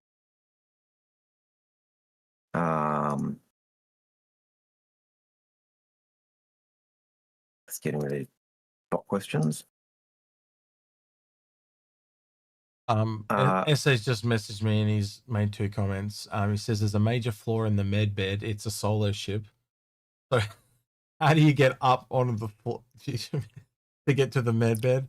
But I guess you just take the lift at the front. That'll get you up there. And then he suggested a Drake bomber variant. I think he's been watching too much of Ryan. What the hell's the episode that the guy did of Star Wars, and he put the gravity bombs in space. And I was just like, oh my god. Yeah. I could Ryan see, Johnson. I could see a bomber variant. That would make sense. No, it wouldn't make sense. Not like a vertical, not a vertical Drake bomber. No, it's too much on the nose from Ryan Johnson. If they do that, I would be very upset. If they did that, it does have very much be Ryan Johnson bomber vibe. Everyone's trying to forget that. CIG, please no. And that's exactly, and that's the same reason I don't think we'd get a bounty hunter, even though it's one I'd like to see. Yeah. But it's that steering away from those possible litigation claims and all the rest of it. So. Yeah.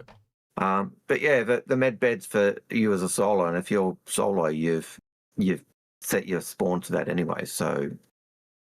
Yeah, if you die, you respawn in the bed. You respawn there. So. Don't need anyone to drag you up the ladder. True. Donnie says a Clipper Rambler. Yeah, essentially that's what it is, isn't it?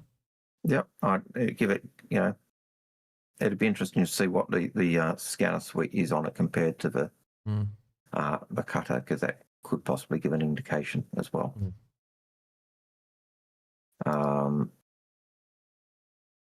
Algared, I'm happy to go for about another 30 minutes if you are, and call it 4 hours. My thought is just try and get through these questions, and they keep coming in. They don't stop. I know. They just keep feeding us questions. We're gonna die here. How good if you keep taking questions? No, it's fine. I know. We'll keep going. What do you think of the price point is Zerez? And my question is price point of it's going to be the Clipper. Yeah. But obviously, it should be less than the other multi-crew ships. Like a Cutlass has 2 people, and it's got better components. Like it reeks of rule of cool. I can't put it on anything else. It's the rule of cool tax. Like you look at it, the 150 for the Clipper, which is a single person explorer ship. Compare that to the price of every other explorer ship. And the only other single person ship I can think of is the 315p, and it's got a lot more stuff than the 315p. So okay, it's got to be more than that. But then you've got the Door, the Mistor. You've got the Aquila. You've got the Corsair. You've got and I think it's the Carrack. I may have missed one or two, but I was actually surprised you didn't have your stats up while we were doing the buyer's guide. I was really surprised by that, because we probably would have done that into the guide if you'd had it up, but it's all good. Yeah. Anyway. Well, I did have it up, but it was competing for the space between with Space and Bops and the four of us. It was just Bops wasn't keep there. it simple. It was just me and Astro on that one. But anyway. All right, that's fine. there you go. And that's also evidence that I'm really, really tired. You are really, really tired, so that's fine. First time chatter family fun gaming says not far off there. Clipper needs a tracker vehicle variant. Maybe that leans a little bit into the bounty hunting. A tracker. I could see that. That would make sense. Maybe a data runner tracker variant. So somewhere between the MSR and the Herald. So one that collects the data and transmits a little bit. I could totally see that. And again, we did actually talk about data running working for this variant because it's the way it positions itself on the ground. Yeah. I'll give you that. Well, I could see a two-person variant of a ship as well. One where it's the command and control kind of sitting back a bit further back, and you've got one person honest, doing if you did a bounty hunting variant, that's what I would expect. So that elevator changes to a seat where the second person gets in, and it essentially, if you see that front panel, that front panel grid just becomes a full canopy from top to bottom, and both people can go up in seats and come down in seats. It would be sick. It would sell like hotcakes. I can tell you that now. The ability to have two people that vertically go into the ship like that would be mad. That people would lose their mind over that shit. Full factor goes off the charts. But I could see, a kind of that command and control where you've got the pilot flying. Wait. He said Pickles is saying they mean a vehicle with tracks like a tank. What? Huh? No. They mean a tracked vehicle. Oh, a tracked vehicle variant. I think it may mean tracking other vehicles is what. Yeah.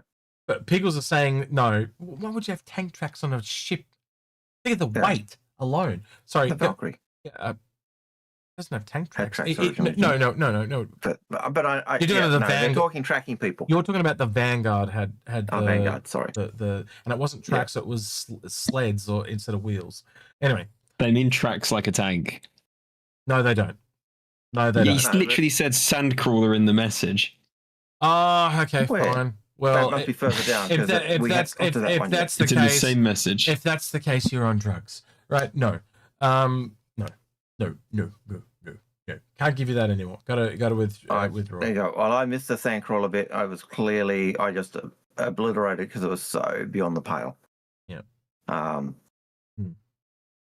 right. What's the next question, Algared? Parker, Dragonfly needs to close down. When they're doing that, I have no idea. Oh, no, I don't follow your thing, Parker. Yeah, no context.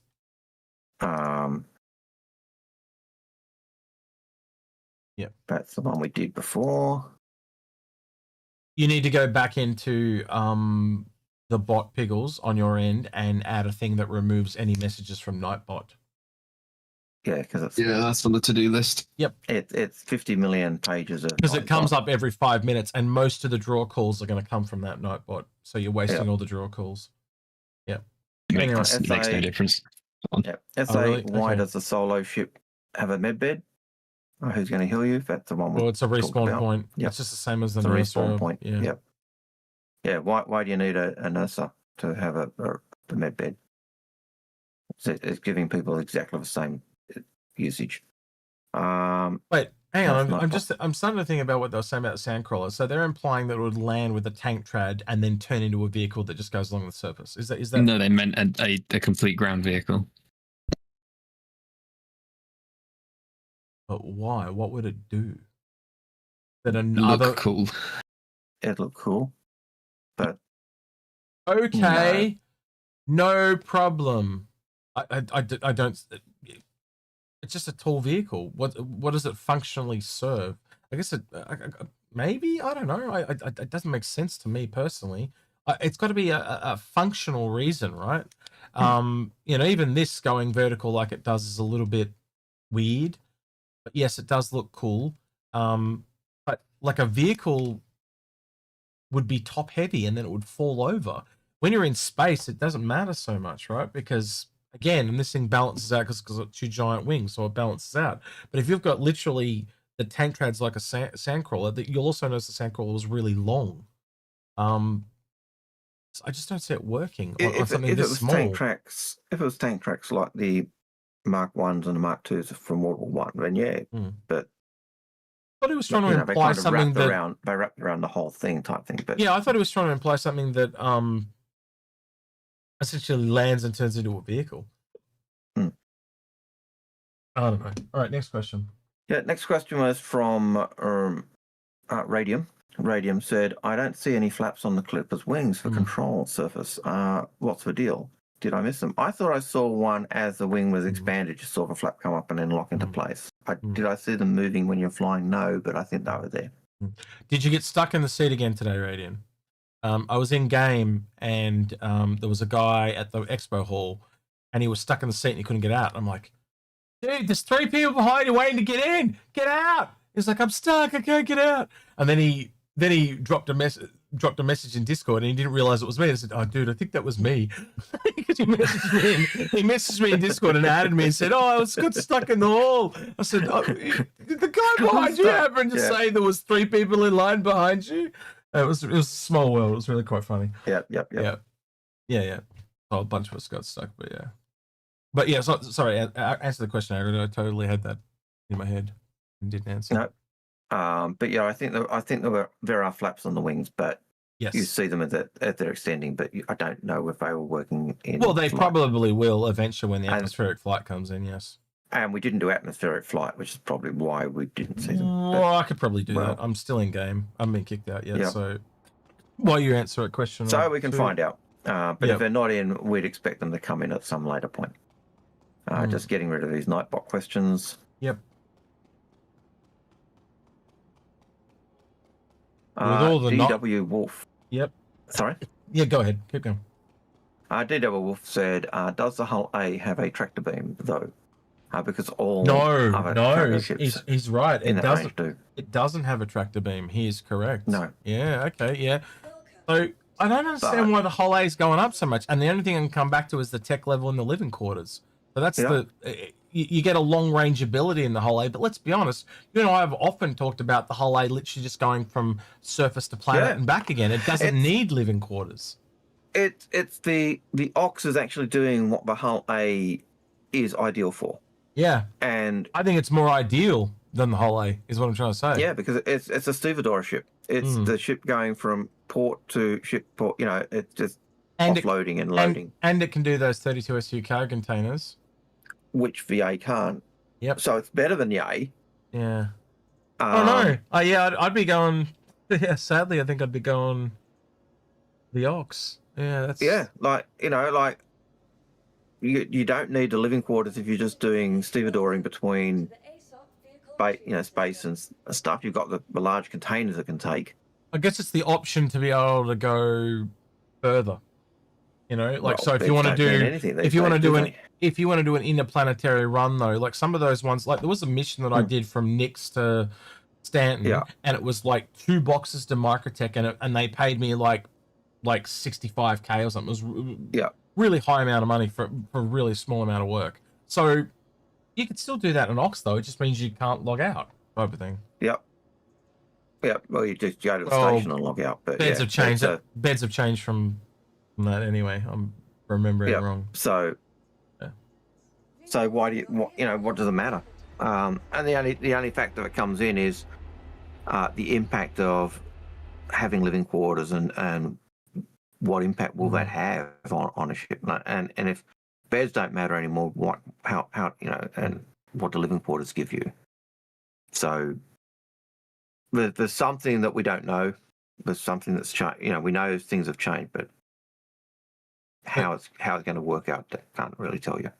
I think Dawn means. Sorry, I'm just reading chat between a couple of people. I think Dawn means in chat that you're getting the option on the Ox to carry the bigger boxes.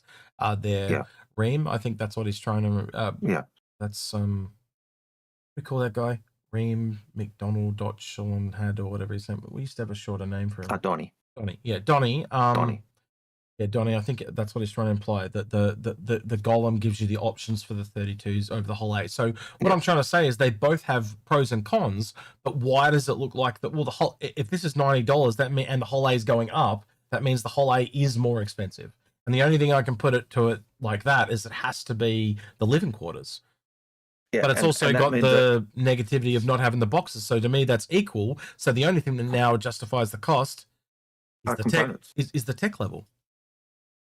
Much like the misfortune to the vulture, they're the same price, but the vulture is clearly superior in functionality. It offers more, yeah. Yeah.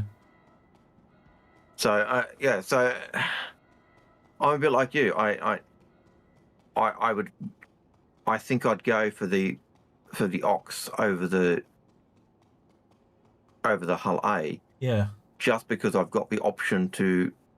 I've got more cargo options. That Make more money. Make more money. Well, if I'm just thinking of it in terms of the offloading, thinking of the old offloading of a Hull C, or a Hull D, or bigger ships, the ability to take the bigger containers just means that I'm going to be able to take off. Just real quick, the other thing is at the hall, this button actually brought the ramp down, and this button brought this down. They've actually swapped them, and they've also labeled them now. See? Yep.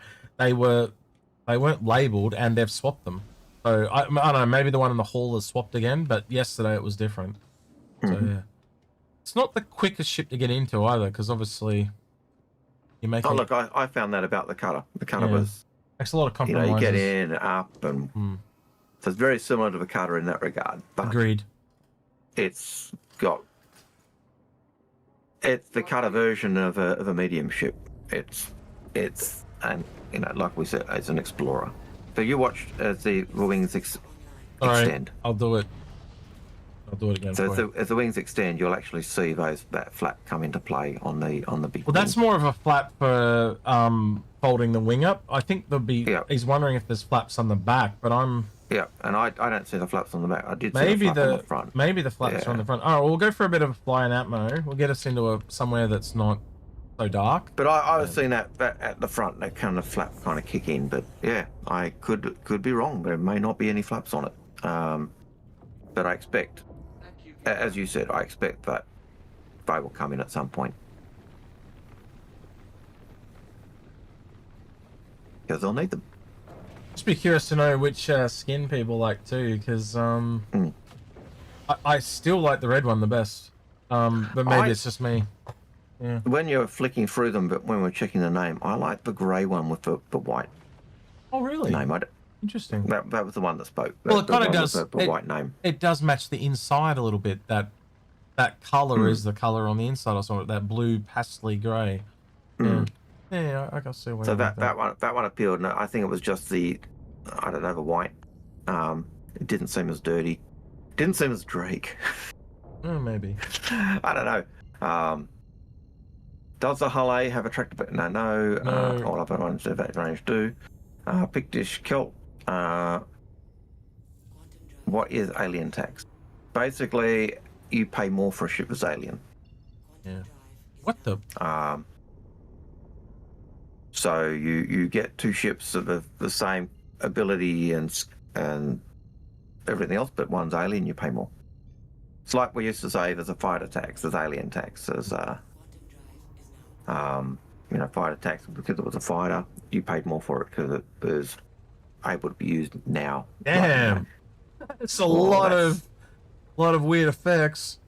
Yeah, that's a nice looking effect though. I think there's a warp issue on this ship. I keep trying to warp to the other side of the planet just to get the sunlight, and it keeps failing. Keeps failing. Yeah, watch. This is the third time. I have found that at times on this patch, but you have to. It takes 2 or 3 times before you can actually warp. Haven't been able to work out why. All right, here we go. Um, Yeah, it might just be a patching. Oh, it seems to be working now. There we go. Yep.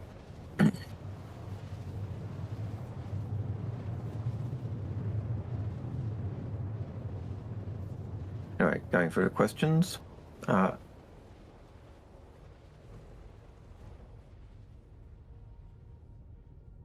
right, so Damon says, we always have a big ship at IAE at the end of a show.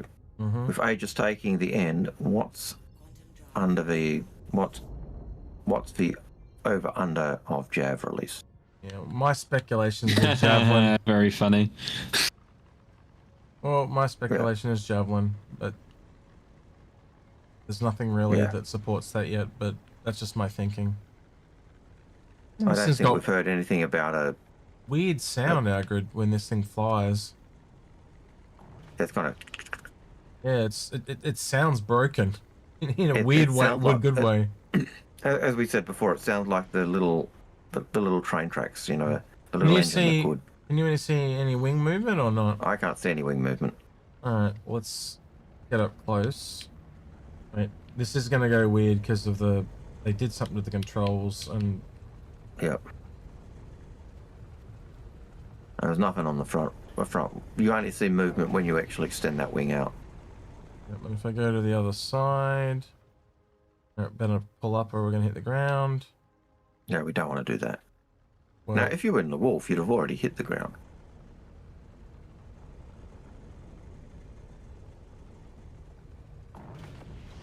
Yeah, I can't see anything. Need to move it down a bit. There we go. Yeah, nothing yet. That's kind of weird. Yeah, I expect we'll see it later on. Well, I don't even see anything there for it to be able to do that. I think it is just a wing. Yeah. Like there's nothing there that kind of points to being aerodynamic. And there's nothing there that indicates there's something for them to do, to add, you know, to add it, if that makes sense, to where it would be. Yeah.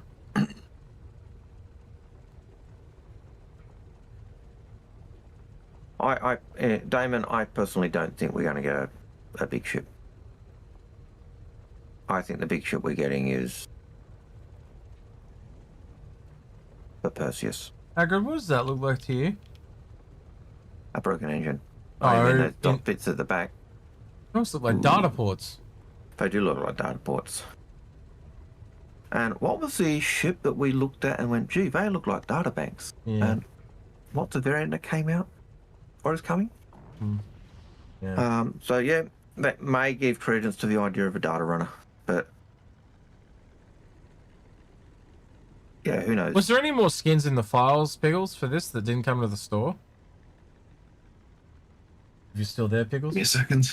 Yeah, I'm here. Give me a second, let me have a look. Take your time. Very Star Wars-esque music at the moment. I'm gonna now. Crudus has asked a question related to the Ox, but I'm going to ask you about this one. What's the radar cross section on of what? Of the Clipper? The question was of the Ox, but since we're in the Clipper, why not ask what's the radar cross section of the Clipper?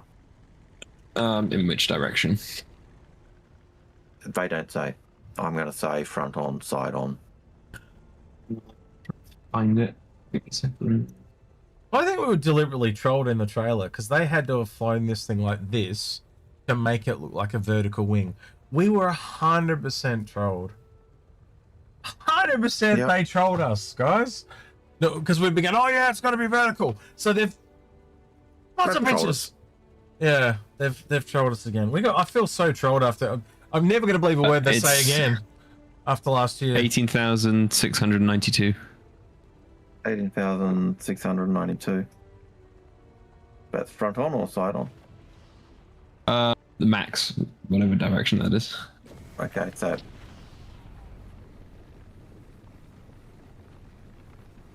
nice. Clipper skins. There's a blue and white one. Yeah. Camo one, black one, red one, black and When red. you say blue, is it like that grey one we were talking about? Like, so if I go back to the store, just for you, hang on. Yeah, show me. Yep. So these are the ones that are there. So we've got black and the black and yellow. Yep, that's the factory standard. Yep. that's the Yellow, Okay. red, Yeah. camo,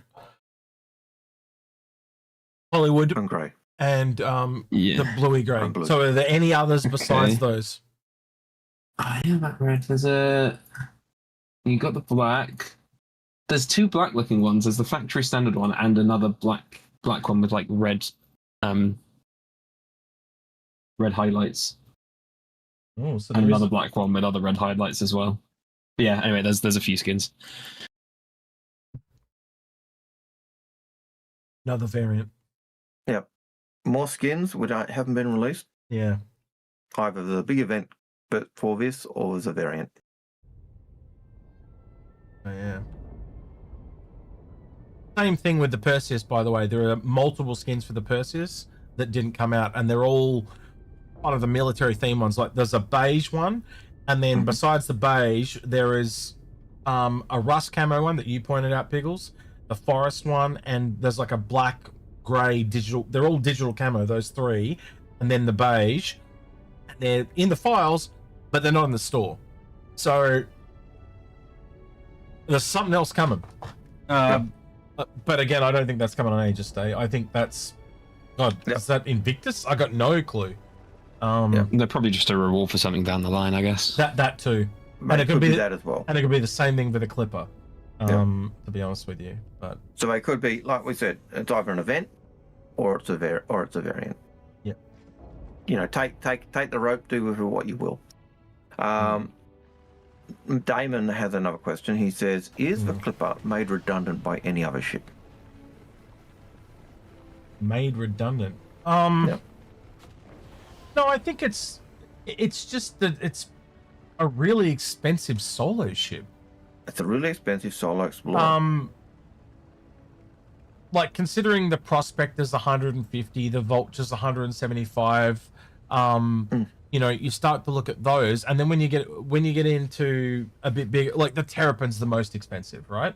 But by the same thing, if I look at this as an explorer, look at the Terrapin, do you want the one where you can go around and explore the verse in an explorer, or do you want the one where you're just really good at finding things in the Terrapin?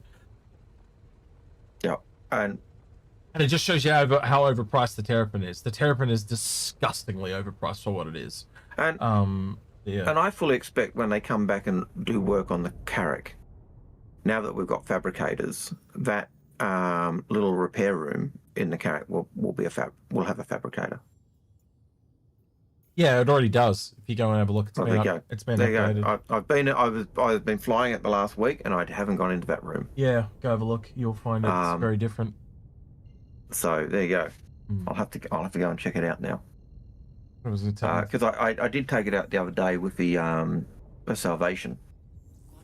So had the Salvation nicely tucked in the Carrack's hangar and went salvaging with it, and because I could go bigger places, and the idea was just proving, could I take this little pokey salvage ship, salvage stuff, empty my cargo hold, and then keep going? And the answer is yes, you can. Even solo. It was a pain in the butt, but you could do it. I've just kind of figured out how they've done the asymmetry here.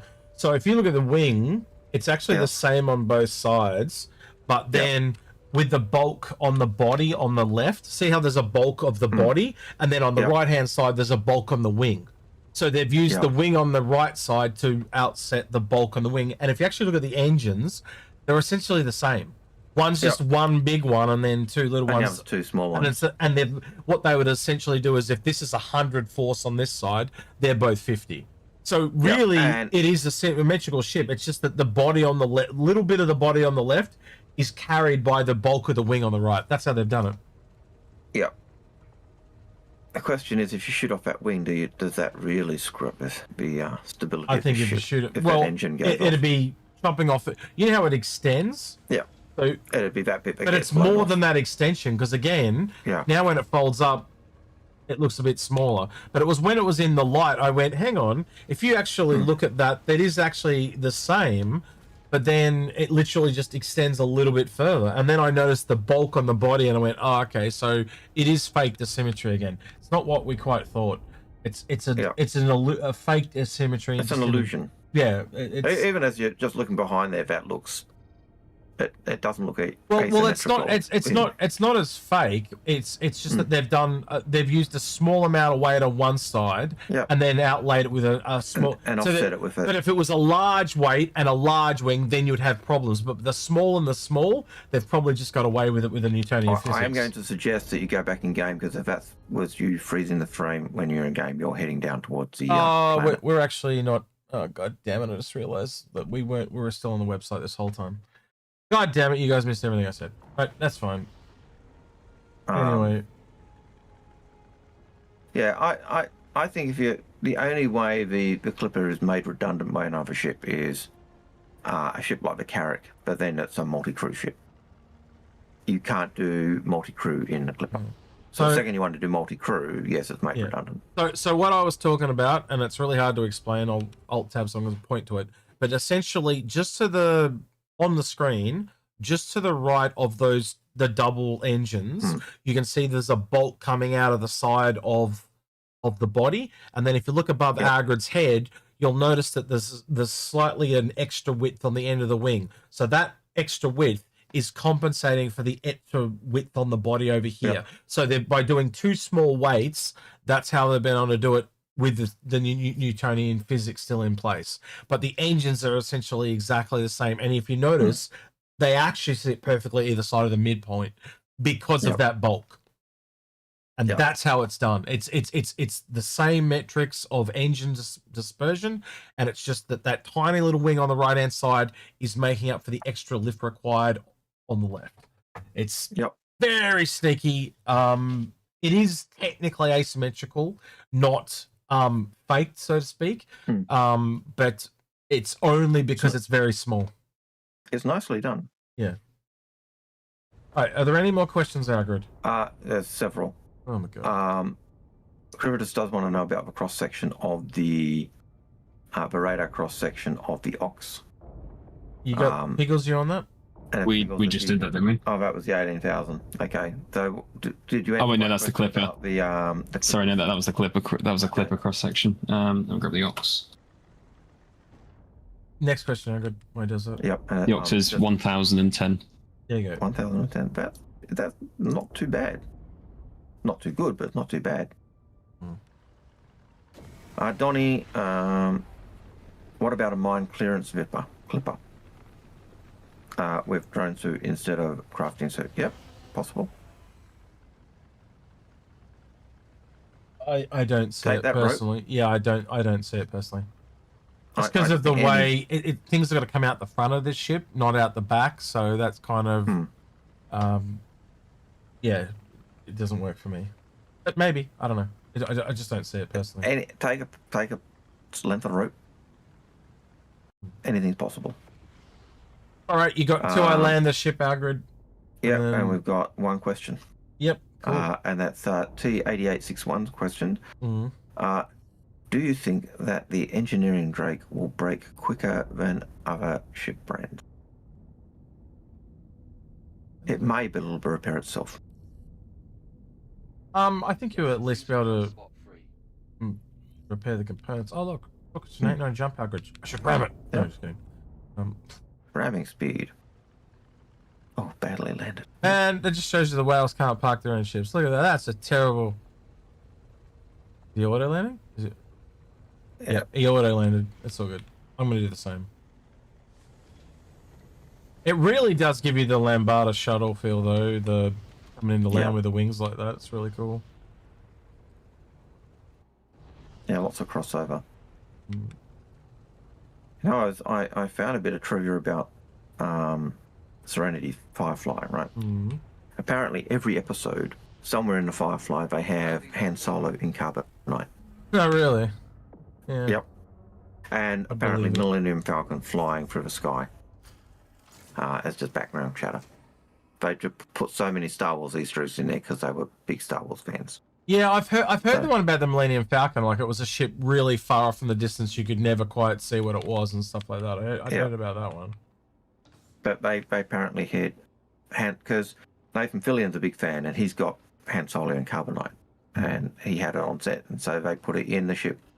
Apparently, every episode has Han Solo and Carbonite somewhere. So, if you're into searching for Easter eggs, there you go. There's a challenge for you. Yep. And that, I believe, was the last question. I think it is a very interesting ship. I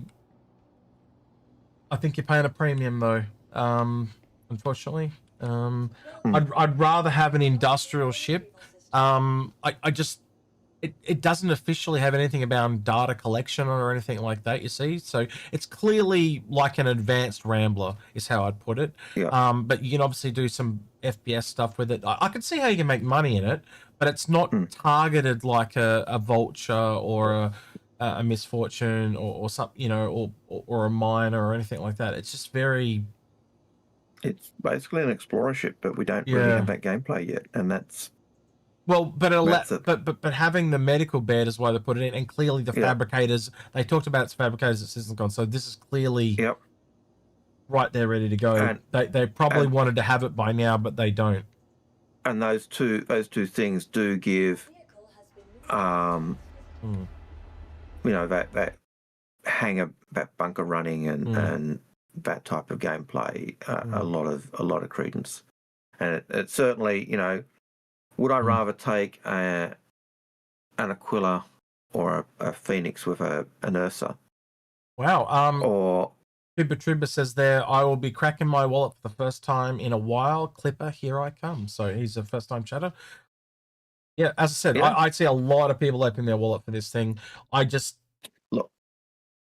I don't know, Algared, will you tell me? Are you going to get one? Or have you got the hesitation like me? I've got the hesitation, mate, but then I've got, you know, I was tossing up, do I want to do, like at the moment, if I want to do a bunker run, I'm taking the Ursa in the Phoenix, because why in the Phoenix? Because it's wide and I can get the Ursa in really easy and get out the side door, right? So I'm driving the Ursa there. If I've got that, I can actually fly in close, land, and do the med bed. Use that ship in the same way I'd use an Ursa. The sites that have ADD, the turrets though, would probably shoot that thing down. So you've still got to land outside, which means you want to have a vehicle to ride in. So, and that's what I'm kind of tossing up at the moment in terms of that bunker running type gameplay. Now I'm not very good at bunker running, so. You know, I usually land through. You're more of a run and fall flat on face type person. Yeah, I get it. I managed to clear a couple of bunkers by myself. Medium bunkers. You know, let me guess. You walked up, you pulled out a megaphone, and you started talking boredom to death. Is that how it worked? Yep. Yeah, right. It was very much like that. Right. But did you manage to do them solo? Right. Did a couple of them with one of the guys as well, so that was good. All right. Let's wrap this up then. Been 4 hours. Piggles, thank you for joining us. Pleasure having you here as always. Thank you to Bops. Help keep us sane. And thank you to Astropub for joining us as well today on stream. We will be not live tomorrow because it'll be a smaller day, but we'll then be back live again for, I believe, the next Cab of the Crank is Tuesday. Which one? Emily, just look it up. I've got the schedule right here in front of me. Let me have a look. Yeah, thanks for having me. I'm always happy to have a chance to complain about Drake. Oh, you're more than welcome. It was very pleasurable not having you yesterday for us to complain about. See, someone else said they upgraded to the Clipper from the Salvation pack. Dog Patch 20 first time chatter. And look, that's a good stock option if you want the more expensive ship. Get that Salvation pack. Yep. With LTI and then upgrade to what you want. So I've got Astro and all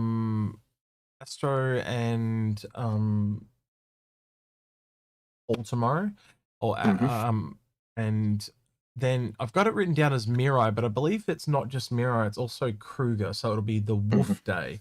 So we'll probably stream and do the episode of the Wolf. I don't know if we'll go for 4 hours though. And then we've got Mirai, which will be smaller again. We've got the smaller manufacturers, so that'll include Grey Cat. So we'll probably do a stream on that day. And then we've got the Crusader Tumbril, and then we're into Aegis. Now I think with Aegis, if they do something, we will stream. But if it's just a regular episode, then probably not. And then best in show is probably going to have the armors in it. I don't think there's an episode in there, to be honest. So I might take the day off and sleep. And then the finale will all come down to whether they do the upgrades or not. Yep. And that's one of the things we've tossed with the Aegis. They might just be packs, weapon packs type arrangements. So they did tell us this year is the year of beam, and so far we've had sod all beams.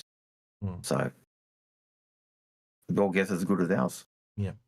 All right, then. With that, then, don't forget to like, subscribe, ring that notification bell, and thank everyone that went the extra mile on Patreon at the end of the video. I have forgot to do something, and that is to raid Astropub. I was about to say, don't forget we're raiding Paul. So, a little bit out of order today. I apologize. The Astro. Let's get that raid set up, and let's go over. Ask Paul why the Ox is the best Drake ship ever. The Astropub. Let's bring him up. Let's go over and have a look and see what he's doing. I'll just. Oh, he's doing his tour. He's doing his tour. All right, so yeah, he's doing Drake. He doesn't ask him why he doesn't have his Drake cap on.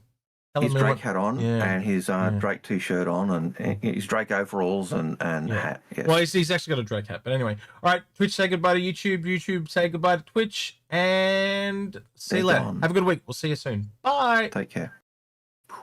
And they're out of here. All right, let's have a listen in real quick. I spent that whole stream building Lego and just chiming in whenever you said Piggles. Piggles. I'm excited for it, but it's definitely wild.